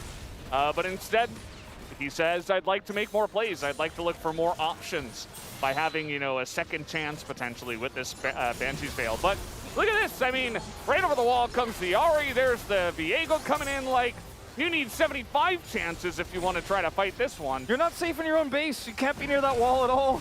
It's just insane. T1's so oppressive here. Genji just trying to hold on. One last thread, one hope of an overextension that gives them a few kills, maybe that Ocean Soul. But I think they're thinking about the next game right now. They don't even have Baron. Like, this is just an inhibitor down, and the siege potential that T1 has. With a comp like this, it's already really good by itself, but if you're this far ahead, Chase, I don't remember how much it was, like 3k gold. Now, Gumayushi is also sitting on a free item spike. And Genji, we've seen them get some miracles in the past, but into T1, it shouldn't happen. It hasn't happened for T1 all split. And they just close these out. And if you look at the defensive itemization, again, they can afford to because they're so far ahead. I think this goes back to the draft, Chronicler. Like, they chose Xayah first with no other AD carry pick. They just comfort picked it for Ruler. And they gave T1 the Ari Viego. They already had the Jace first pick, which was left open. And T1 just ran away with this. Jinx, they also didn't ban, which was somewhat unbelievable. Hasn't really been the king of this game. Guma hasn't. But he's hit those rocket kills. And he's got a huge rage advantage that eventually becomes oppressive when you have this much vision control, this much pick power. I mean, you can just see it. I mean, Genji are just sitting under inhibitor turrets trying to prolong this game. Hence as well. Has hit the full mark on his, or the full amount of gold from his support item, and is now just sitting on Ludens. Like, they're not getting global gold, they're not getting kills, he's not accelerating at all anymore. He's just sitting there waiting to get stronger. Of course, the levels are going to help a little bit, but I don't think that in of itself is going to be enough. And Gen.G can basically do nothing except wait for Baron. And then once Baron comes down, I don't think that they'll be able to withstand the siege. Bull take. I don't know. I don't think. Can't believe you would say that. I don't live. think so. I mean, look, the Yuumi is also a problem because I think you can't stop the Viego in any way. Like, if Viego comes in, Yuumi can't stop him. If she ults, he doesn't care.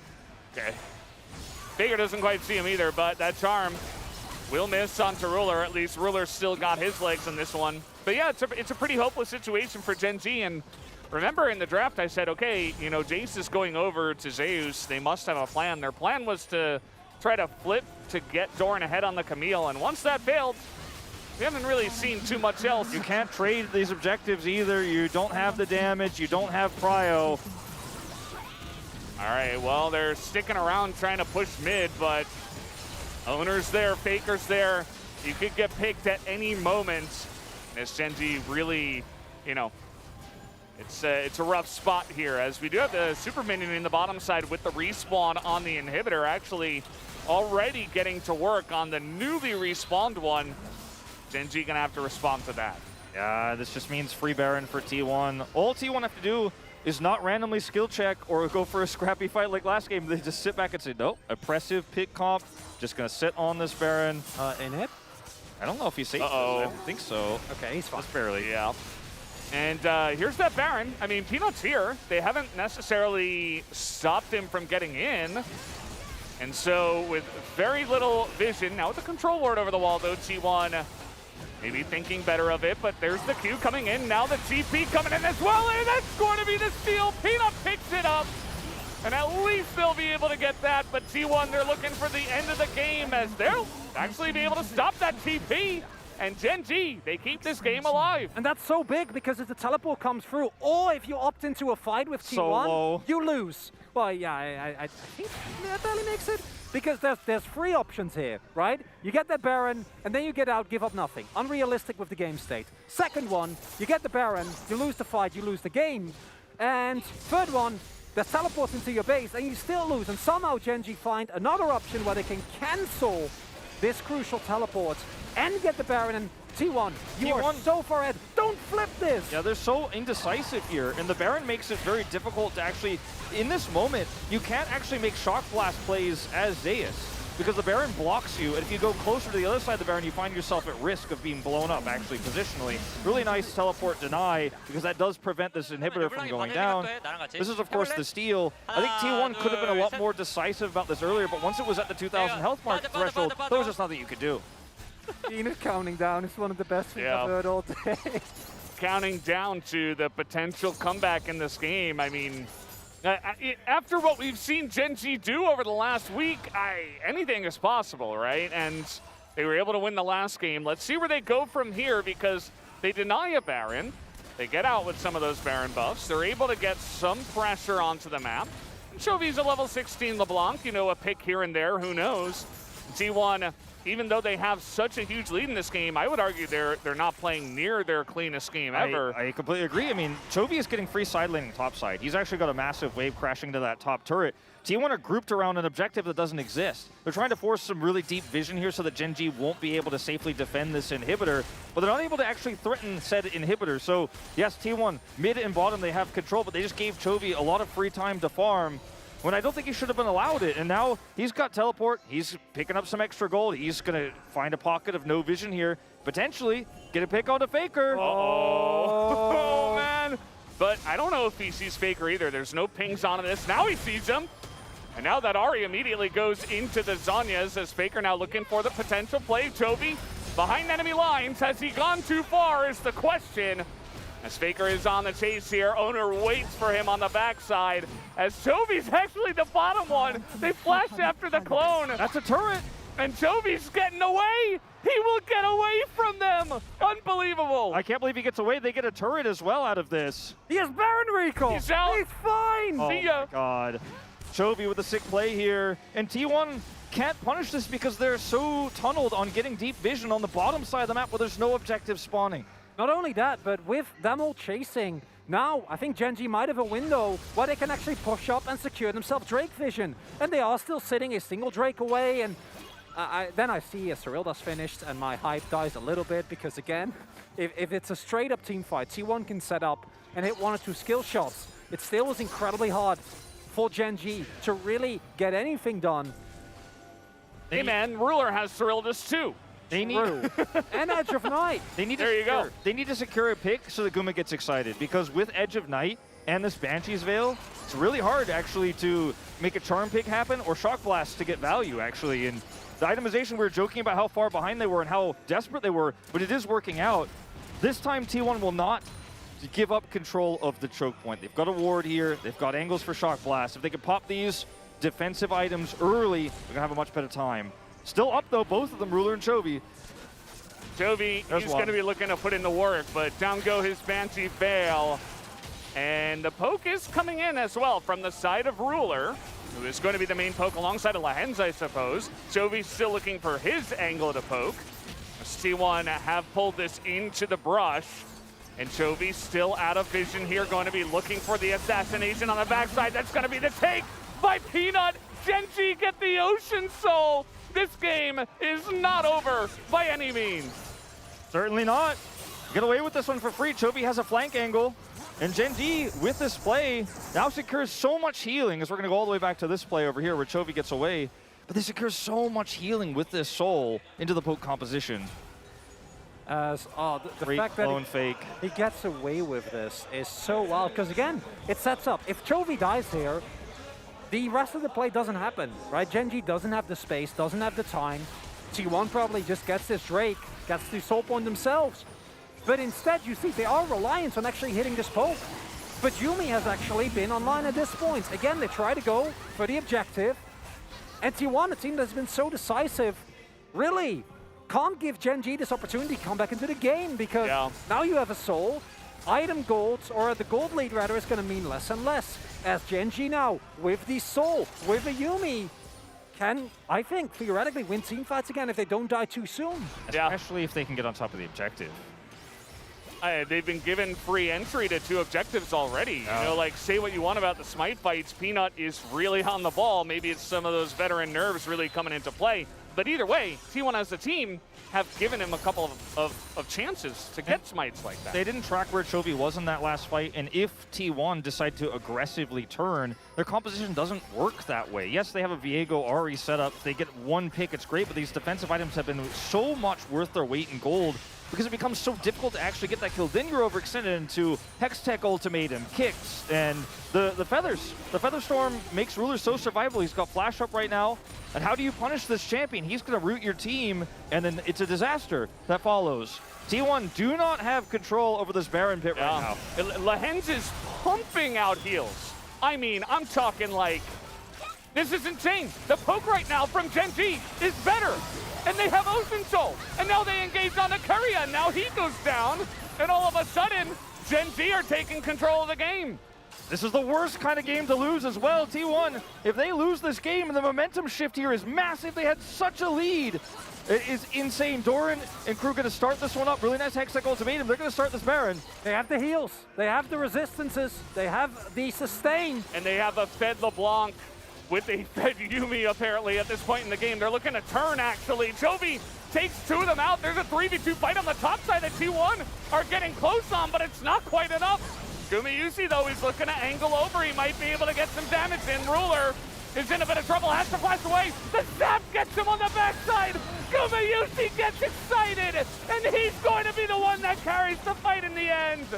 That should be enough for T1, as they will clean up the fight just like that. And Gen G, you just need to coordinate. There's too many scrappy fights happening at once. Lahens can't jump to enough people, can't keep them all up, and T1 not play the fight. T1 have a comp that's ready to scrap. Okay, they're looking for the trade here. Chovy, he's trying so hard. And all alone. Yeah, Faker's got 1 more Spirit Rush. It's not going to be enough to lock down Chovy, although with Flash, not quite enough. But T1 still looking for the end of the game. Such a close 3rd game here to put T1 on match point. Yep, they're going to go for it here. The Nexus will go down. Chovy can't quite do enough, as even with the Yuumi coming out, it does not matter. And Gumayusi in the last fight capitalizes on their mistakes, shuts down all the hype, and T1 take the lead. T1 needed a rock. They needed a player who could actually play that fight out perfectly, get excited, and carry it straight to finish, and he pulled it off. Because if this fight goes Gen.G's way, and it was on a knife's edge, they end up taking the Baron, they take this game, they take match point, and already the momentum had shifted into Gen.G's favor. A comeback of 7,000 gold in a finals like this. You just don't see games like that very often. Gen.G almost pulled it off. This series feels like it is much closer than anyone could have ever predicted, and only Jonas Strong predicted a Gen.G win, but he didn't say it was going to be close. And we are so much closer to potentially a 5th game here, as, I mean, with all the cards stacked against him, all the vision against him, they had no angles, no opportunities. Chovy sees one opportunity to go, push that top turret, pulls away, survives, they get a mid turret out of it.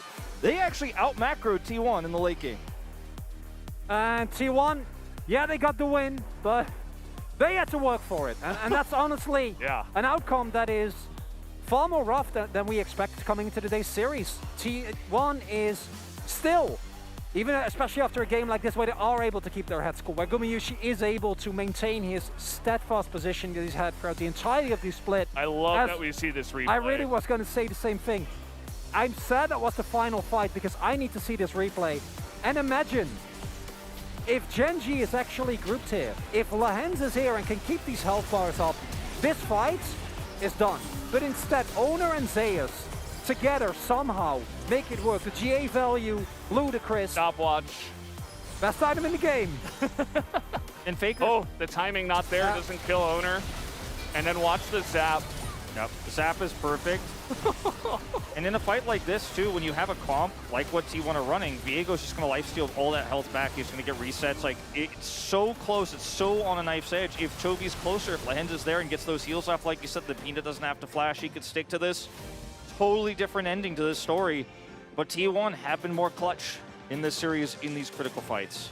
Might look at the gold graph and say clean win for T1, nothing to see yet. That wouldn't tell the story of this game. It got way closer than the gold might suggest, but at the same time, T1 getting this win might, I think, for Gen.G be a breaking point. Although, honestly, if they get a draft where they don't trade Doran and give a big lead like this, then maybe they can get something more done, because trade didn't end up working out in the end. Peanut was smiling, man, at the end. I don't think they're too shaken up by this. They took a game that was unwinnable and almost won it. I think if that's going to make you, if anything, that should make you confident going into a 4th game. Absolutely. Gen.G actually putting up a fight against T1, who are now 1 game away from 10 wins at the LCK. We will see you after the break for more of the Analyst Carpet Space.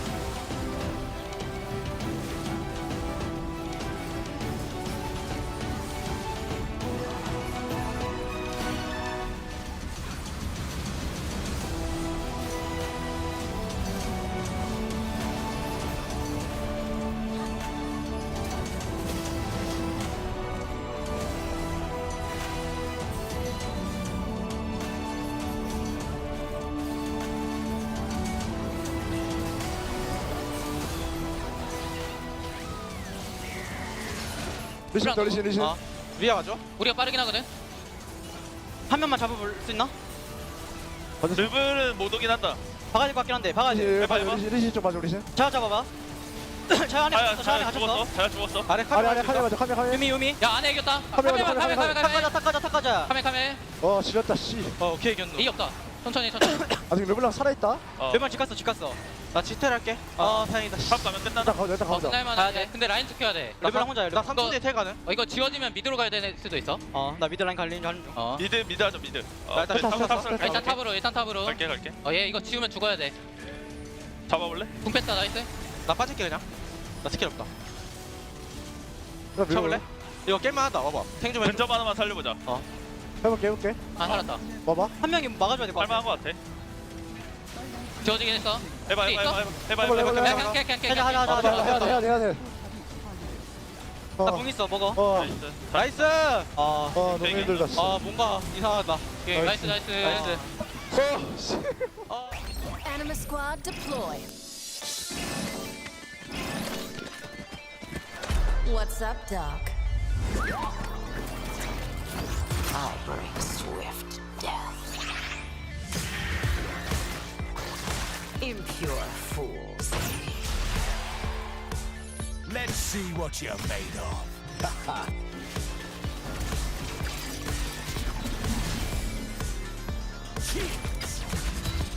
Be still! I'm trying to shoot you.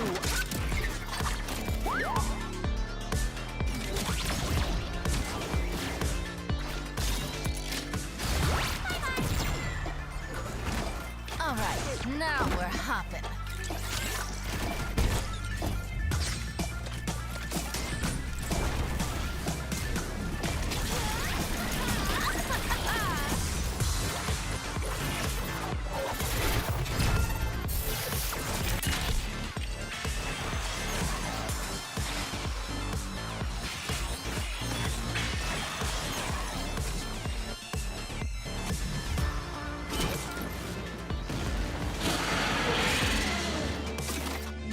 This mission's off to a good start.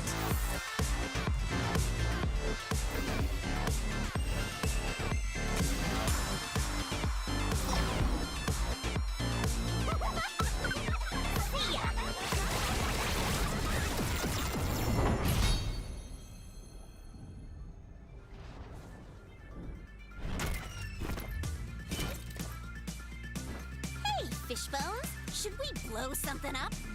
You might inconvenience people and hurt their feelings.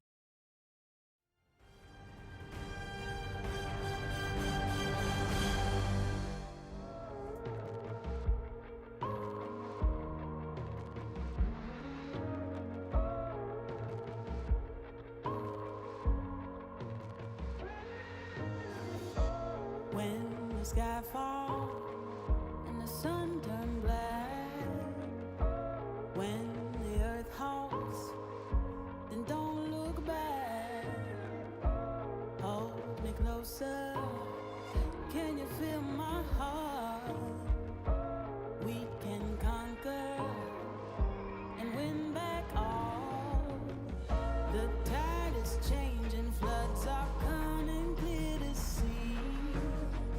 The page is turning, can you feel this energy? Light breaks through the darkness, they are fires in the night.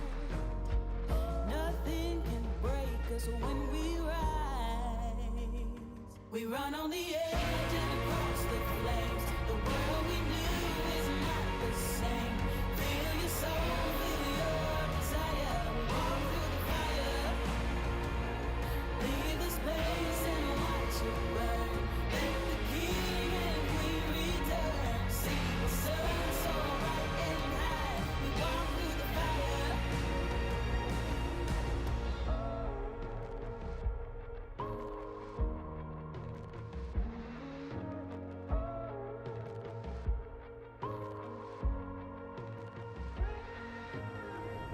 The embers glowing, we're waiting for the blaze, ascending from the ashes, bonfires in the haze. Standing tall now, your feet are on the ground. You fought your demons, nothing breaks you down. The tide is changing, floods are coming clear to see. The page is turning, can you feel this energy?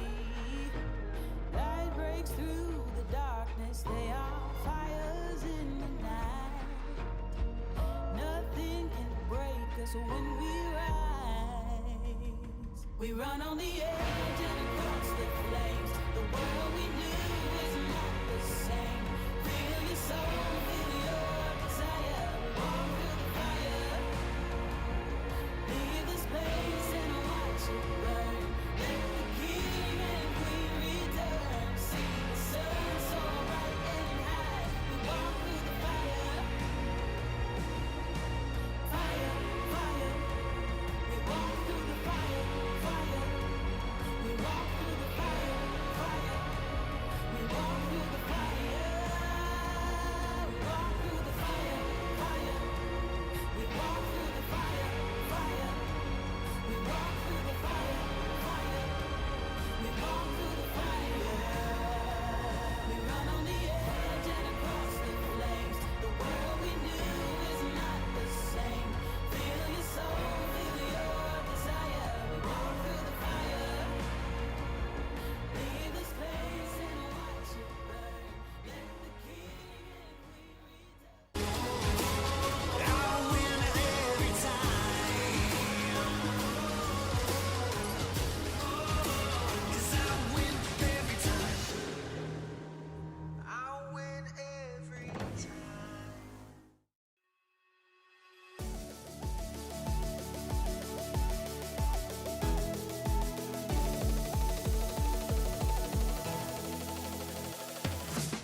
Welcome back, ladies and gentlemen. We are here at the Analyst Carpet Space Kintex edition. I'm Atlas, joined once again by Nemesis to break down what was a closer game than it looked, to be perfectly honest. Yeah, that was a crazy game. I thought Genji was gonna pull one of their comebacks again.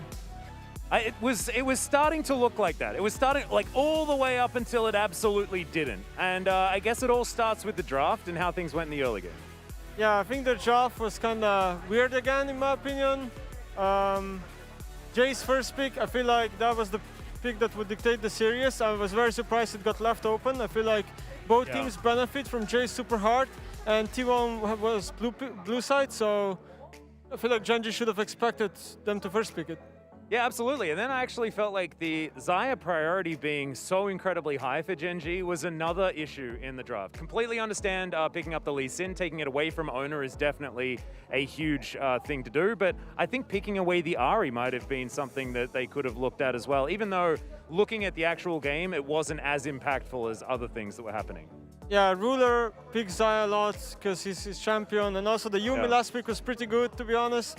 Has a lot of champs she can jump on and boost, but honestly, I feel like T1's comp is still better all around, and also the top lane camp then put Camille super behind into Jace. No, I don't feel like they have an answer for the Jace pick. And it sort of looked like they didn't until very late in this game. We do have a little bit of a highlight, or I guess it's kind of a low light if you're looking at it from Doran's perspective, because he had just the most terrible time as this top lane camp was set up by T1. And it was expertly done. Like, this escape, absolutely fantastic stuff, but then the wraparound from Owner to secure first blood, and it didn't stop.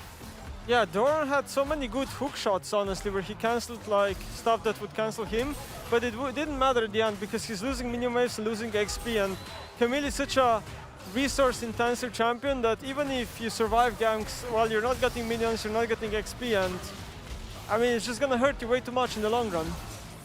Yeah, no, it really does. It was not the greatest of situations. This was a trade back that Peanut was able to get, and honestly, there were more gank attempts than this. We just got all of the kills that were picked up against Doran, sort of those big moments where he was truly punished. But the amount of visits towards the top side that Owner had was ridiculous, but also he stayed ahead in camps throughout the entire early game, and I believe it was about 15 minutes that he had close to a 2.5k gold lead or something like that in the jungle. Like, it was huge. Yeah, Owner was definitely ahead of the whole game, but we all know how jungle meta works this time. You know, you can perform worse than the enemy jungler for 20 minutes, but if you hit one Baron or Dragon Steel, then all of a sudden you look like a god. Welcome to jungle. Yeah, it's exactly right, and that's precisely what Peanut did. I'm really glad that you sort of moved over there to that one, because Peanut, yes, he didn't do a lot of farming camps. However, he secured dragons, and he secured a pretty ridiculous Baron steal as well in this game, which makes him the best jungler ever in my no, that's a lot of sarcasm here, because of course Owner out-jungled him a lot in the early game, but there were some unfortunate smite situations that was to happen. Let's have a look at the sole point fight for Genji. as this was actually Gen G finding a bit of their stride. Yeah, so Gen G somehow got to the soul point of the game. Unfortunately for them, it is Ocean Dragon, which is the worst soul in the game, according to my opinion. So they managed to get the soul later on in the game, and I mean, this fight kind of had like the turnaround for Gen G. Yeah, and this was when they secured a lot of, I guess, counter momentum, right? Because if T1 gets that Drake, then they're one dragon closer to getting their own soul, right? And we saw that there were a lot of Drakes that died this game. It took a very long time for us to even get to a soul point at all throughout the entire thing. And honestly, that was an avenue that Gen G could attack with that extra control of the map after that soul point came in. Yeah, and seems like the first Dragon priority is also pretty big this series. I think the first Dragon got taken at like 6 or 7 minutes this game, so I really like that approach. Gen G getting a lot of Dragons in the early game, which is actually the only reason why they're able to stay in these games. Yeah, exactly right. Let's have a look at the last fight here. This was the Baron fight that T1 were able to secure, and this was after Gen G had actually managed to somewhat stabilize, right? You could see they were able to get a pick. Now they're on the Baron, but Jinx always exists in these types of situations, and it was a rough one for Gen G. Yeah, a lot of these teams right now, they overreact with these Baron attempts, and they start them way too early, and they're not patient enough, they don't wait enough, and then the Jinx pop-off in this fight is just massive. I mean, Jinx, I think, here is on like 5 items. AD carry items right now are super OP. He has like double scaling runes, and he's just the strongest AD carry in late game in this game. Yep, and we're seeing it right here. In slow motion as well as Gumyushi gets excited off that first kill. And then it, like, yeah, this is a Jinx with max items, and that's sort of what happens when you're against a whole lot of squishy targets. This is the most fun AD carry to play in the game. It's like a arena of ADCs. You get 1 kill, you're bound to get 4 more. It's like you get a Cloud Soul as soon as you get a kill, right? Because you run so incredibly fast. You get all of that super high value movement speed from the Cloud Soul. I'll stop making jokes about Cloud Soul as we're checking out T1. Just relaxing by the looks of things. There was a big grin on Gumyushi's face. You can see that they're not really suffering from the pressure too much. Yeah, so now I have an announcement to make right now, actually. Oh, yes, please. I'm changing my prediction to 3-1 T1. Oh, okay. Yes, I've always been right. Yes, no, right. So is it 3-1 for T1? I'll change my prediction as well. I'm going to go 3-2 to T1. I think maybe side selection might play a part, and I also just want 5 games. So I'm going to be optimistic. I think that's absolutely fine. But, ladies and gentlemen, it is time to get into game number 4. Let's see whether Gen G can bring us to Silver Scrapes or whether T1 are going to be booking their ticket to MSI.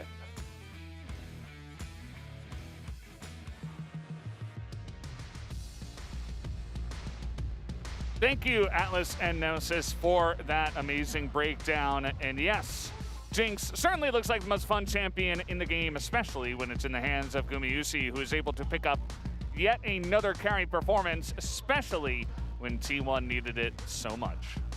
This is when, you know, match points on the line, and we really get to see the mentality tested of so many players who have lost finals, right? The Gen G is a team filled with second places, as was mentioned in the Trash Talk interview. Of course, Peanuts picked up 3 of his own titles.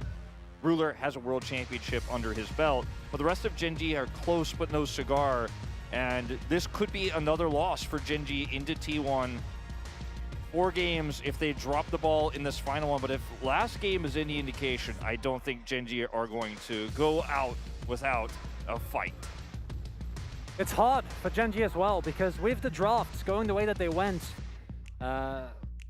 in game number 2, Doran was one of the big reasons they won, so they tried to put him on a carry again in game number 3, but imagine if that was a Gragas, not a Camille. Game could have looked completely different, and when they're now back to blue side, they're going to have to blind again. Doran has had such amazing performances on this champion. I know the threat of a Gnar is always there, but you can trade. You can try to trade against T1. It's risky, but we've seen Gen G in this series actually do it well, but not in the way they did in the last game, even though they had a moment where it felt like they came back. The overall advantages built by T1 still got them through in the end. And I think it's got to start from the beginning. You got to not fall this far behind, and it starts to me with the top lane. Even though I think Guma has been the biggest impact player, it's how these 2 teams play around that top side. Yeah, I would love to see Doran's Gragas. I think it's been his most successful champion this season. For me, the biggest standout we've seen. It's a champion where he absorbs pressure and often even trades kills back. And it was somewhat predictable when we saw it so many times at the end of the season, but he hasn't shown it yet. And I think with the blue side priority, obviously, with how many 80 carries and how many priority picks there are on mid lanes, that it is the blind pick you want to take if you're going to be putting him on an island, as he has been outside of that peanut gank in Game 3. And, I mean, now's the time to pull out all the stops. You were almost able to do it in that last game, but now it's match point. Gen G need to win 2 in a row if they want to pull off the upset. T1 are 1 away from making it in. So let's see what we do have here. Gen back on the blue side. They start with the Caitlyn ban. That might mean that we get something even new once again here, as the Jace is going to be taken off the board. This time around, not going to see that given over. T1 assume they're going to stick with what they've done in the past, keep the Lee up. While Peanut has been okay, it hasn't really been a game-winning pick, at least barring the smite steals that it was able to get in that second one. And the Ahri priority in this game has been, I think, very justified. Teams of Ahris have just been able to play around that pick so incredibly well, and is a pick that is still going to be available this time around. Ryze and Ahri still both up, and that might be the trade. I think it's I think it's a Lee first pick, and then whichever they can get, they will take next for Chovy. Well, now you can grab Ahri Viego again as T1. You're up a game in this series. I don't think you feel very bad about this combo. You had so much success with it in regular season. You had success with it in the previous game into the Lee Sin, and it's just such an easy call to make. And I think this is once again Gen G over-prioritizing the Lee Sin and giving T1 arguably the strongest combo for mid-jungle right now in the meta. It also highlights the change in prioritization of draft for T1. After seeing how much Gen G benefited from scrappy fights, they pick something that does those better than almost any other mid-jungle duo, as you point out. Because previously in the series, in this situation, they went with the Ryze. This time around, they give that one over to Chovy. And Ryze, Lee Sin, strong 2v2, but not quite as snowbally as Faker and Owen are going to be, although I hope that this time around the matchup is not completely skewed by a failed level 2 gank on Lee Sin. That certainly had a big effect on the last game, as once again, Ruler will be on Xayah duty. They say, okay, you know, we're not going to prioritize picking up a big support pick here. We're not going to take any blind top lane, so just pick for Ruler and get him his Xayah again. Jinx, I think, is going to be the response once again. Like, I've seen this movie before. I know how it ends. And yes, I do agree that there is a little bit less of a liability in the early Peanut deficit that we saw. That's probably not going to happen again. The Malphite band away, regardless of the chase ban here. But my concern is that there's now no LeBlanc angle either for Chovy. He's on a tank Ryze. The damage that Gen G have in this composition is very lacking, and they also find themselves facing range problems. And, you know, every time I doubt Chovy on this Ryze pick, every time I doubt Ruler on the Xayah, they prove me wrong. But it wasn't enough in the last game, even with their turnaround there. I'm very concerned about Gen G's longevity with this composition. Wouldn't be surprised as Gen G opts into the Ornn again. That's the blind pick they went for last time. T1 wouldn't mind if they banned that away themselves. It's going to be Camille instead, even though the pick not hugely successful. The 1-3-1 with Camille and Ryze, definitely something that can be utilized very well by Gen G, especially with Xayah in the 3-man unit. Whereas Nautilus is going to get taken away, and this picker, or this ban rather, of the Tryndamere makes me suspect a possible Graves blind here for Dora, and a pick that kind of skews between being able to fight and being able to be left alone while still having a wave clear and survivability to deal with many an awkward matchup. Well, it's going to be the support pick here for Keria. You can see he's talking deeply. Actually, they might just go ahead and pick up the cannon early, especially with the 2 top bans. Seems like they want to save the counter for Keria. Yeah, they definitely do here. As there's a lot of different picks that Lehends could go with. This time around, I think the Yuumi is way less valuable. Rakan is left open here. It could give them a little bit more engage opportunities here for this comp that really needs to snowball team fight so successfully. The problem with Rakan is it's a high risk into all the lockdown that T1 have that would then get the excitement on the Jinxes. All right. It's time to pull out the stops, guys. What did I say at the beginning of the draft? Akshan has been played 3 times in spring. As a Graves counter pick as well, generally speaking here on the top side of the map, but into the Kennen this time around. Will have some kill pressure in the early game, especially with the Lee Sin. But a very risky pick here in a game like this. Will shore up some of the damage, but won't have the same survivability. Now, with the Yuumi this time around with the Akshan, I do quite like. It is, Yuumi blind is such a risky move, especially Keria, a player that has a notorious champion Ocean, can play anything that you possibly want. I'm just wondering what the R5 is going to be. I just play Kench, though. What's it going to be? No, Leona? Yeah, I don't think you can. Kench? Really? Yeah. Yes. Are we surprised at all at this point? No, I shouldn't be. Sir Thomas. Oh, Sir Thresh instead. I'm glad I got that curse in right at the last second. Thresh, and it's Keria's Thresh. This guy, if you haven't seen this, welcome to the party. Thank you, Veldas, because this is really big. The Kench, as good as Keria is on the pick, it's a self-counter pick, right? You have no ability, reasonably, to punish. Whereas with the Thresh, that's completely different. More peel for Gumayushi as well. And I'm loving the round out here. Gen G have no one that can, if they fall behind, can face check brushes, that can catch these hooks. Everyone, when hooked, will die. Everyone will die when hooked.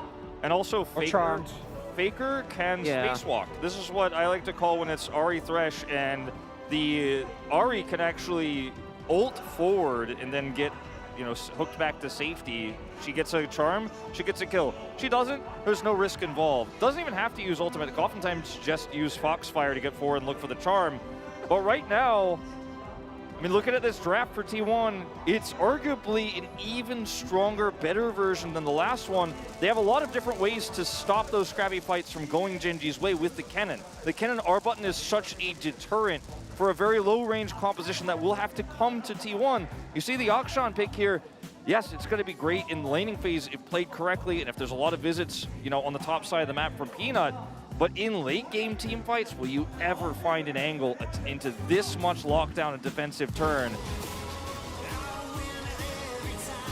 We'll find out.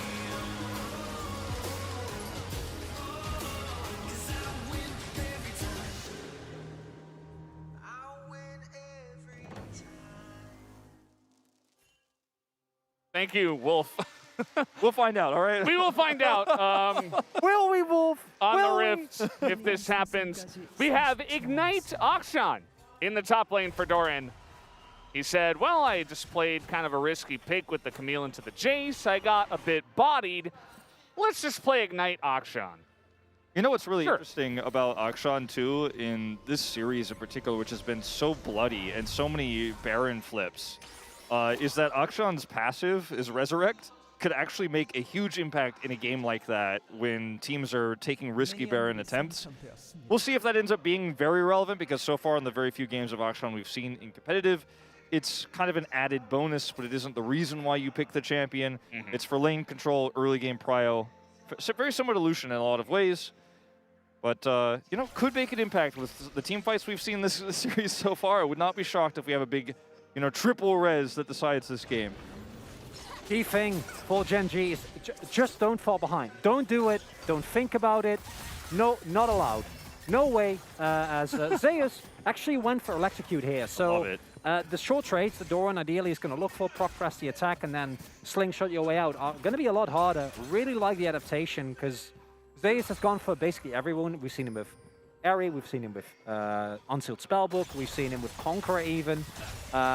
Plays basically everything, but if you fall behind with this Gen G composition, there's no tankiness, there's no real combat mechanics besides Yuumi, but in this draft, I don't think it has quite the edge that it does in the previous one. And then there is T1, who, if you don't have vision control, you die. There's just no way. In Keria, when he's feeling himself, he picks Predator. He doesn't always do it. Yeah. He saves it for the right moment. And generally, it spells bad things for the opponent. I think the Dark Seal purchase here for Zeus really indicates as well that what they feel like they have with the Thresh bottom side control, he's going to hover top side and look for counter ganks a lot. And instead of going for something like a Doran's Blade to actually continue those trades and actually be able to heal up, he's going to maybe even get massively ahead if Owner can come in and get those counter ganks off successfully, start to build up those stacks early. Pretty gold efficient item to start with as well for Kennen, as here we go. Oh, that was so close. Could have been a big trade here for T1 on the bottom side, but no death sentence will come through. Ruler and Lehens will be just fine. They have tons of sustain down here with the Yumi. And a long start in 3 pots and biscuits for Ruler. Might be criticized. But yeah, I mean, he basically will survive forever, I suppose. See how that works out for him. Definitely very, very difficult to kill with Yumi attached to him. Going to be kind of the story. Okay, Doran is actually taking a lot of damage. The flash comes in and Owner's right there. What did I say? You know, boy. see that Dark Seal? You know, this is the kind of game we're watching. And this is the Akshan pick from Doran. He's trying to get ahead. He took Ignite. He dies sub 4 minutes. And this is why people are saying I'm a little bit worried about Doran going into this series. His performance has not been consistent. Okay, Chovy, really nice response there. As Predator Thresh was coming to the mid lane, Carrier went back, bought boots, and was ready to party. But Chovy said no. You're a top laner. You're an AD top laner that's gonna show. You know this gank is coming. It's not something that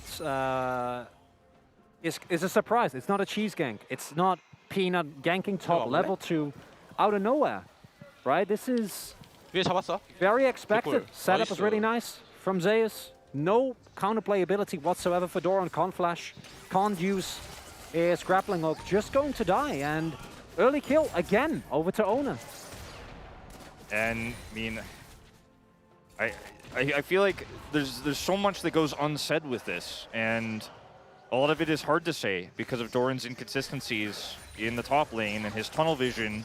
So much of the end of regular season, and we even saw it in playoffs, even in Gen G wins, as the guy's early game has looked shaky. This is a clear decision-making issue, or tunnel vision. Let's get as much value as possible. I need kill pressure. I need to ignite this cannon and get ahead. I pick this Akshan, and it's just an easy gank. Yeah, and you know, I it's not quite the Nuggery 0-2 power spike, but I will say that at least Gen G have shown that even from behind, even Doran, you know, he can get somewhat tilted, but at least in this series, I've seen that he's been able to shore up some of that even from behind. And he missed the whole wave, but at least he's up in CS for now. He's still being very annoying. He's still drawing a lot of the attention up to the top side. And yeah, it's not a good position for him. I'm sure we can all see that. But we'll see what he can get out of this. As Faker is going to be spotted, as the word comes down to make sure that the Electrocute proc comes in. But Akshan, Doran here will be fine. And that could have actually backfired. Had Faker not roamed up, maybe Doran would have just kept pushing and taken down there. And if you're playing perma-aggressive like this, you better call up your jungler. Can't just do that. And it's understandable, as you pointed out. You pick this Akshan for his bullet potential in lane, his roams, and in an odd situation, the ability to get the revives. But really, it's more about the stealth, right? It's about the bully potential. And if those don't work... No flash here for Chovy, and you're up against an Ahri. Jumps right in, but the cleanse is taken with that unsealed spellbook. Very nice reaction here from Chovy. Will be able to wiggle his way out of this one. Gen G, first Drake soap. It's a Chovy once again vulnerable. Guma is alone down here, and now he's getting exhausted. Keria flash hooks and misses. The trade down on the bottom side, not necessarily going too much better, as you see that Guma is able to stand up to Ruler, who did take a turret shot. But going back to the Drake, I was going to mention, you know, if you make a play like this and fail, then you give over a lot of control to bottom side for Gen G, and they will be able to get the first Drake out of this. Keria used his Predator boots, doesn't find the kill, gets a flash now down right before Rift Herald spawn. They don't read this. Man. They don't know. Yeah, there's the Drake, and he's saying, where's the Viego? He's up on the top side as Chovy has not been able to roam on up there, and now Faker's making his way, will be spotted. Gonna ult first, try to get some damage through, but... Well, oh, that was a really nice stun in the middle of the hook sling, as now that is just going to be a dead Akshan as the last auto comes in after Doran flashes, and he will be taken out. Now, it's not for nothing, because as mentioned, the Drake did go over, and it is going to be a plate play down here for Ruler and Lehens. But it just means, once again, put Doran on an aggressive counter pick. He falls behind. Would have loved to see him on weak side Gragas instead. Yeah, because if you're having this Akshan pick, play towards it. But Peanuts, again, playing towards bot side.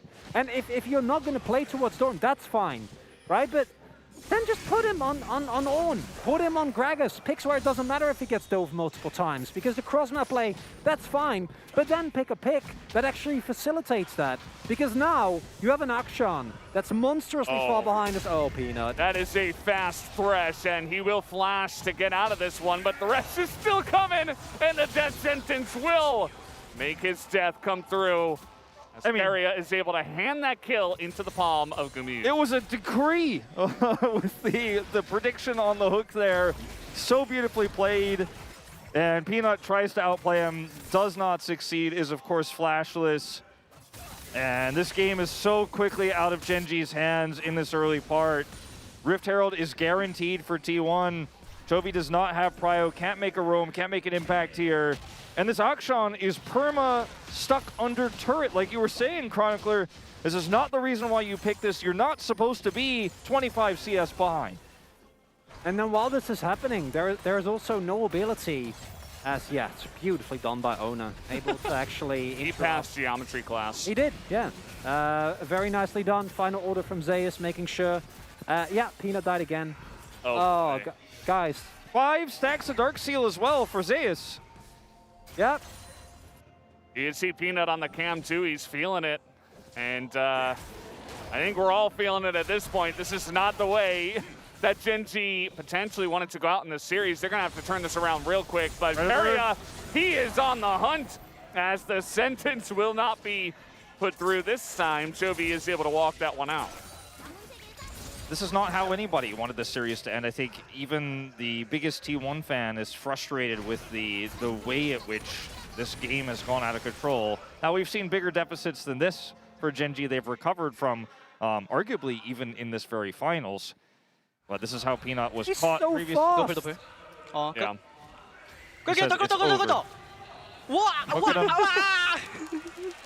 Not going to translate that part. Why not? And then Peanut is just in the enemy jungle when there's no vision. The Kennen has so much prio. Certainly feels like the enemy jungle. Yeah, that's the whole issue with this game, is that should still be his jungle. Yeah, well, it's not though. But it's not, really right? not. It's not. No, and again, the possibility of comebacks for Genji was often due to them actually enabling themselves in draft. That's what got them to finals in the first place. And is there an angle here? Sure. I can't quite find it right now. Besides Ruler and Chovy picking up like 3 bounties back-to-back, maybe. Ruler's doing pretty well for himself. Well, yeah, he's even, and Guma has a kill. And he's lethality Xayah, and he has found great success in extreme late-game scrappy fights. He has 1 extra plate. Okay. I appreciate you being the paragon of... yeah, gotta try. Gotta try. I like it. The problem, I mean, like, the problems are pretty easy to outline for anyone who's a fan of LCK and loves these players as much as we do, but the Ryze is not going to have vision control, and so is always going to be under threat against this Ahri, who's going to be much more difficult to deal with a Thresh. Uh-oh. Chovy's in a lot of trouble here. He has heal and teleport. That's not going to be enough, as even Rocket sails by. Just Skuma usually saying, hello, by the way, I'm in this game. Yeah. I'd have forgotten about So the Ahri and the Thresh, we mentioned that part. When there's no vision, it can be very problematic. This jungle does not belong to Peanut. Make no mistake. The map does not belong to Genji, even the blue side of it. This is going to be a ton of plates going over to an already 2-0-1 Kennen. Akshan is not going to be relevant in this late game. He's not going to be relevant in the early and mid game either. I mean, we've seen a crazier comeback than this from Genji, but we're going to have to see it again if this becomes a game 5. Well, yeah, that was with Renekton and Nidalee on the enemy team, which after that game, I don't even know if even I can defend. And they had Yumi and Ornn. Well, they still have Yumi, so that's something. Yeah, they're gonna have Akshan. The scaling Yumi. Yes, the scaling Yumi into the Fat Cannon. And Genji, at least the Drake stats are good, and you can feel the frustration because I don't think that this Akshan pick was necessary. That's the core issue that we get into. And with how the series has been going, It feels like a really big risk to take. End result, you get counter pick, and Zeus is 2k gold up. Yeah, it just feels like a gambit gone wrong. And this is kind of how these games do play themselves out. The gambit fails, and then you say, well, we don't have a leg to stand on anymore. As Keria, I mean, there's a reason why the guy doesn't lose on Thresh, and part of it, obviously at this point, they don't have any vision, so he can Predator into any brush and find any person on the side of Genji, and just it's a win. Yep, kill and them. it's a win. There's no survivability. I don't want to call this a cheese draft from Genji. As you know, we've seen so many finals in other esports. You and I have StarCraft casters before this, and you know the very brother of Gamushi has been in many of those finals innovation. But I don't want to call this a cheese draft, but I think it's a draft that doesn't play to Genji's strengths. And it feels so frustrating if you're a Genji fan watching this going, wow, we could have seen Doran on weak side top again, where he had so much success. It was what we were calling for on the draft here that put him in this position again. He walks forward and dies to the most basic of ganks, dies a second time, finds himself now 30 CS down. And it didn't have to be this way. They didn't have to give over the Viego Ari again. And what I love here from T1 is also them picking this fresh has nothing to do with punishing in lane. Okay, he's trying to get on top of Chovy here. He does have his flash, but it's not going to matter. As now Peanut's trying to make a play, but again, you're so far behind you can't do much. He will survive for a very long time, actually. As down on the bottom side, Guma's all alone. That's going to be a kill into the hands of Ruler. As Peanut, he will eventually go down. That is another kill into the hands of Owner. As now over the wall, Doran is here, but is he really? As he's just trying to get away now from Keria, who nearly pulls out the 400 IQ hook. As I was saying, the Yuumi counter pick was the fresh because Yuumi is not going to have the pressure lane to punish. That's the first kill we see on Guma. He's been alone in this lane for 15 minutes. He's had no help. Keria has been roaming all around the map ever since he got his first boots. Got Moby, said, see ya, Guma. You're fine. Good luck. Have fun playing into Xayah. Up until that point, Guma did so expertly. And Keria is just everywhere, all of the time. And we've seen him do this on the fresh so many times that, yeah, that's just a lot. I mean, it's just there's an exhaust and a Yuumi ult. I mean, what are you going to do? Yeah, and nothing. It only happens because of this insane dive that is set up here from T1 on the bottom side. As the MVP of this play is the turret, as Peanut is able to push them into it, and the turret is actually doing some serious damage. He ends up dying regardless here anyways, but they're not able to really trade up on either front. And yes, you do put a kill into Ruler's pocket, but how relevant will he be compared to a Jinx later on with the range problem, the same issues we talked about last game, this time arguably an even stronger lead because the Akshan is just not going to be relevant. All right, well, Genji, they've decided to make their stand. They're down about 4,500 gold, and they were considering pushing into that second Rift Herald. The answer actually is going to be no at the end of the day. Here comes Predator again, as Peanut just kind of stands there and says, well, I don't have a ward, I don't have a way to get out, so I'm just dead. That was a really scary moment, too. Zeus is still looking for this. Oh, he doesn't quite know that Doran is there, so Zeus just gets over the wall, and that's going to be the end of that. Would have been a big disaster had they walked into Doran. Electric Pikachu. It's the Submarine 2022 version. Absolutely. Here Go get him, Doran. Okay, Is that a double? What do you guys... He didn't get him! He didn't get him, Valdez! Yeah. He didn't get him! That's Zeus with the double kill. There you go, 4-0, 9 stacks on it, and he's gonna just die. As Chovy will pick up the kill at the very, very least. I mean, 700 gold in a Rise's pocket isn't going to change the outcome of this game, I'm afraid. A tank Rise, mind you, in this meta. Chovy's sticking around. He's trying to step up to them. He's actually going to get the flash out of Guma, but nearly trades his life for it. That should be the turret going down here. Owner has this Rift Herald. Looks like he might want to look for a mid-inner instead because they have so much control. The wraparound is real. T1 have trapped Genji here on the bottom side. They're so scared to push forward on Aguma because they don't know where anybody is. They're about to find out, and I don't think they're going to like the answer. Oh, they're trying to turn this one with a teleport, but not going to amount to much. Again, with the Cloud Rift especially, T1 and all the vision, they just run in and out, and they just go wherever they want. So they do it really fast, too. This is where it starts. You pick up the bounty, You get the soul points. Help me out here, guys.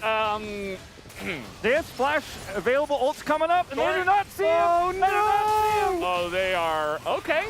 He's not gonna. He doesn't have it yet. He doesn't have it yet. He's Almost waiting. up. As that is some nice poke. The hook onto Chovy, but he's tanky. As now it comes in, but the immediate exhaust as Ruler is kiting back. They are still alive, but that's going to be the Dragon going the way of Faker.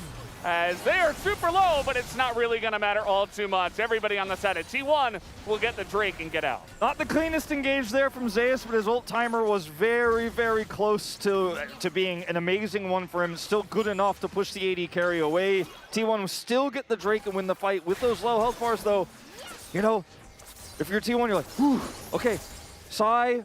Breath of relief here for just a moment as we're going to go, we don't know. Actually. No. Because the health bars were low. I mean, the fight was potentially winnable. If Genji were not this far behind, maybe you win that fight. Maybe you get a soul point set up, and maybe it's just like game 3. As, 700 gold into Chovy's pocket, not exactly what you want. Zeus doesn't have ult. See his ult charger on the UI. He's just not able to actually have a big impactful one here. So much damage is actually done by Ruler, once again with the Yuumi on his back. And it's such a worst case scenario because it's an electrocute cannon that's going full damage.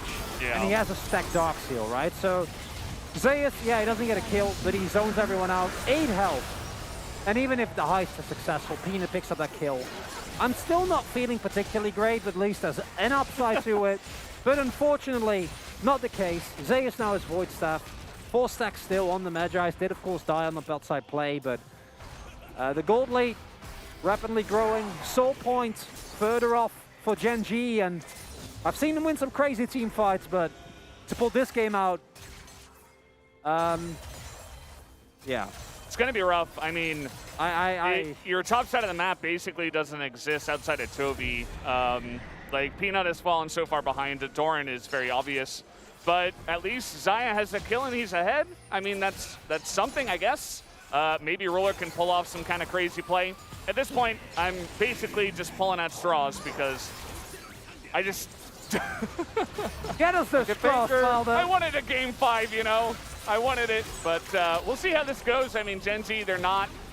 The Nexus hasn't died. And they have pulled off some crazier things. And T1, they looked a little bit flimsy in that game 2 and that game 3, so who knows? Let's see what they got. Toby's just going to go for a face check here as Jinx says bye-bye with the rocket coming in. And now Ruler, he's going to stand up to the Thresh, but he's basically all alone. And the Feathers will not be enough as they will get on top of Ruler. And Doran, with all that mobility, might just barely be able to get alive. But Faker says no, and that will be the end, the ace, going the way of T1. It looks like T1 is very likely going to pick up their 10th LCK title tonight. Faker will pick it up, put it in his pocket. So many firsts for Guma, Keria, Owner, Zeus. You know, Zeus is basically a rookie this season, not technically because he played a few games last season. But Owner, the player who had a great performance against Tom Kia last time around, a way better one here against Genji in his second back-to-back finals. And it's a 16-3. 8,000 gold lead. Baron power play is up. And I just don't see any way Genji bring us to a game 5. And nothing shows the development that this T1 roster has went through as them having effectively the same series that Dom Kia had against them in summer. Right? It's one close game, but then these last 2 games, it just feels like T1 is on a whole nother level. It's wild to see this last game. It goes wrong in the early levels. And then it just gets worse and worse and worse and worse. Peanut is 0-6-0.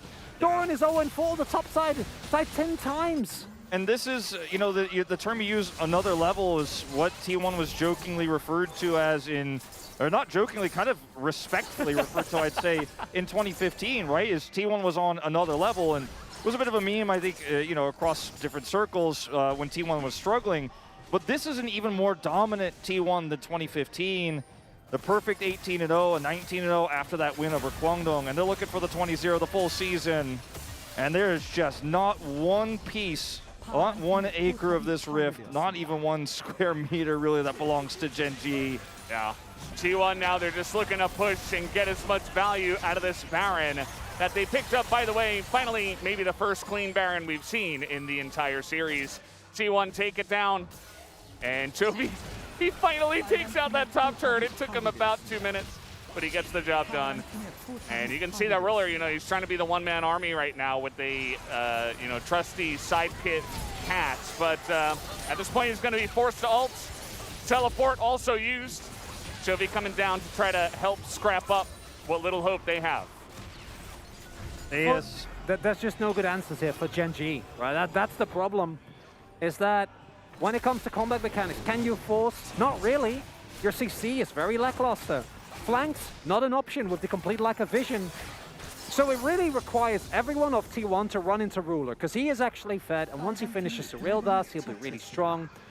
But like, why would T1 do that? They don't have to. They can take the entire map, which, by the way, they have been doing, pick up Baron buff, pick up more Drakes, just stack them, and play this out as slowly, as methodically as possible, because why wouldn't you? With all the space, all the times, all the items that you bought yourself, look at these leads. Peanut doesn't even have tier 2 boots. And there's so much turn, you can't run at this T1 team. You have no CC, you got no freedom. Doran's on the run. Feels like that's been the name of the game for him in this one. Inhibitor goes down. Peanut, you know, he's looking for an angle here, but no Q to land. And that's just going to be Gumayusi keeping them at arm's length. They still have the Baron for 10 seconds. They're getting so much value out of this so early on in this game. 11,000 gold the lead now for T1 as they look to potentially close this one out.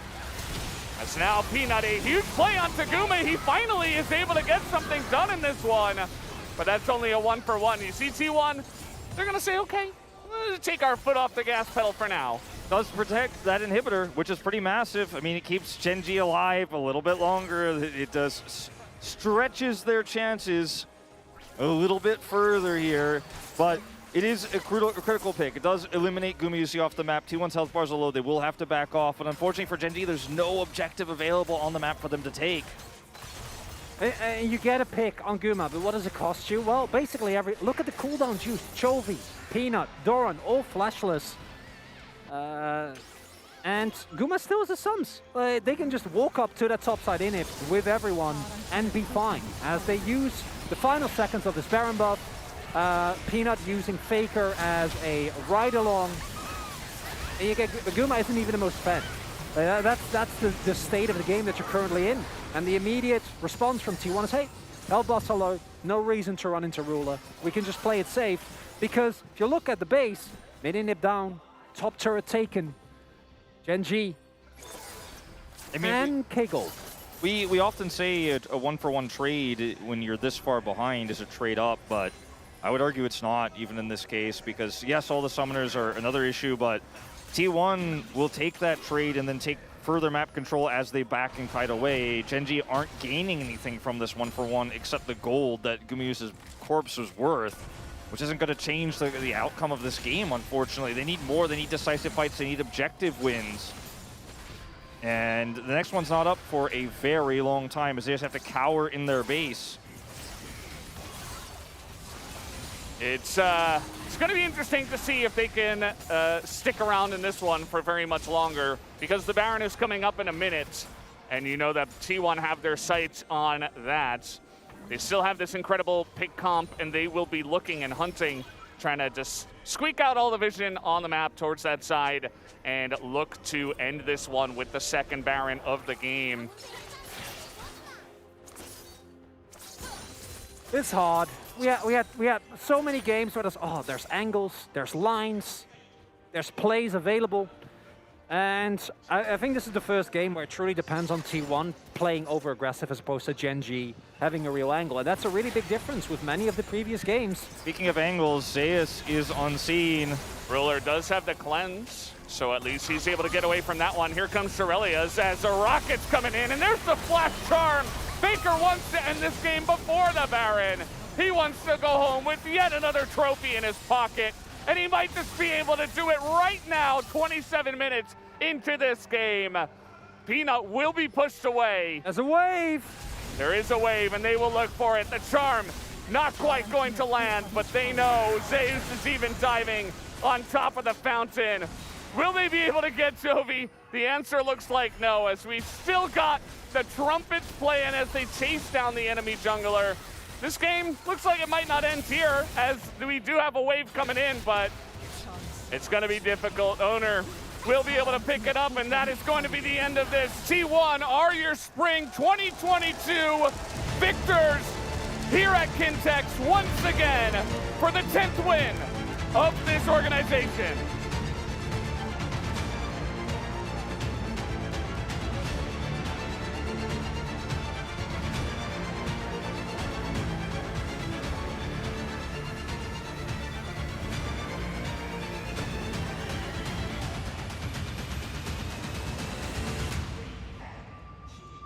Tenth victory for T1, the most famous League of Legends org, the greatest player of all time. And they Look at him run. They win their 10th title 10 years after the start of LCK at the Kintex Arena, where LCK finals first began.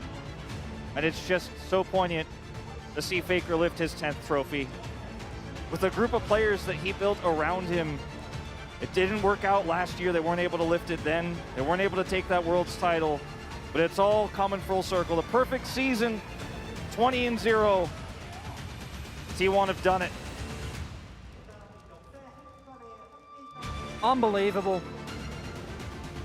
Unbelievable performance. After all this time, there's been so many players that have retired over the years, but Faker still here.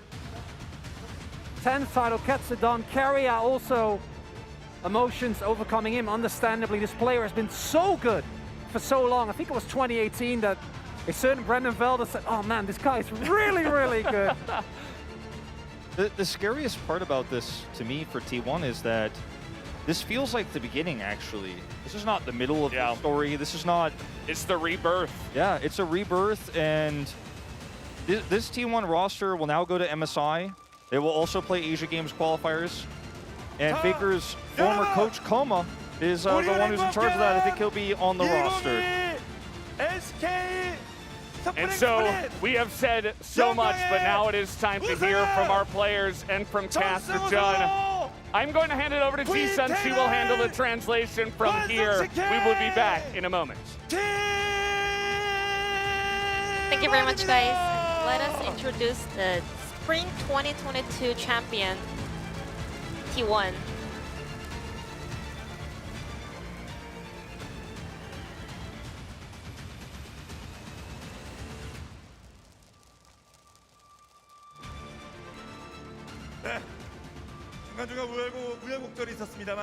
There were a lot of ups and downs, but in the end, we have the undefeated champion. And 10th LCK title secured by T1. And please welcome the players on stage for the champion interview. Let's start off with the captain, Faker. How do you feel? My teammates did a fantastic job today, so I got carried, to be honest. But still, yeah, it's been a while since I got this title, so it feels awesome to be on the top of the LCK again.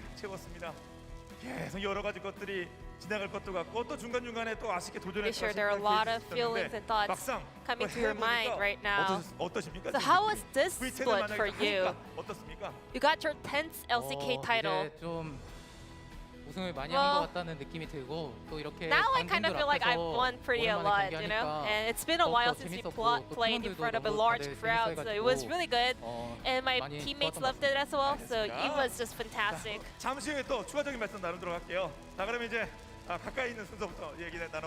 Then let's head over to Carrier. This is your first finals in front of a live audience. How was it? So even before my debut, I really wanted to become a pro gamer, watching other pros getting the trophy in front of a large crowd, and my dream just came true. finally I was able to perform really well in front of this crowd. And it's not has been that long since I had my debut, but still I was always denied to win a title. But finally I got my title, and thank you for my fans for supporting me throughout the time. 아니, 네. Indeed, Kyria. 방금 전까지도 그렇게 환하게 다 웃고 세레모니 하다가 어느 I mean, we 순간에 saw a huge smile on your face, but 어느 포인트 뭐가 now 생각났어요? everything is getting so emotional, Kyria. Tell us about your story more. 이제 울음을 좀 참고 있었는데 I was like holding my tears. 오프닝 했잖아요. 막 연주하고 Like when we were doing the opening ceremony with the orchestra, with the legendary players, I was always like about to cry. 자, 기쁨의 눈물. 네, 다시 한번 축하드리고 앞으로 뭐 이런 일이 계속 이어질 것이라 믿습니다. 네, 캐리어 선수 감사드리고요. Once again, 자, 그리고 congratulations to 구마 Kyria, 유시. and let's move on to Guma Yusi.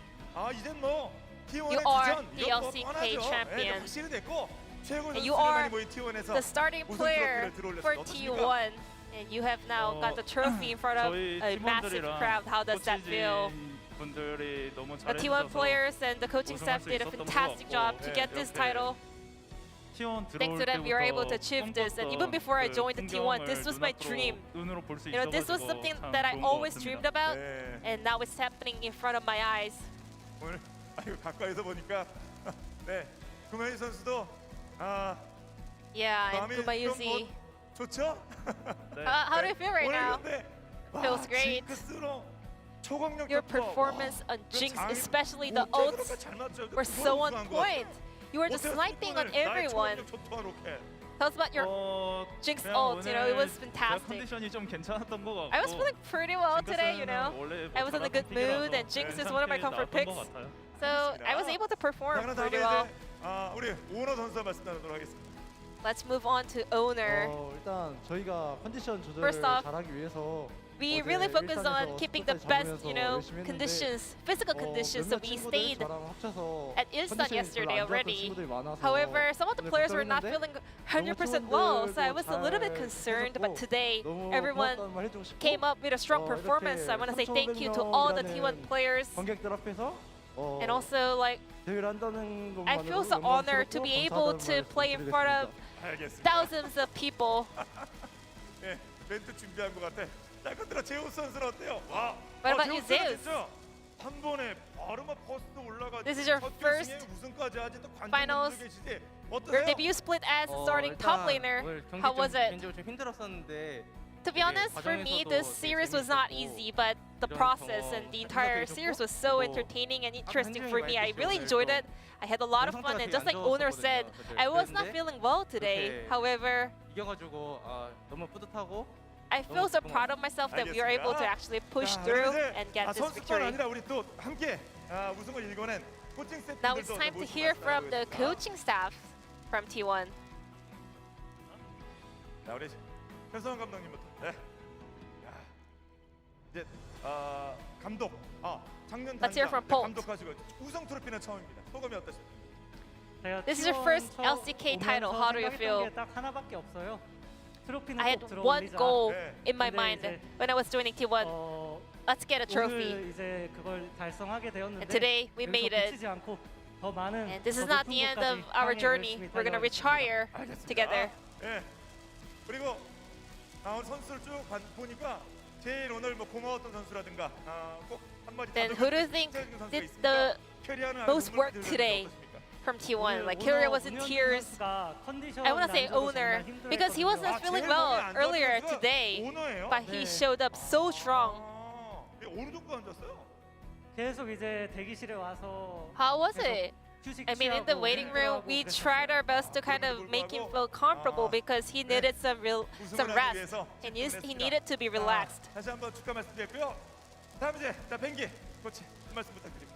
What about you, Bengi? How do you feel? 너가 뭐 어제 코치인데 우승 우리가 그 결승전 현장에서 많이 봤잖아요. 그런데 I mean, we saw you so many times on the final stage, and now you're leading a team as a coach.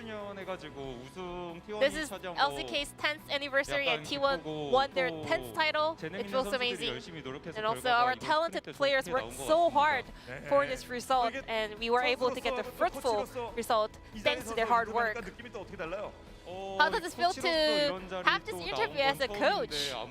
Yeah, this is my first time doing something like this. So it's been a while since I was in front of a camera, so I'm a little bit feeling the nerve. It's been so long. Which one feels better, winning as a coach or winning as a player? For now, I'm just happy that I'm up here on stage. And let's hear from Moment. To be honest, last summer, last Worlds, had I worked harder, had I worked better, we could have won. But so I felt so sorry for my players, and finally we were able to get this much needed victory. So I want to say thank you to my players. 작년 롤드컵부터 생각이 나요. 네. 고마운 선수라도 한 말씀 더 해주시면 누가 있을까요? Any message over to a player from T1? I mean, Owner, he's been doing fantastic today. You know, he was feeling unwell today, but he still carried the team. So I want to say thank you to Owner. And Asper, you are also doing a fantastic job for T1 in order to secure this title. This year I'm having a new challenge, and I'm happy that I was able to learn a lot from great players and great coaching staff. 네. 알겠습니다. 자, 이렇게 해서 결승전에서 말씀 나눠봤고 이제 MSI가 준비돼 있습니다.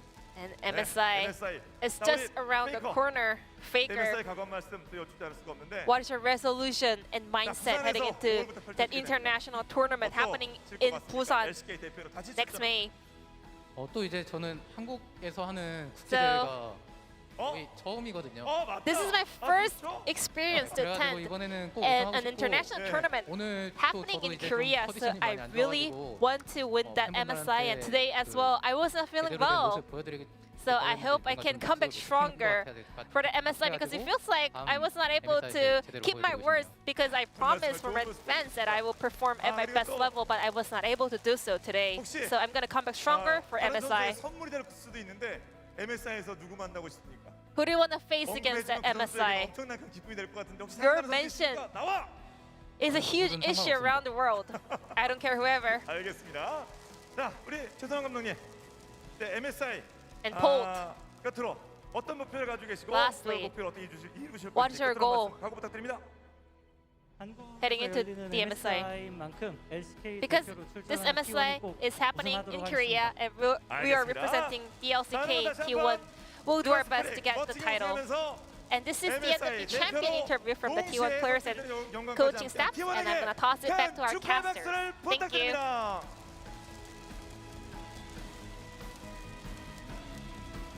자, 이제 바로 시상식으로 넘어가도록 하겠습니다. 자, 시상식.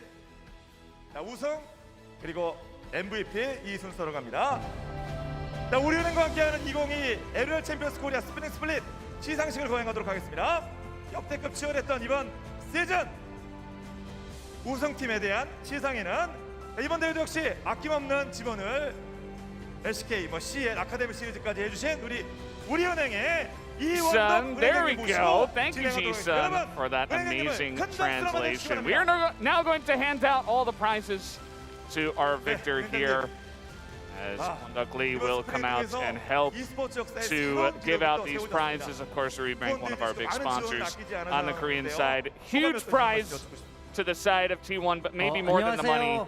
Going to MSI might be even bigger. Yeah, for sure, and I think it's the legacy that this win represents for Faker, for the organization, and also for these newer players. The emotions that we saw from Keria in that interview, you could definitely feel. Because there's the V10 shirt. As is tradition in the LCK, you prepare a championship shirt for this winning moment. The level of play that we saw, in my opinion, Zeus and Owner in particular, considering their nerves, considering that they weren't feeling well, Zeus, such a young player, going up on such a big stage, absolutely manhandling Doran in multiple games back-to-back. The amount of faith that the team has had in them, paying off to such an extent, is just beautiful to see. It is truly unbelievable, and just to go back to what Woke was saying before, this is really the rebirth of the potential T1 dynasty. I think we haven't seen a team this strong in a long time. As, of course, we are handing the 200 million won, Korean won that is. So, guys, about, $200,000. Not $200 million. That would be a incredible amount, but not that amount. But either way, guys. Almost as big as Faker's salary. Yeah. But yeah, I mean, it's going to be incredible to see what this team can do. That's really what I'm most excited about. Like, Gen G, they put up a great fight. It was really awesome to see this final and watch them work through it and eventually crack under the pressure, I think, and T1 just be the better team. And now, to go to MSI to play at international tournaments. Faker's first international tournament in Korea. How hype is that? He's going to be able to play in Busan later in May, in just a month. It's going to be awesome, and I just can't wait to see what this team is going to be able to accomplish. Yeah, we'll see how many players from this roster make it to... Oh, we're going to get the championship ring here. Looks like Gumayusi will pick up the MVP ring from Tiffany & Co. So there you go. Makes sense to me. What do you guys think? I actually was talking with Chronicler about this after Game 3, and we both felt Guma deserved it, but we both pivoted actually to Owner after the final game because it was very close. But I think it's still well deserved, even if it wasn't my vote. It's honestly, like I said, you can give it to Zace as well. He got so much faith in draft, and he delivered it in such a massive way. Player that last year was still sitting on the bench. Just could have gone for anyone, really. That's really the key thing to this T1 roster, is everyone can carry, everyone can get it done. Yeah, we'll see again how many of these players make it on the Asia Games roster. That is the next step, I think, for a lot of these people looking for that military exemption. It's going to be definitely the LCK drama you'll be hearing the most about in our off-season before MSI. So, don't mean to cut you off, Wolf, but I have made an error. Apparently, the ring is just a championship ring. So, Gumayusi is just accepting that for the team. In fact, the MVP bracelet will be awarded now to the winner of the MVP award. So, sorry about that, guys. But let's see who does pick up the MVP bracelet. MVP 부문. 시상에는 LCK의 오상원 대표님께서 수고해 주겠습니다. 여러분, 큰 박수로 맞아주시기 바랍니다.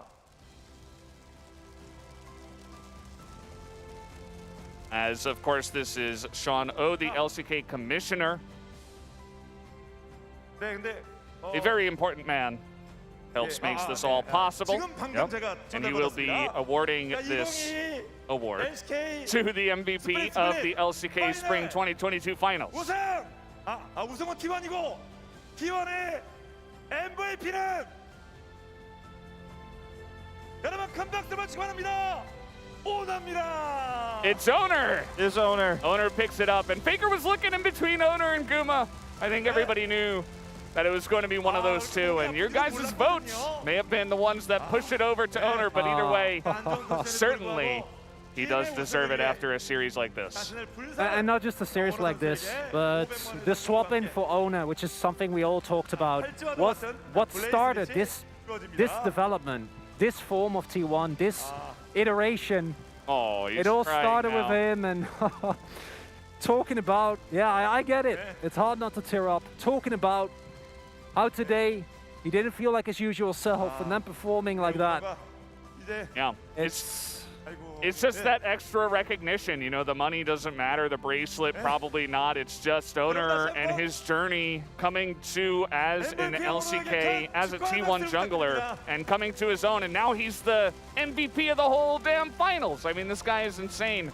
And the way he has been able to improve and carry this team is truly a sight to behold. We could see how much pressure he was under. You know, we saw him on camera earlier. He looked very exhausted after some of those games, looked very emotional after some of those games, but he kept his composure the entire time. He never faltered and was so pivotal in those last two games in particular. It's also, he was the only T1 player that didn't make All-Pro. Yeah. Like, it's not something that should matter, but especially if you're this young, I can imagine it would. It will get under your skin, and then have a performance like this, it's... Man. Yeah. What's failing? I hope that at least, you know, he has put in so much effort to become the jungler that he is, but now he can take this and say, you know, I'll be the next big guy from the LCK. Canyon, he got the world's MVP. He got first for the All-Pro, but I'm coming in. I am the next, and I am the next generation. And certainly, he is the now generation, part of T1, as they take the victory here. So many legendary players in T1 over the years made it through multiple years of championships and metas. Players like Faker, Wolf, Bang, Bangi. And maybe this is the new generation, the reboot of SK Telecom's legacy. Maybe we'll be seeing these guys lifting trophies for seasons and years to come. Their next big one, their next big event's going to be MSI. Yeah, and that's going to do it for us, guys. I hope you did enjoy the cast. If you guys have anything else to say, doesn't look like you have time. Thank you so much for watching, and we will see you next time at MSI with T1. Thank you very much.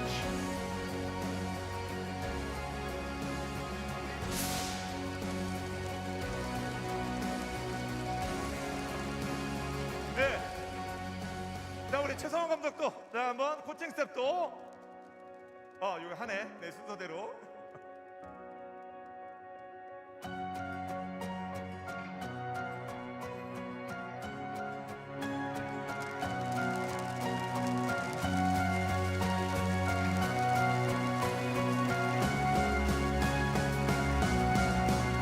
네, 잘 좋습니다. 자, 끝나고 다시 한번 세레머니 할수있게 시간 드리도록 할게요. 자, 이제 팬들께 인사드리는 시간 갖도록 하겠습니다. 잠깐만, 네, 앞 좀 봐주시겠어요? 자, 이렇게 해서 LCK 10년의 역사와 함께했던 2022 LCK 스프링 스플릿 파이널은 이것으로 모두 마치도록 하겠습니다. 자, T1이 전 세계 e스포츠, LOL e스포츠계에서 그 누구도 이루지 못했던 V10, 그것도 전승 우승으로 달성했습니다. 자, 이 기세 내친 김에 계속해서 5월에 부산까지 이어져서 MSI에서도 우리 LCK가 세계 최고임을 다시 한번 입증하기를 진심으로 기원하면서 여기서 이번 중계방송을 모두 마치도록 하겠습니다. 그럼 다시 한번 SK텔레콤 T1의 T1이죠. 하드스에서 T1의 우승을 축하드리면서 여기서 인사드리도록 하겠습니다. 여러분, MSI에서 찾아뵙겠습니다. 모두 안녕히 계십시오.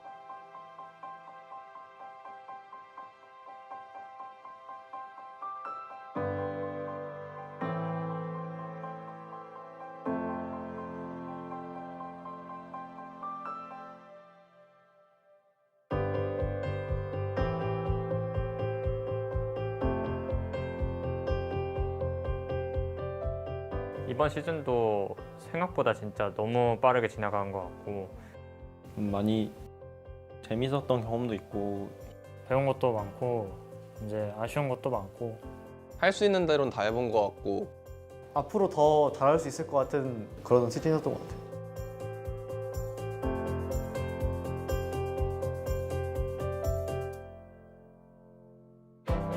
대회를 계속 나갈 수 있다라는 생각에 되게 설레었었고 정말 많이 배우고 되게 알찬 시즌이었던 것 같습니다.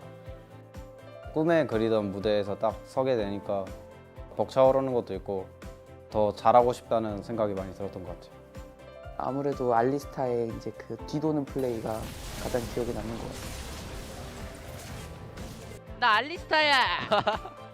진짜 이번 스프링은 좋은 경험이었다고 생각하고 무슨 생각을 한 건지 저도 잘 기억은 잘 안 나는데 플레이 할 때 되게 많이 떨리고 해봐야겠다, 뭐든 해봐야겠다 해서 저 바텀도 떨어져! 와!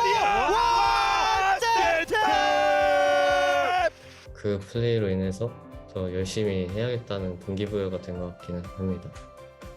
마냥 LCK에 뛰게 돼서 좋았던 것 같아요. 롤파크 가면서도 별로 안 떨렸고 평소 게임하던 대로 그냥 재밌게 했던 것 같아요.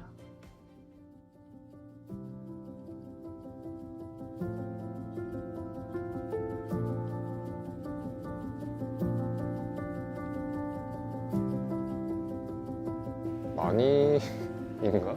약간인가? 그냥 아쉬워요 이게. 프로를 갈 수 있었다고 생각을 하는데 충분히 아마 센박전 때부터 다들 좀 아프기 시작했는데 저도 그때 되게 아프다가 제대로 된 연습을 못하고 그럴 때가 있어서 좀 분위기를 계속 못 살린 게 가장 아쉬운 것 같아요. 이길 수 있는 좀 최선의 선택이라고 생각했는데 경기에서 그게 잘 안 나와서 되게 아쉬웠어요. 내가 되게 더 잘할 여지도 많은 것들이 항상 많았다고 생각을 하는데 그래도 이번 시즌 저한테 관대하게 이 정도면은 괜찮게 했다. 네, 이 정도는 말할 수 있을 것 같아요.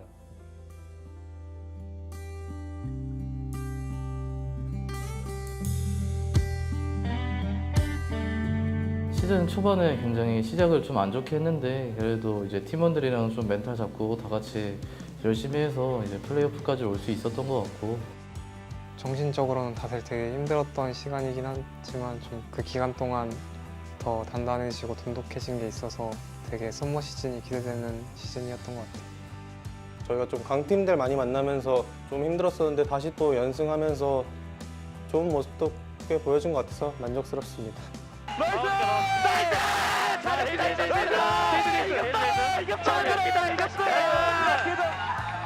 제 프로 인생 처음으로 플레이오프도 진출하고 이런 팀 분위기가 있었나? 살면서? 약간 그런 느낌의 분위기였는데 좀 신기했던 것 같아요. 이번 스프링에는 그래도 좀 프로권까지 들어왔으니까 목표는 확실히 이뤘던 것 같아요.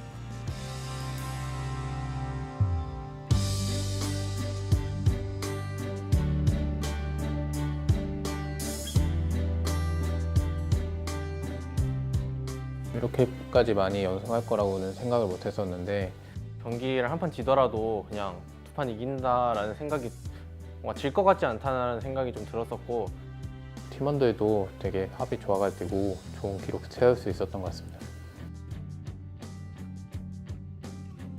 1600점을 저도 이렇게 찍을 줄은 몰랐는데 운도 좀 좋았다고 생각해요. 캐년 진짜! 캐년! 되게 좋았어요. 이번에는 아예 기록을 세워버리니까 되게 뿌듯했던 것 같아요. 뭔가 열심히 한 보람이 느껴진 것도 같고 또 그 동시에 더 열심히 해서 잘해줘야겠다라는 두 가지 생각이 들었습니다. 1등이랑 격차가 좀 있는데 앞으로 계속 기회가 생겨서 따라잡았으면 좋겠고 2000K 돌파! 이렇게 아름다운 마무리! 나이스! 그냥 되게 기록적인 것에 어느 정도 제가 기여했다는 게 재밌는 것 같아요. 3번 연속 1등을 한 거는 되게 뭐 뿌듯하고 자랑스러운데 제가 어떤 기록이든 되게 좀 좋은 의미의 기록을 1등을 했다는 거가 너무 기분이 좋고 아니 진짜 또!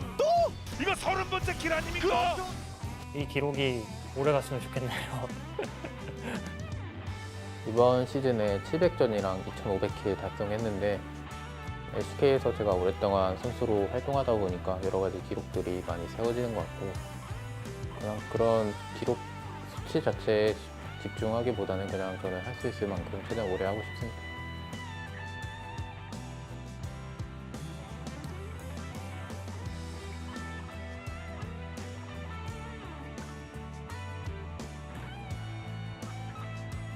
다시 예전처럼 뭔가 꽉 차 있는 분위기가 좀 익숙해진 것 같고 담원기아 정규 시즌 수고했어였나? 좀 엄청 감사했거든요. 팬분들이 오시니까 이제 대회장에서 좀 경기하는 느낌도 나서 환호성이랑 박수 쳐주실 때 아 이렇게 진짜 많이들 응원해 주시는구나 라는 걸 한 번 더 느끼게 됐고 썸머에는 스프링처럼 이렇게 아쉽게 지는 경기들 좀만 더 없애고 저희가 이제 레벨업을 하고 있으니까 그 빛을 썸머 때쯤에는 볼 수 있지 않을까.